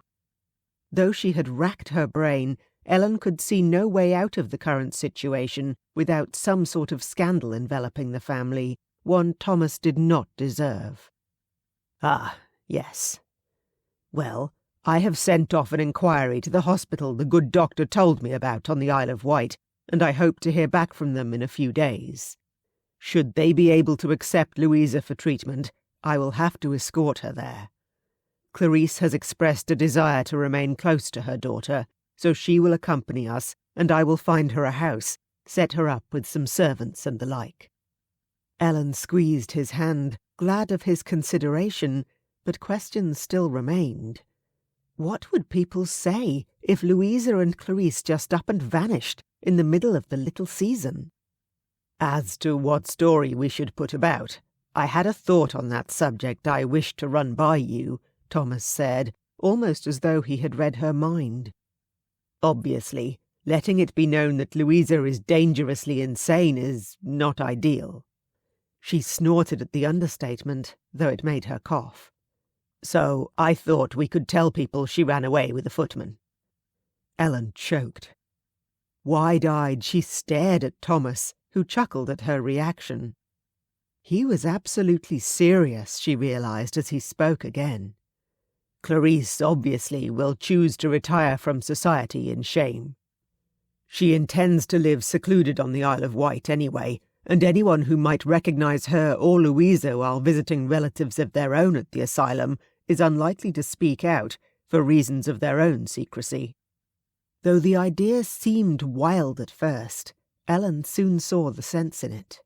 She touched her throat, though, and looked at Thomas with questioning eyes. "Yes, we shall have to remain in seclusion until your throat has healed," Thomas agreed, though a case of the influenza would explain both the doctor's visits and our absence from society for a few days at least. Easy enough to have Mr. Henry tell anyone who calls that you, Clarice, and I are all afflicted, and for Louisa to take advantage of our illnesses to run away with her lover.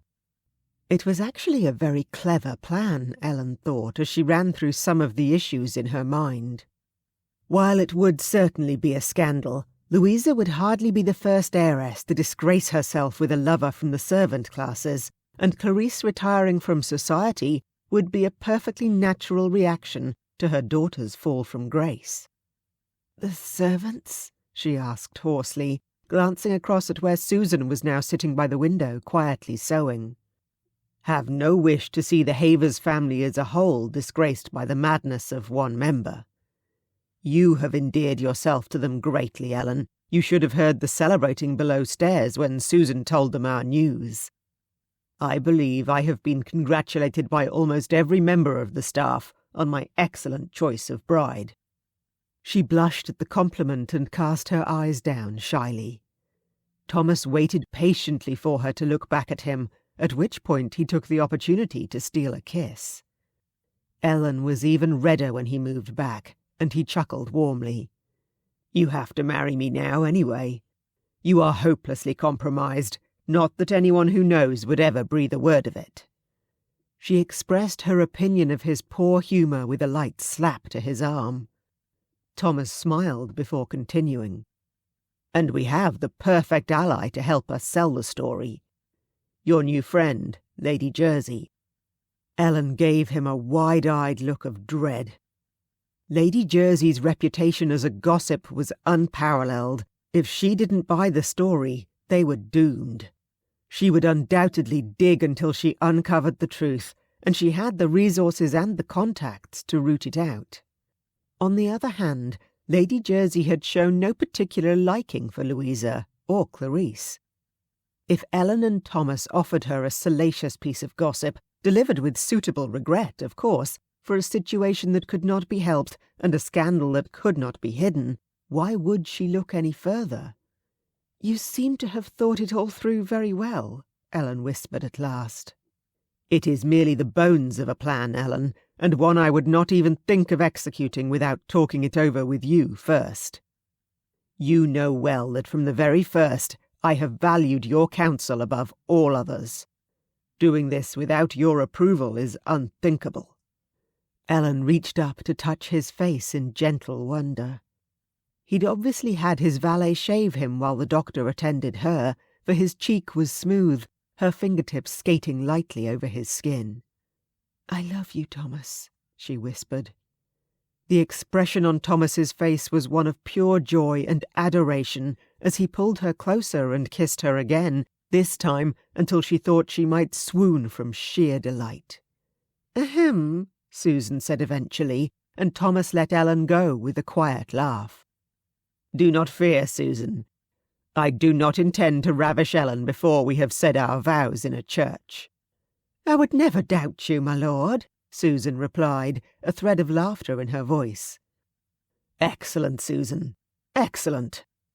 I believe you deserve a promotion for your loyal service, in fact.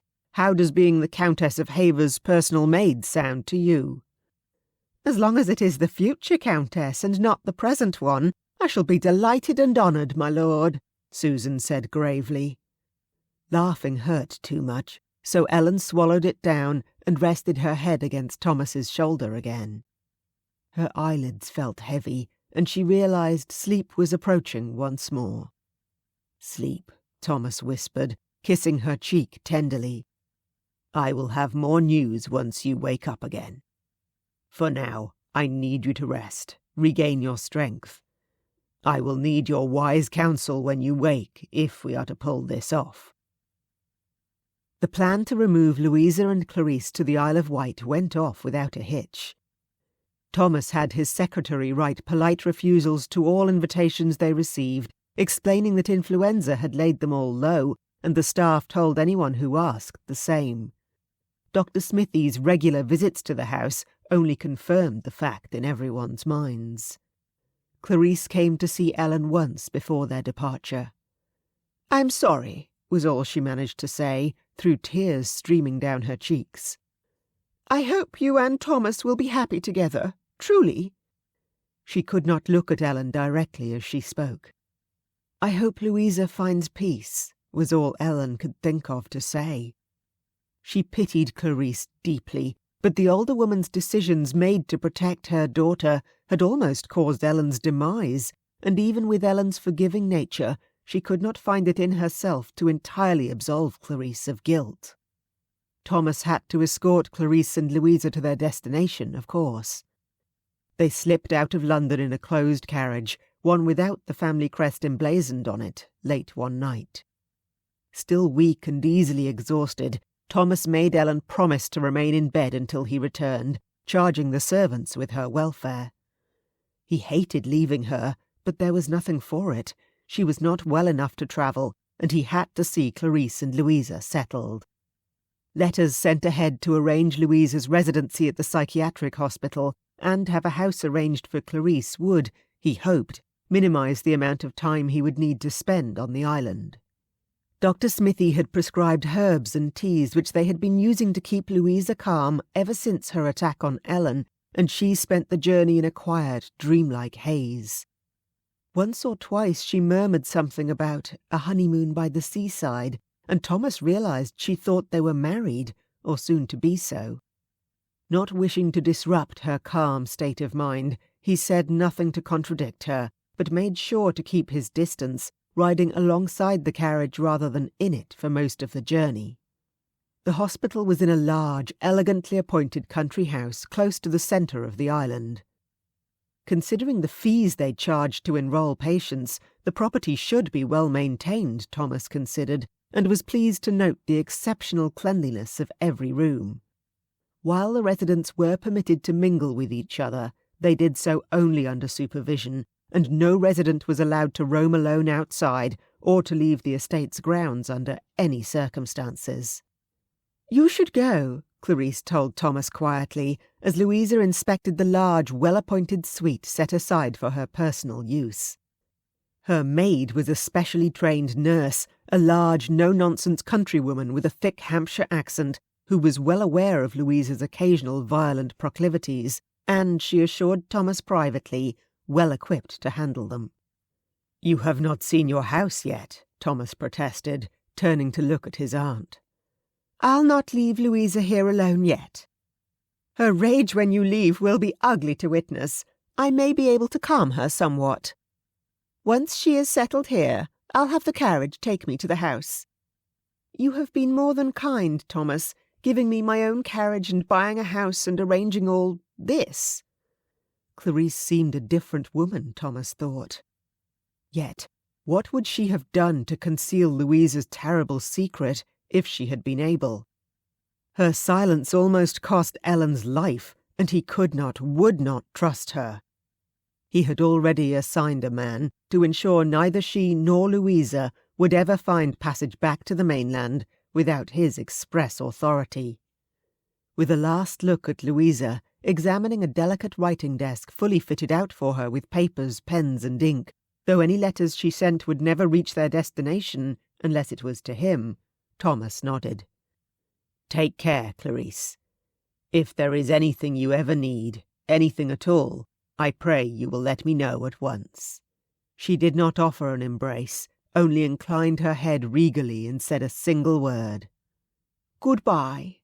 Chapter 17. Thomas did not hide his return to London. Supposedly, he was arriving back after a frantic attempt to intercept Louisa before reaching Scotland with her low-born lover, after all. Late that day, a closed carriage would depart the house, and he would tell anyone who asked that Clarice was in it, leaving to be with her daughter as they settled in an undisclosed location. For now, all he could think of was Ellen, as he handed the reins of his tired horse to a groom who wished him a good day.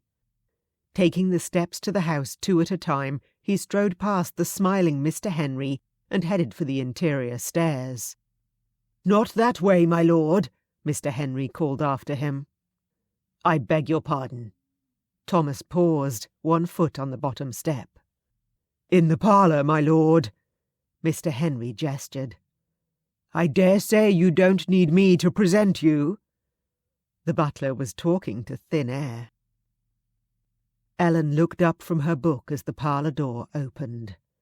A second later the book fell unheeded to the floor as she leaped to her feet, and a second after that she was rushing into Thomas's arms, heedless of any audience who might observe them. "Ellen," he kept saying as he rained kisses on her face. "My Ellen, how I've missed you." Ellen could find no words, too choked with emotion to speak. She clung tightly to Thomas and closed her eyes, revelling in the solid strength of him as he held her close. "You should not be out of bed," Thomas said finally, pulling back to hold her at arm's length, his palms cupped over her shoulders. Ellen laughed. The sound was husky yet, but she could speak and make herself heard. Although the bruises on her throat were still livid with colour, they were green and yellow rather than black and purple, clearly aging and fading away. "I have been pampered and waited on hand and foot ever since you left, Thomas. Today is the first day Susan has even permitted me to leave my room, and that only because I protested I would run mad if I did not see something other than those 4 walls." Hearing her speak, sounding almost like her old self, Thomas smiled in relief. He still led her back to the comfortable fireside chair she had been occupying, though, settling her down in it and seating himself on the footstool, keeping her hands held in his. "Obviously you are on the mend. Has Dr. Smithy been attentive?" "Here every day at least once, sometimes twice." Ellen smiled at him, pulling one of her hands free and reaching to touch his cheek. "How are you, Thomas?" "I'm not the one who was injured."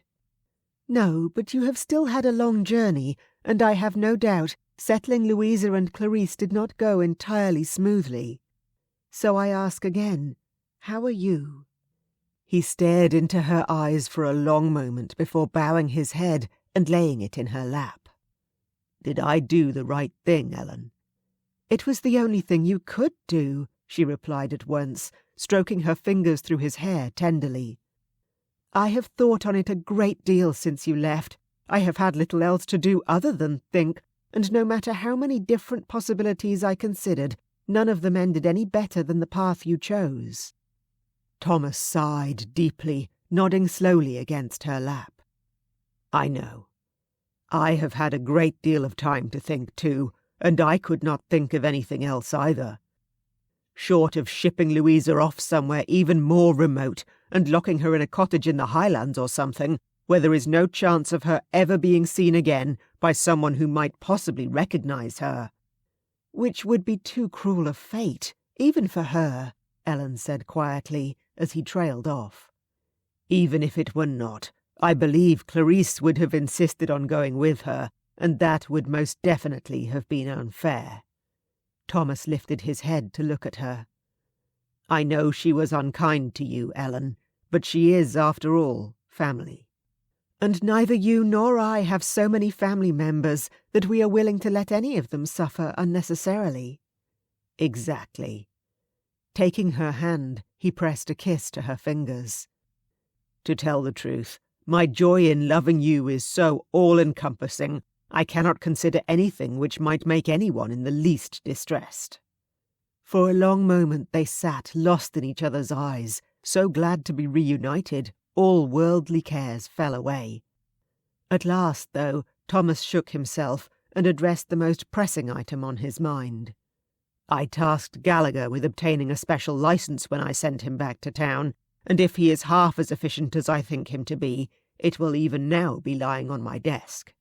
Forgive me if it is your dream to have a magnificent wedding at Haverford attended by half the county, but I think it best for us to marry as quickly and quietly as possible, and then to depart London immediately." "I have no such yearnings, and I quite agree that is the best plan," Ellen said at once. "So long as you are the bridegroom, I find I care not for any other details as to when and where." Thomas looked delighted by her sentiment, and kissed her hands again. "Have you a gown with a high collar which would conceal your bruises? If so, we might be able to invite a few close friends to witness the nuptials." Ellen considered that. While she had not been in London long enough to make many friends, she thought she would like to invite Lady Creighton, who had been so kind to her, and the 3 older ladies who wished to take her under their wing. She felt quite sure that they would all be pleased for her to marry Thomas, who they had seemed to look upon with some favour, despite his American birth. Thomas left her briefly to go to his study, where he found both his steward and the special licence the faithful man had efficiently procured. Gallagher was more than happy to go out at once and find an amenable parson to perform the ceremony as soon as possible. "I have been thinking," Ellen told Thomas, as the pair of them ate dinner together that evening, sitting in Ellen's sitting-room with Susan sewing quietly in the corner, "that I should pay a call on Lady Jersey." Thomas stopped with his soup-spoon suspended in mid-air, eyed her uncertainly. "Would it not be better to write to her once we have left London?" "Except that I should like to invite her to attend the wedding." The ceremony was set for 3 days hence, in a small church close by. Thomas set the spoon down with a sigh. "Well, it was always part of the plan to tell her the public version of events to spread, was it not? I dare say if we do so in person, we will be that much more believable." Ellen nodded in agreement. "I should like to call on Lady Creighton too," she said. "She was very kind to me, and indeed without her interference we might not even be sitting here now. It was her insistence that I not be a wallflower which led me to dance with Lord Belmere and Major Trevithick after all." Thomas narrowed his eyes at her. "Which caused me to realise my own idiocy in not noticing your utter perfection from the very first moment. Indeed, your reproach is valid. She laughed at him in return. "Do not dare to be jealous, Thomas. Neither of them had any chance of winning my heart, I promise you. It has long been yours." They gazed at each other until Susan coughed from the corner. "That soup will taste far better while it's hot, my lord, Miss Bentley," she said in gentle reproach. "You see, I am well cared for." Ellen smiled at her maid and picked up her spoon again.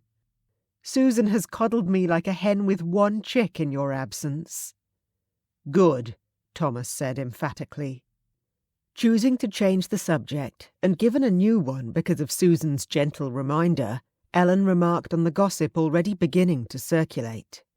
"The servants have begun spreading the requested story, whispering of Louisa's departure and disgrace with a fictional member of their number."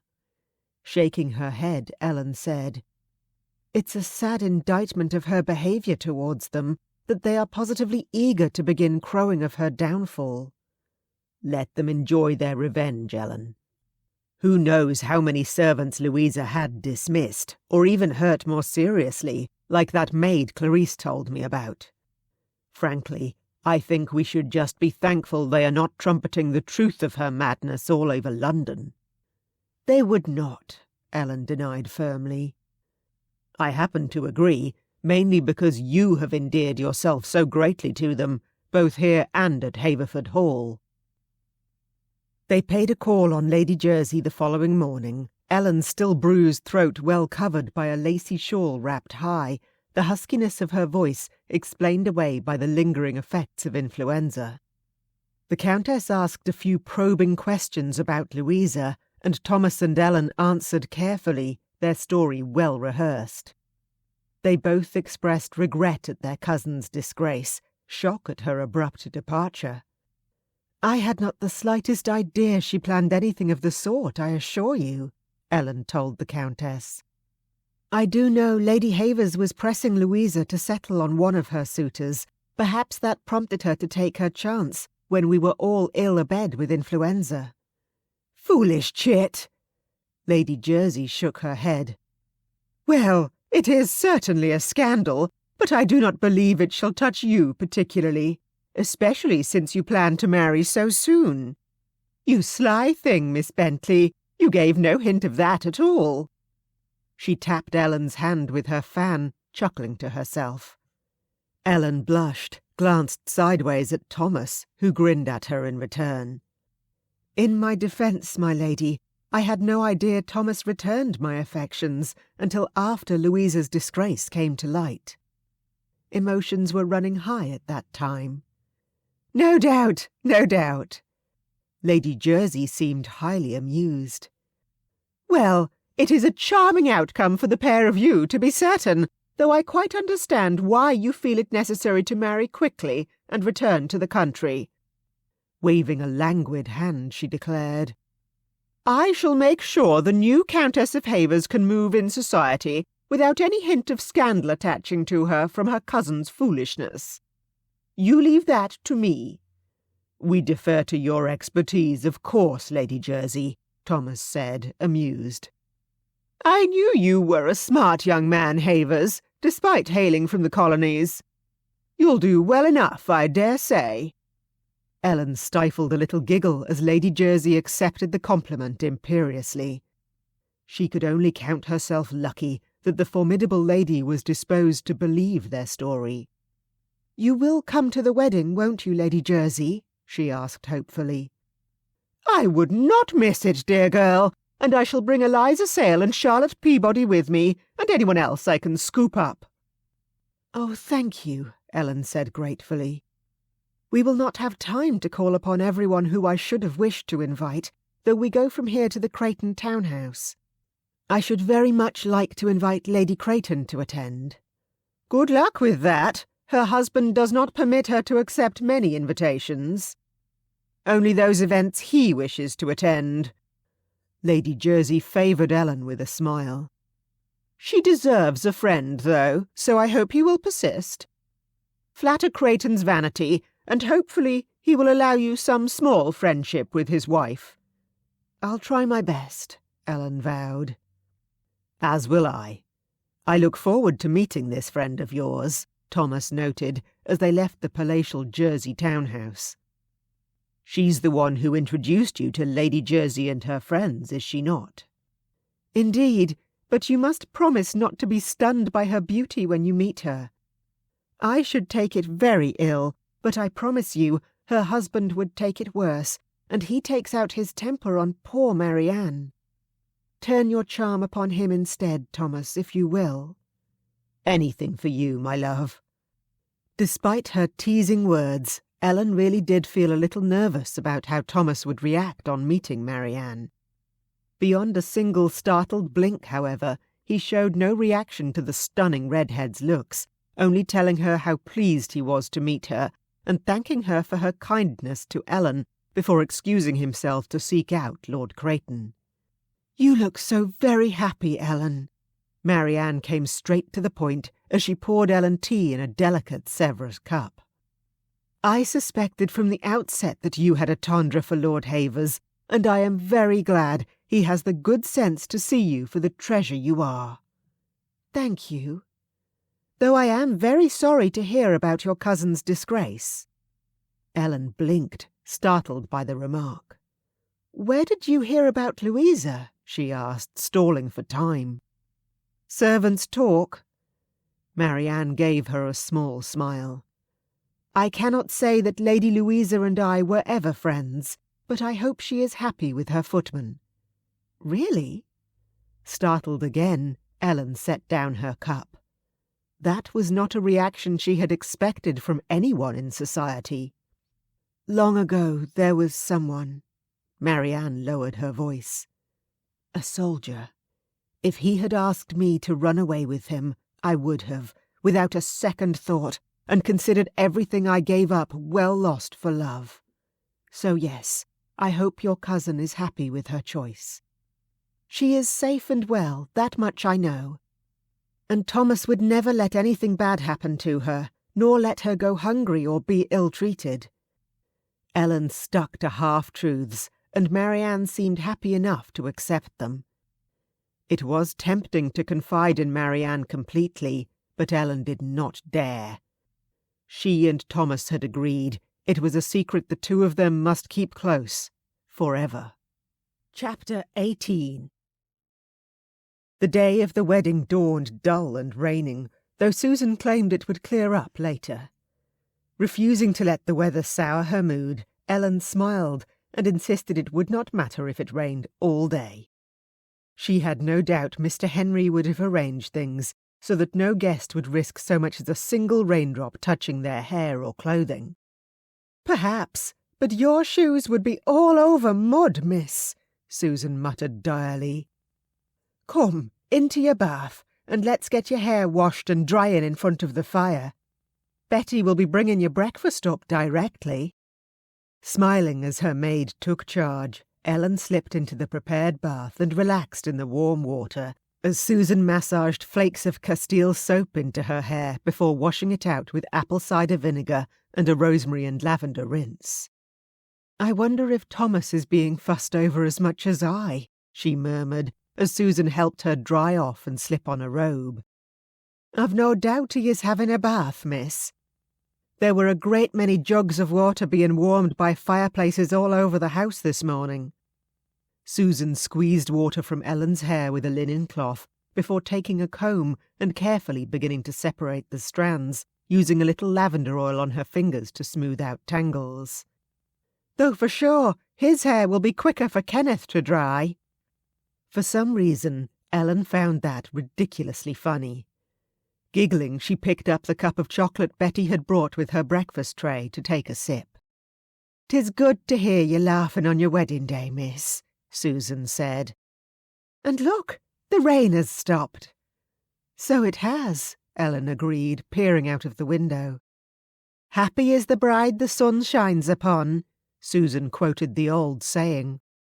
"Perhaps, but my parents were the happiest couple I know, and Mamma always said it snowed on their wedding day. And it certainly poured with rain the day Demelza and John married, and they are very happy too, so I will not put stock in miserable wedding days having anything to do with unhappy marriages." Ellen declared firmly. Very wise too, I dare say, Susan agreed. Won't you eat something, miss? Ellen smiled wryly. Of course, her sharp-eyed maid had noticed Ellen had not chosen anything from the tempting array on the tray. My stomach is in knots with nerves, she confessed. Just think of it like every other wedding your father, God rest his soul, officiated over the years, Susan suggested. I dare say you've seen more weddings than anyone else in this house. That was quite true, Ellen mused, as she allowed Susan to coax her into eating a slice of toast, spread with butter and honey. Her father always said he loved nothing better than conducting a wedding, seeing a loving couple joined together in matrimony in God's house, unless it was the baptisms which often followed, sometimes a little less than 9 months later, though her father would never comment, no matter how short the time between wedding and birth. Her parents would have liked Thomas, she thought, very much. She could imagine he and her father having long debates over what they read in the newspapers, her mother recruiting Thomas into helping with one of her projects to improve the lot of the poorest villagers. A tear trickled from her eye, and she blotted it away. I am just thinking of Mamma and Papa, she replied to Susan's concerned query. I wish they were here. Of course you do, miss. No doubt they'll be watching over you from heaven, though, Susan said stoutly, and Ellen nodded.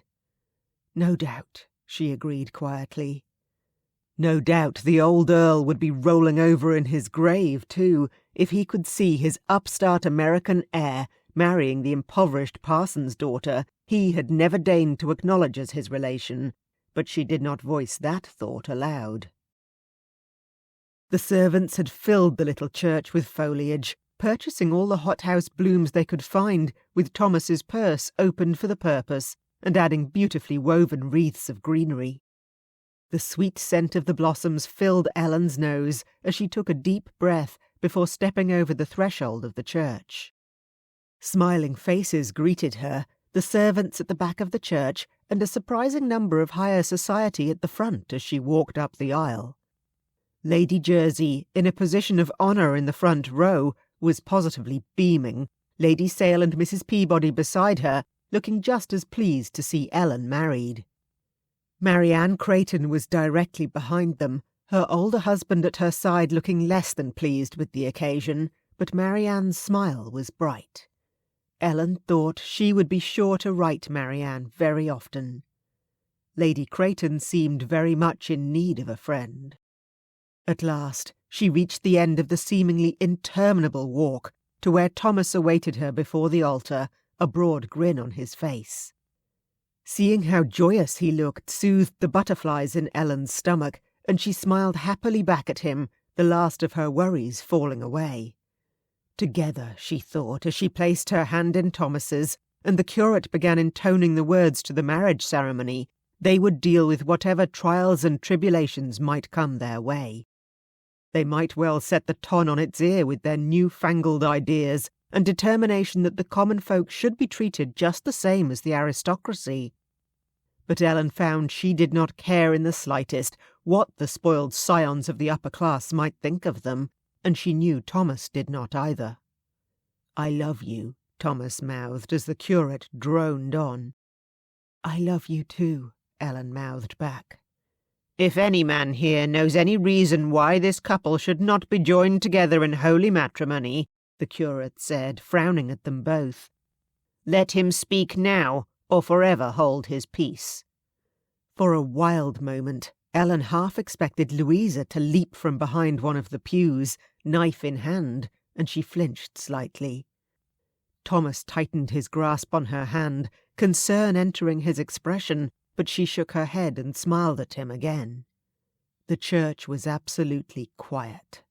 Thomas smiled reassuringly back at Ellen, perhaps guessing something of what she was thinking, and the curate began the ceremony again, this time preparing them to speak their vows. I now pronounce you to be man and wife in the sight of God, the curate ended at last. My lords, ladies and gentlemen, the Earl and Countess of Havers. My lady, Thomas said with a smile, and Ellen laughed delightedly. "Your lady indeed, my lord." Uncaring in the least whether they scandalised their audience, Thomas drew her close to place a lingering kiss on her lips. A few tuts sounded from the most traditional, but almost all the congregation beamed at the happy couple, glad to see Ellen find happiness with her Earl at last. The End. An Earl for Ellen is the first in the Blushing Brides series. Look out for A Marquis for Marianne, Book 2 in the series, also available now. This has been An Earl for Ellen by Catherine Bilson. Narrated by Catherine Bilson.